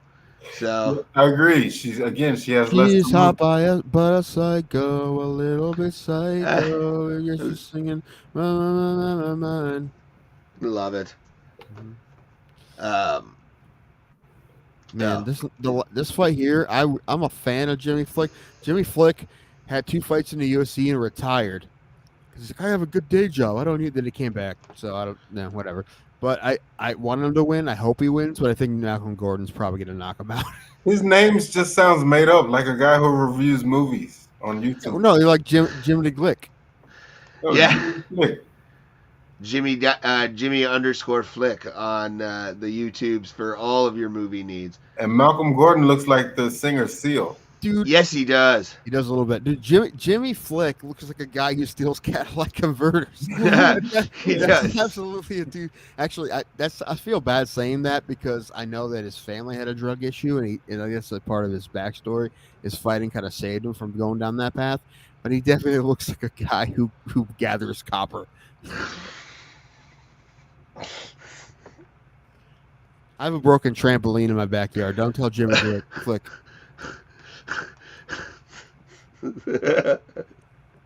He does. He looks like he goes scrapping on the weekends. It's just he's driving through suburban neighborhoods with a truck full of like what do you call? I guarantee you guys can get a Jimmy Flick interview.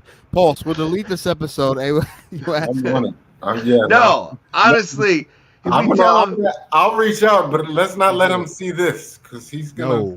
We're roasting him. It's in good jest. We're not like fucking being mean. We're saying that's what he looks like. That's just how he is. Like I just said, I know from a fact. I believe for interviews from him, his family had drug issues, and they kept him out of it. And I'm very proud of him for that. No, but he does look like a guy who drives a 1991 Ford Ranger Splash. Ranger Splash. Hold on. Highlight Gordon. We can do better on Gordon. Hold on. What was that? Yeah. Highlight Gordon's picture for a second. We need to do better on Gordon. Are you giving equal time right now? I know we are. We're a media entity. We need to do equal time. He does look like he's really good at running marathons. Maybe. Yes. Like, man, he's won the Boston Marathon at least 3 times. Like, I'm embarrassed. I can't think of something better. Give me a second here. Give me a second. Although he does look like he could, to Pulse's point, like he could belt out Kiss from a Rose, and it would make me cry. That like, feels a lot bigger than he is. That looks like your girlfriend's gay friend you don't really believe. Yeah. Right. Like sure, really. Sure, Malcolm's gay. You don't really believe it. Until all of a sudden you walk in and like, oh fuck, they're kissing. What the shit? No, but if he was a little taller, he could be an impersonator for Anderson Silva, though. That's for sure. Maybe. I don't know. You ever put a pea on a piece of broccoli? Just stack them? It's 5'7". No. So okay. Fuck. I mean, I wouldn't put it past him to be on the remake of The Wire. Yes, he does look like that guy. He looks like he could be what's his face, the guy that OD'd. Yeah, I know what you're talking about. Omar. Yeah, Omar's coming. Love that show. I need to rewatch that. Now that I have Max, I can actually watch that show. Honestly, he looks like the guy that we'll bring it up if you wear the same jeans 2 days in a row. Wait, he would be face. He has that face. He has that face. You don't think he has that face? He has that fashion police face to you? He has this. He has this face. Look at me. Here's this face. He has that face. I can see that. Like you could just tell he's listening to like RuPaul. You better work. I was just about to say he fights in between episodes RuPaul's of RuPaul's Drag Race. No, in this picture, is he wearing a bandana around his neck? No, that's a mask. It's a mask. Oh. Also, he left the wig at home. Honestly, that was what I was gonna say because I feel like he definitely looks like he'd be a guy. Like I said, he moonlights as Makinla. I mean, he's right on top of me. Like London's like a 2-hour boat ride from me. But yeah, he I don't even know. But again, we need to focus we more. Efficiently made fun of everyone in this card. I think we need to do better. This is a new segment, bro. I'm having fun, man. I know. Hold on, go back to some of those fights we didn't mention anything. All right, we got that one. That one. We got neck. This one. She, by the way, I need one more joke on her. Yeah, she is absolutely a Painesville 10. Like if you've ever been to Painesville, Ohio, she's the hot girl that marries the high school football player. Dude, she looks like she's Jimmy Fleck's girlfriend. Yes. They're the problem at the bar. That's Tammy and Chris again. Fuck. Right, you don't see one of them. The other one's out, stealing your hubcaps. Yes. All right, go up. We want to do better job. Okay, we did this one too. Fuck. Okay, keep going up. we got these two. I know. Yeah. We did those two too. We did those. This one, I don't think we really did. No, because there's that TP tattoo, number one. No, that's an anarchy symbol, I hope. I thought that was some Illuminati type stuff. No. That was a TP. And if that's his fucking last initial, I swear to Christ. It is. And he had a 5-year-old write that for him. It was one of his 3 kids my daughter's he had in first his teens. A. Yeah. Yeah. Yes. He put the daughter's fucking first A on his chest. Oh, fuck. No, but if there was a circle around it, it would be the Anarchy logo, right? It would be, yeah. He looks like he's the stunt double for fucking The Situation from, DJ Pauly D from the Jersey Shore. I was just about to say, it looks like a Jersey Shore chia pet. Yes. It's like Gym Tan Laundry. That's how you get it to grow. Katana looks like every black belt instructor that you just want to be nice to. You can just tell he's got a little bit of an ego to him, but he's good at what he does. Yeah, and he can kill me. It looks, I don't know, a lounge singer with a steroid problem. I don't know. Every bad guy from an 80s movie. Yeah, I was just no. He looks like a ski. He looks like an 80s ski patrol guy. Yeah. What was that in the Karate Kid? What was that dojo's name? Cobra Kai. Cobra Kai. He's perfect for Cobra Kai. Oh, dude, yeah. Like he's the son of the guy of what's his name? What's that dude's fucking name? No, This guy is obviously the best at skiing the slope and stole your girlfriend. Yeah, that's definitely. Yeah, no, he does look like the villains from Cool Runnings, like they're like Jamaica. You think you can play? You can hang with the Dutch. Was it Swiss? One of them. The Swiss. You're right. The Swiss.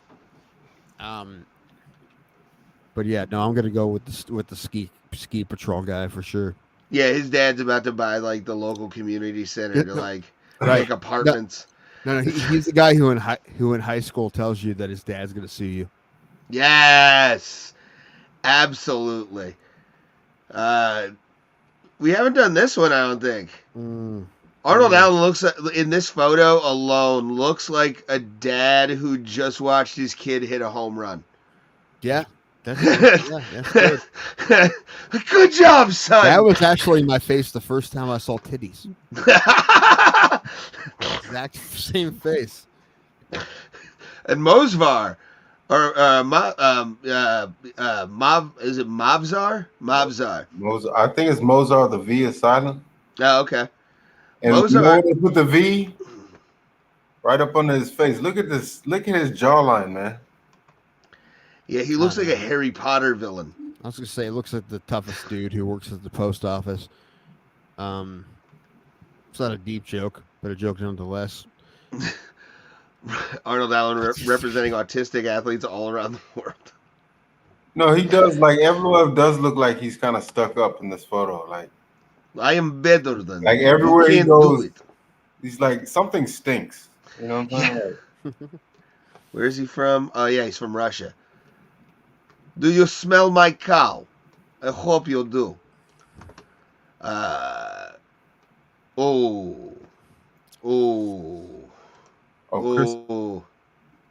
Chris Curtis. He looks like a Bernstein bear. He looks like he came in 5th place in the Kimbo Slice lookalike contest. He does.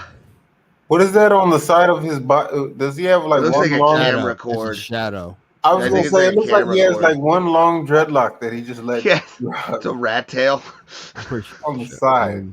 He's a Jedi. That's how you know he has Jedi powers. Why would a camera cord be wrapped around him? That's a shadow. Go to Burial though real quick. Burial looks like he just stereotypical Latin dude in the movies. Like, oh yeah, man. Yeah, maybe so. Yeah, maybe. It's just he definitely looks like a guy who does karate in his front yard against no one, shirtless. I kind of want him to be the son of Iceman in Top Gun 3.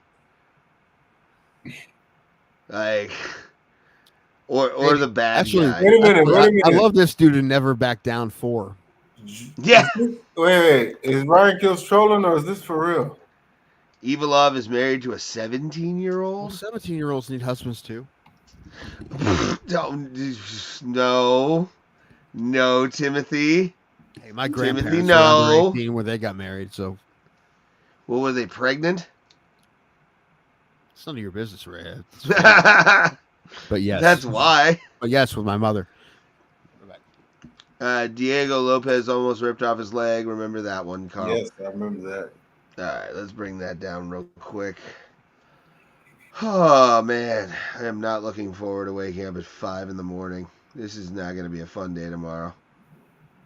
Oh, man, you gotta go to work early? Yeah. Well, early is subjective. I'm going to arrive on time, but I'm leaving for an hour and a half drive. And what will the weather be in Northeast Ohio at 5 a.m. tomorrow? Let's take a look, Pulse. All right, let's do just this. say cold as shit, man. Cold as shit. What? 24, snowing. Oh man. Hold on, did we not see all the other ones? No, I just put that down because you went away for a second. Fine. Oh, good. It's still up. It's still up. All right. What? I thought I pressed it. There we are. We got Mallet versus Magny. Magny. I don't know. Dude, Mike, that's the richest kid in your school right there, Mac Mallet.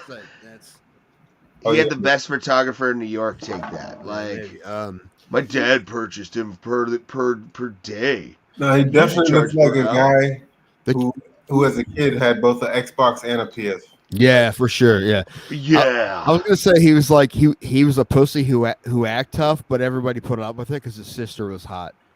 Like that's, He looks like he looks like he bought those Everlast gloves at Dick's right before he took this photo. maybe. Like I didn't realize those were Everlast. My God, he looks like every YouTuber that wants to fight. Yeah. Yeah, he does look like a rich kid. I think he already did that. I don't like this photo of Magni because it's not up to date. Yeah, you're right. It's not a great picture of Manny. He's Black Gumby. He really is. Like he Dude, lanky. I shit, honestly don't think I could think of anything better than that. Or maybe you remember that cartoon Doug on Nickelodeon? Skeeter. Yeah, he looks like Skeeter. Yeah.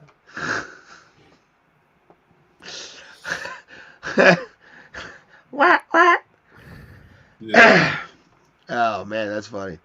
We haven't done this one. Raquel Pennington, just real talk right now. If you guys remember the fappening, Yes. you guys remember the fappening when You like told her me about nudes got put out? Yeah. It's pretty like she's a butter body, like pretty face, gorgeous. I think she's pretty hot, but like when I saw what I saw, I'm like, not to body shame. She's in great shape, but she absolutely looks like the hottest, toughest, and most pregnant girl in the trailer park. All those three at the same time. No, she definitely probably is in one of those roller derby leagues, you know? What would be Raquel Pennington's roller derby name? Because it's got to be like Hell Raquel.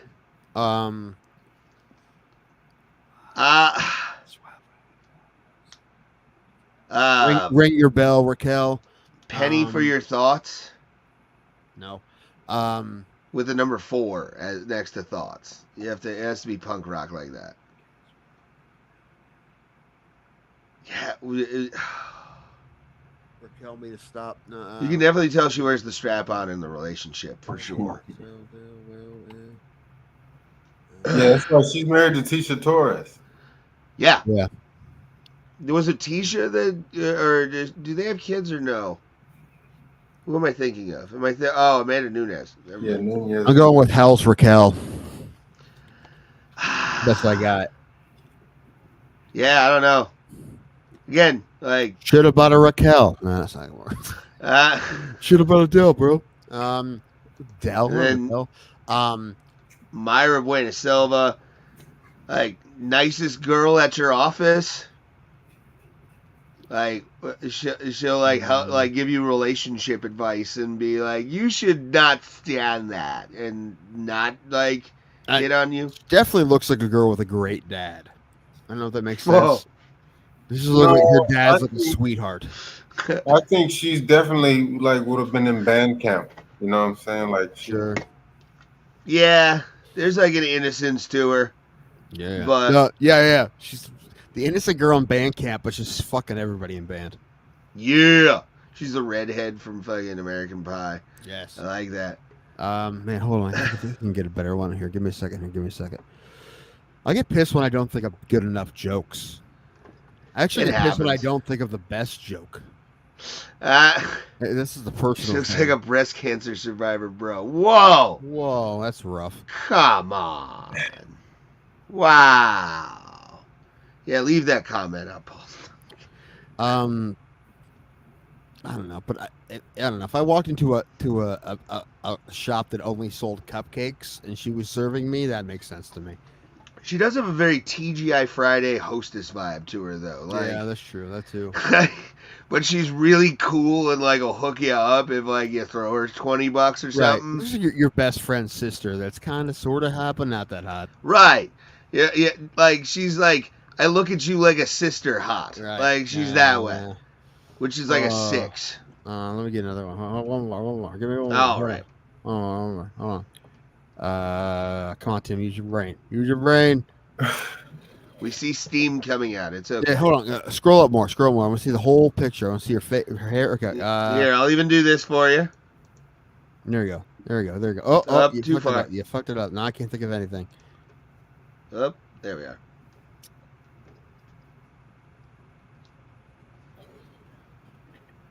While you're thinking, I'm gonna go take a pill. No. It's All right, buddy. I'll be back. so, man, I think I sold it up too much. I don't think I got anything. I mean, she definitely looks like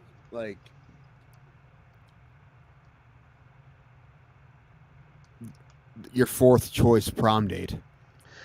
You know, Yes. like you just go as friends. Like the 3 girls you wanted to go with won't go, so you just ask her because you know, like you go as friends. I'm not gonna lie. Raquel Pennington, this just came to me. She looks like the kind of girl that'll ask you to slap her, and when you do, she looks at you and goes, "Come on, pussy, do it harder." Maybe. Bueno Silva looks like the girl that thinks she wants you to slap her, and you do it, and then she cries, and that's you. I've been in that situation before. Yeah. Ray, I've heard you clap, and it's hurting my ears. So you got to be careful. You got those fucking meat hammers, those meat claws. I do. They're You got fucking butcher hands. I do. They're ham hocks for Ray, sure. You want to open a butcher shop? That's a Maybe good, someday. That's a good it's a good job there, butcher. That's a good. But good job. no, Honorable yeah, job, butcher. I do have big fists for my body. It's weird. Yeah, you know what's weird? Like I think, look at my hands. My brother has like big like sausage fingers and meat claws. Yeah. But we did this palm to palm, and my hands are actually the same size as his. He just has Just like meat to thicker it. fingers. Yeah. Yeah. There's a lot of people like that. I'm one of them. I got big, like actually like big hands for a dude who's only 5'10". Like, have you gotten compliments on your man hands before? I have. Me too. From women. Yeah, me too. It's quite nice. Yeah. But shoot, I don't think I have take any, 3 pills. I don't think I have any better on better than Bueno Silva. Hold on. It's actually pissing me off, honestly. You know what? This should be an exercise I should do for stand up every day. Look at random pictures and just roast them. Roasting at least, yeah. Just the picture, like what they look like. But man, yeah, it's pissing me off. I mean, if we have some decent ones, you know. Let's go up to the main attraction because I got one already for Sean Strickland. Sean Strickland's the kind of guy that'll fight you for drinking all of his whiskey on Saturday and then help you like with a flat tire on Sunday. Right, he'll help you move.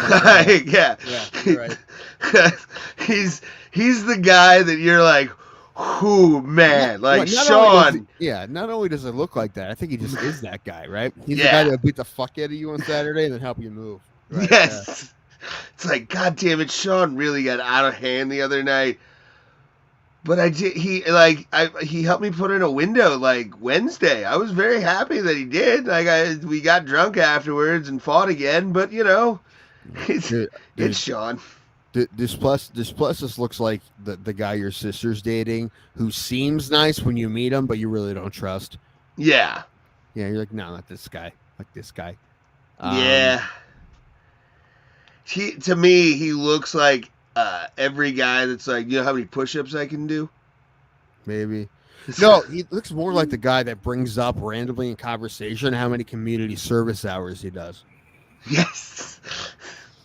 He's like, you know what? I volunteered at the soup kitchen last week. It's like, no one asked you, Dresses. No one asked you, bro. Yeah. No, I brought this up last week. He does look like Biff Tanner. Like, he definitely took pride in the fact that he had a Letterman jacket in high school. Oh, yeah, definitely, for sure. And it's funny because he wasn't American, so that wasn't something he did. But he definitely looks like if he was American, yeah, dude, he would absolutely be dating the head cheerleader. He'd be the quarterback for sure. He'd be like a quarterback just on looks. He looks like a bench player for every English soccer team that like cleats guys. Like he's sliding cleats like dudes on purpose just to fuck them up. He looks like the one, because you know the Duke Blue Devils would always keep one white guy at like small forward, power forward. Yeah, but he's dirty. He seems like a nice enough guy, but he's the dirtiest player on the team. Like the cleanest white boy, but it's like the Grayson Allen. He's like the Grayson Allen of Belmont or some shit. Yeah. Yeah, he looks like that. He looks like the guy who's a quarterback, and he's like the all-American guy, gets good grades, has a cheerleader girlfriend, whatever. But then he fucking cleats dudes when they try to sack him. But he's a piece of shit. Not only does he look like, but I bet in real life, he definitely attends horse races. You know what I'm saying? Like, oh, dude, he owns at least he owns two of the them. mare. Yeah, Yeah. and names them after himself. The Du Plessis Princess is what his name of this mare. Oh man, I had something that I lost it. I don't know if I have anything else for Strickland. Yeah, Sean. No, you nailed that Strickland though. You're right. Sean Strickland looks like every plumber you try and haggle with. That last one was better. I know. Yeah. No, he looked. Yeah, you're right. He looks like the guy, like your friend who beat the fuck out of you on Saturday and he'll help you move on Sunday. Yeah. No, one of those mechanics that no matter what's wrong with your car, he always says it's your alternator, man. You need more alternator, man. I have it for you on Friday, motherfucker, but I can't do it any other time. That looks like the Little League dad who's been banned from every game kid has ever played in. He's the football coach. Everybody goes, "Are you on Strickland's team this year?" Why? What happened? Right, the strictest coach, the most disciplined coach, the coach that makes his team do the most cardio. Also, the coach that knows the least about football. Like, yes, and wins. Wins. Yeah, he's like, "I've been winning 3 years, faggots. What do you got?" Those are the funniest, like the strictest crazy coaches, but they don't fucking know shit. Those are funny, and I've ran into so many of them. I have talked about it before. I could talk about it for days, all the different kinds of coaches I ran into umpiring. But he definitely looks like a guy who can like make moonshine. You know what I'm saying? Wears overalls with the rag in the back. He's had a family still since the fucking 20s. He looks like the family enforcer for the family that makes moonshine. And definitely has a tackle box full of fishing lures that he's proud of, you know? Just hooks. Just hooks. He attaches them to his fingers. Pulse, you fish? Yes.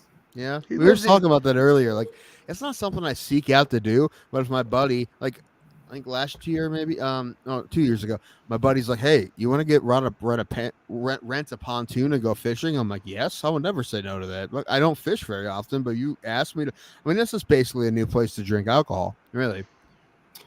That's my dream, is to own a pontoon. You know, I mean, really a yacht, but I'm just more realistic. A pontoon. We'll get us guests. Well, they said, I said it to Ray earlier. They said the two best days owning a boat are the day you buy it and the day you sell it, right?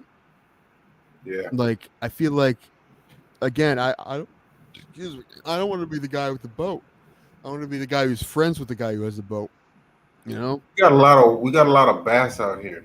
Yeah. Yeah. My dad used to go bass fishing. What's that big lake in your area that Roger Clemens lives off of, or he used to?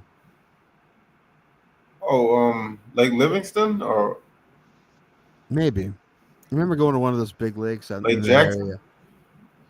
It may have been one of those. Lake Jackson is near the Woodlands. Maybe. It was a little bit away though. It may have been like half an hour, 40 minutes away. But I know that at the time Roger Clemens had a house out there. I don't know if he still does or not. Anyway, I just remember one of those lakes. I want to go to Houston one of these times. Yeah, me too. Well, yes, my family lives. Maybe it'll work. Listen, if there's a card this year in Houston, yeah, you know. Yeah, as long as if it's like wintertime and I have the money, I'll take those days off and go to Houston. I hope there is, and if there is, I'm definitely going. Like, this is. We'll get your press pass. We'll get you a press pass for that, so you can go to like all the events and shit. This is kind of a weird thing to say, but it's kind of relevant. One of my cousins is graduating high school this year, and I think she's going to go away to school. So if it happened in the fall, I'd be able to stay at my uncle's. Yeah, I'll get a hotel room. They'd have room for me. So I'm going to see my uncle for the first time in like 6 years.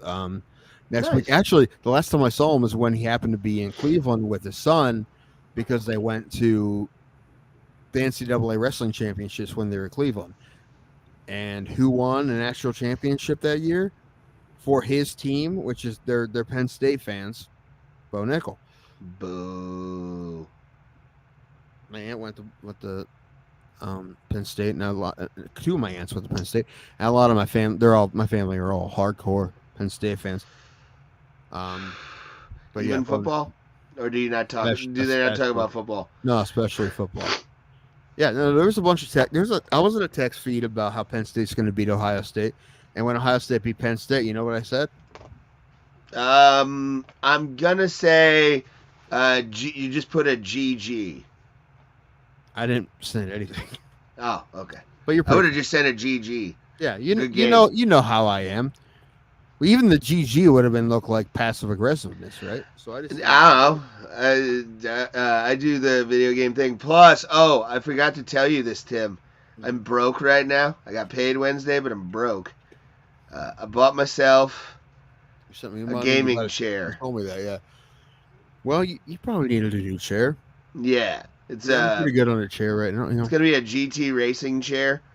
So it's like one of those that's like made for gaming and all that kind of stuff, and it comes with a footrest. It was like $130 with shipping, and it was $99 before all like the shipping costs and all that shit. So my niece got a PS5. 10-year-old niece got a PS5 for Christmas, and she needed a TV, and instead of a TV, she had a monitor. Interesting. Yeah, well, they probably have better picture for gaming. I mean, I guess. Especially if it's like a 4K monitor.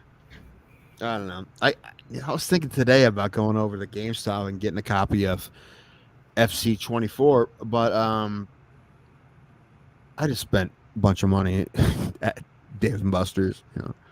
I'm definitely getting one of those retro gaming sticks because they got like 10,000. They do, but I heard all the reviews are like they're glitchy as fuck, man. Oh, really? I feel like your best bet is to get one like a Genesis Mini. Those are good. I really want one that has the Twisted Metal library. That would be fun. Well, they have PlayStation Minis too, and they probably have those. Just check them out. They're like $50, and they have all those games built in. But yeah, everything I hear about the sticks is that they're fucking garbage. Oh, really? Yeah, look at the reviews. They're all. Are you talking about one of those fucking things you plug into your computer? No, it's like a TV. You put it into the HDMI. Oh. Yeah, and they give you a controller, and it's garbage. Yeah, everything I heard is that, like half of them work. The controller's garbage. See, I hadn't read the reviews, but I'm glad you told me that before I showed. PlayStation Mini's $100 on Amazon. 100? Wow. I mean, the Sega Mini, like all Nintendo, all those. There's many for all of them. They all have like 50, 60 games at least. The one that I saw advertised on Instagram, it's got like a library of like 10,000 games. Yeah, but they all. I mean, listen. If half of them work, that's still a lot. And if they work sometimes for what the price is, it might be okay. But I feel like it'd just be frustrating. I feel like you're better off just getting. I don't know. Pick a couple games you want to play and get that system. You know. At least I have a Genesis. I got a Genesis Mini for my nieces, and I'm about to commandeer it because I don't play it. Same thing with my niece now. She got a PS5. She has two Switches, and actually, she already told me I could have her Switch Lite. I think I would have taken. Yeah, Switch Lite. She has another Switch. When I had a Switch, that was I wanted the Switch. They're actually coming out with a new one soon, which is kind of cool. But yeah, we got her a Switch Lite for Christmas, and then with her own money, she bought a normal Switch. So nice. And then, but she has a Switch. She was trying to sell me the Switch Lite for a while, but now she has a PS5. She's like, "You can just have it." I'm like, "Well, all right."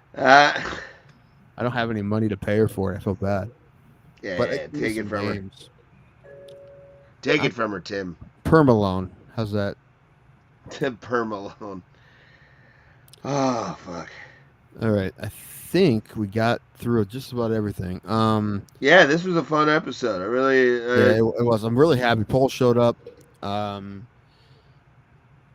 Let's do real quick.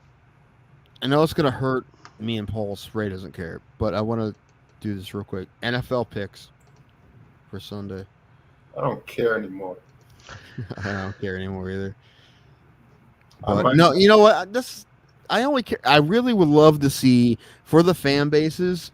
I'm really pulling for the Lions and Bills, like that. That's what I want. Honestly, if I had to, I know we're at the final 8, but if I had to give a prediction, I believe Buffalo versus San Fran is going to be the Super Bowl, and I think the Buffalo Bills are going to win the 2024 Super Bowl. That'd be great. However, man, Baltimore's so fucking good. I'm going to say Baltimore. San Francisco is my guess. However, I want Buffalo, Detroit, because that would be such number one for the Lake Erie teams and the Rust Belt teams. That's such a big deal, you know. Like You know what, man? How far has Detroit come? Like, you remember a few years back, maybe a decade ago, they went 0-16. So if they make it to a Super Bowl, Cleveland did it more recently, but yeah. Yeah, that's the thing about this year. Me being bummed about the playoffs. I remember not that long ago, they won 4 games in 3 years. You know, they had 3 wins, 1 win, 0 wins, and it was rough. They only had 11 wins. You know, it's good. But yeah, dude, I just think a Detroit Buffalo Super Bowl would be fucking sweet. Not for ratings, but that's just big. And I don't even care who wins. It's just 2 fan bases that deserve it, and that would be such a fun Super Bowl. So that's what I'm going for. And part of me wouldn't be too pissed if Baker Mayfield got one because I never wanted to get rid of him. So I told you so moment. Thomas too. Yeah, I don't know. Baker's impressed me with how he's turned that Tampa Bay offense or team around. If Delmar Hamlin didn't come back from dying, then he would win I think he'd win Comeback Player of the Year. Either him or Flacco. That's Flacco, dude. One or the other, man. But I Flacco for sure. Yeah, but Flacco only played 5 games. You know, so Mayfield played the whole season. He was the most impactful player on that team, dude. I don't know if that's true. I would, and listen, I went wacko for Flacco, although maybe I'm a little pissed at him for throwing fucking back-to-back pick sixes, but Myles Garrett will be the runner-up in the Defensive Player of the Year. What? Myles Garrett. He'll be backup to runner-up. Yes. Yes, Michael Parsons. You know what? The thing about those two and Watt are all so fucking neck and neck. But as a Browns fan, I'll be pissed. Parsons, they should reward him. He should have won it last year. They gave it to Joey Bosa. But Parsons should have won. That was last year, not this. Listen, he had a great season. I haven't watched every Cowboys game, but I watched every Browns game, and I know that when you watch Garrett, even when he doesn't have the numbers, he impacts the game so much because they're double teaming him and they're holding him and they're doing all kinds of shit. So like he's, you know, I'm sure that's probably true with Parsons as well, but and Watt a little bit. However, I remember when they played the Browns, dude, that what's his name, Jones from Ohio State, that big red tackle fucking owned him the whole game. He looked great. Bro, tomorrow I should weigh in under 210. Good job, buddy. I'm 100 pounds heavier than you, but it's better than it's been. Yeah, we need to get you walking or something. What'd you say? Hooking? Walking or something. You said hooking. That makes you lose weight. No, well. On the hips. Get it workout. Yeah. I'm telling you, man, Hello Fresh. They will meal prep for you. They don't sponsor us yet, so fuck them. Yeah. Till we get our boxes. Give me a donation of however much. It's too expensive. I'm saying it's too expensive. If it wasn't, it'd be different. You know, I would do that. I would do a meal plan thing. Absolutely, because I don't like to cook either. So I would absolutely 100% do that shit. It's just, it's so expensive. It's ridiculous. A lot of salad, and I have a Chipotle bowl I'm about to eat. So. Yep, I think it's time we all go. I got a long ass drive tomorrow. Tim's got food to eat. Pulse has got a movie to watch. A movie to watch. Yes. And we will see you guys Tuesday with Smiling Sam Alvey. Saturday, we will be back here for the live. Sorry, I was just going to say, I shouldn't have interrupted you. I apologize. Okay. I was just going to say that, Pulse, I don't want your whole synopsis until we do the show, but I want like a 1 sentence from you when you finish that movie on Discord. Yeah. Go to our Discord, by the way. Basically, if you liked it or not. It's in the comments section. Make sure to do this for us as well, which is give us a like, share, and subscribe. We will be back here, like I said, Tuesday, or we will be back here Saturday. What up? No, I was saying, you said you were going to do Saturday. Oh, yes. I'm doing Saturday, That's 8 episode o'clock. what? Episode what? 269. 8. I was hoping it was 69. Damn it. Tuesday. Double the niceness. Tuesday will be double nice with Sam Alvey. Double nice. Ooh, double nice with Sam Alvey. I think that should be the name of the episode. That's fine. But it's we're doing the live fight reaction for 297. I'll be around 8 o'clock, and possibly Tim will be joining us. Pulse, if he wants to join in, I don't know what I'm doing Saturday. Absolutely be welcome. Oh, tomorrow, I think Sonosi will be there and Jay Smooth. I'm going to preview the pay-per-view card, so tune in to my channel if y'all want to check it out. I think we're going live. Absolutely. Oh, wait. What time? 5 Central. Send me a link. Okay. Oh, to join? Yeah. Okay, absolutely. Unless you don't want me. No, of course. And we appreciate the chat as well. Thank you guys for being here. I don't know if I'm doing anything tomorrow. That may change, but especially if the weather's crappy. And as always, folks, we will see you at the Kumite, fam. Dude, y'all see that Portland Trail Blazer who can't play tonight because his roads are too icy? That's great. That's great, dude. Fucking NBA player called in a snow day. That's hilarious.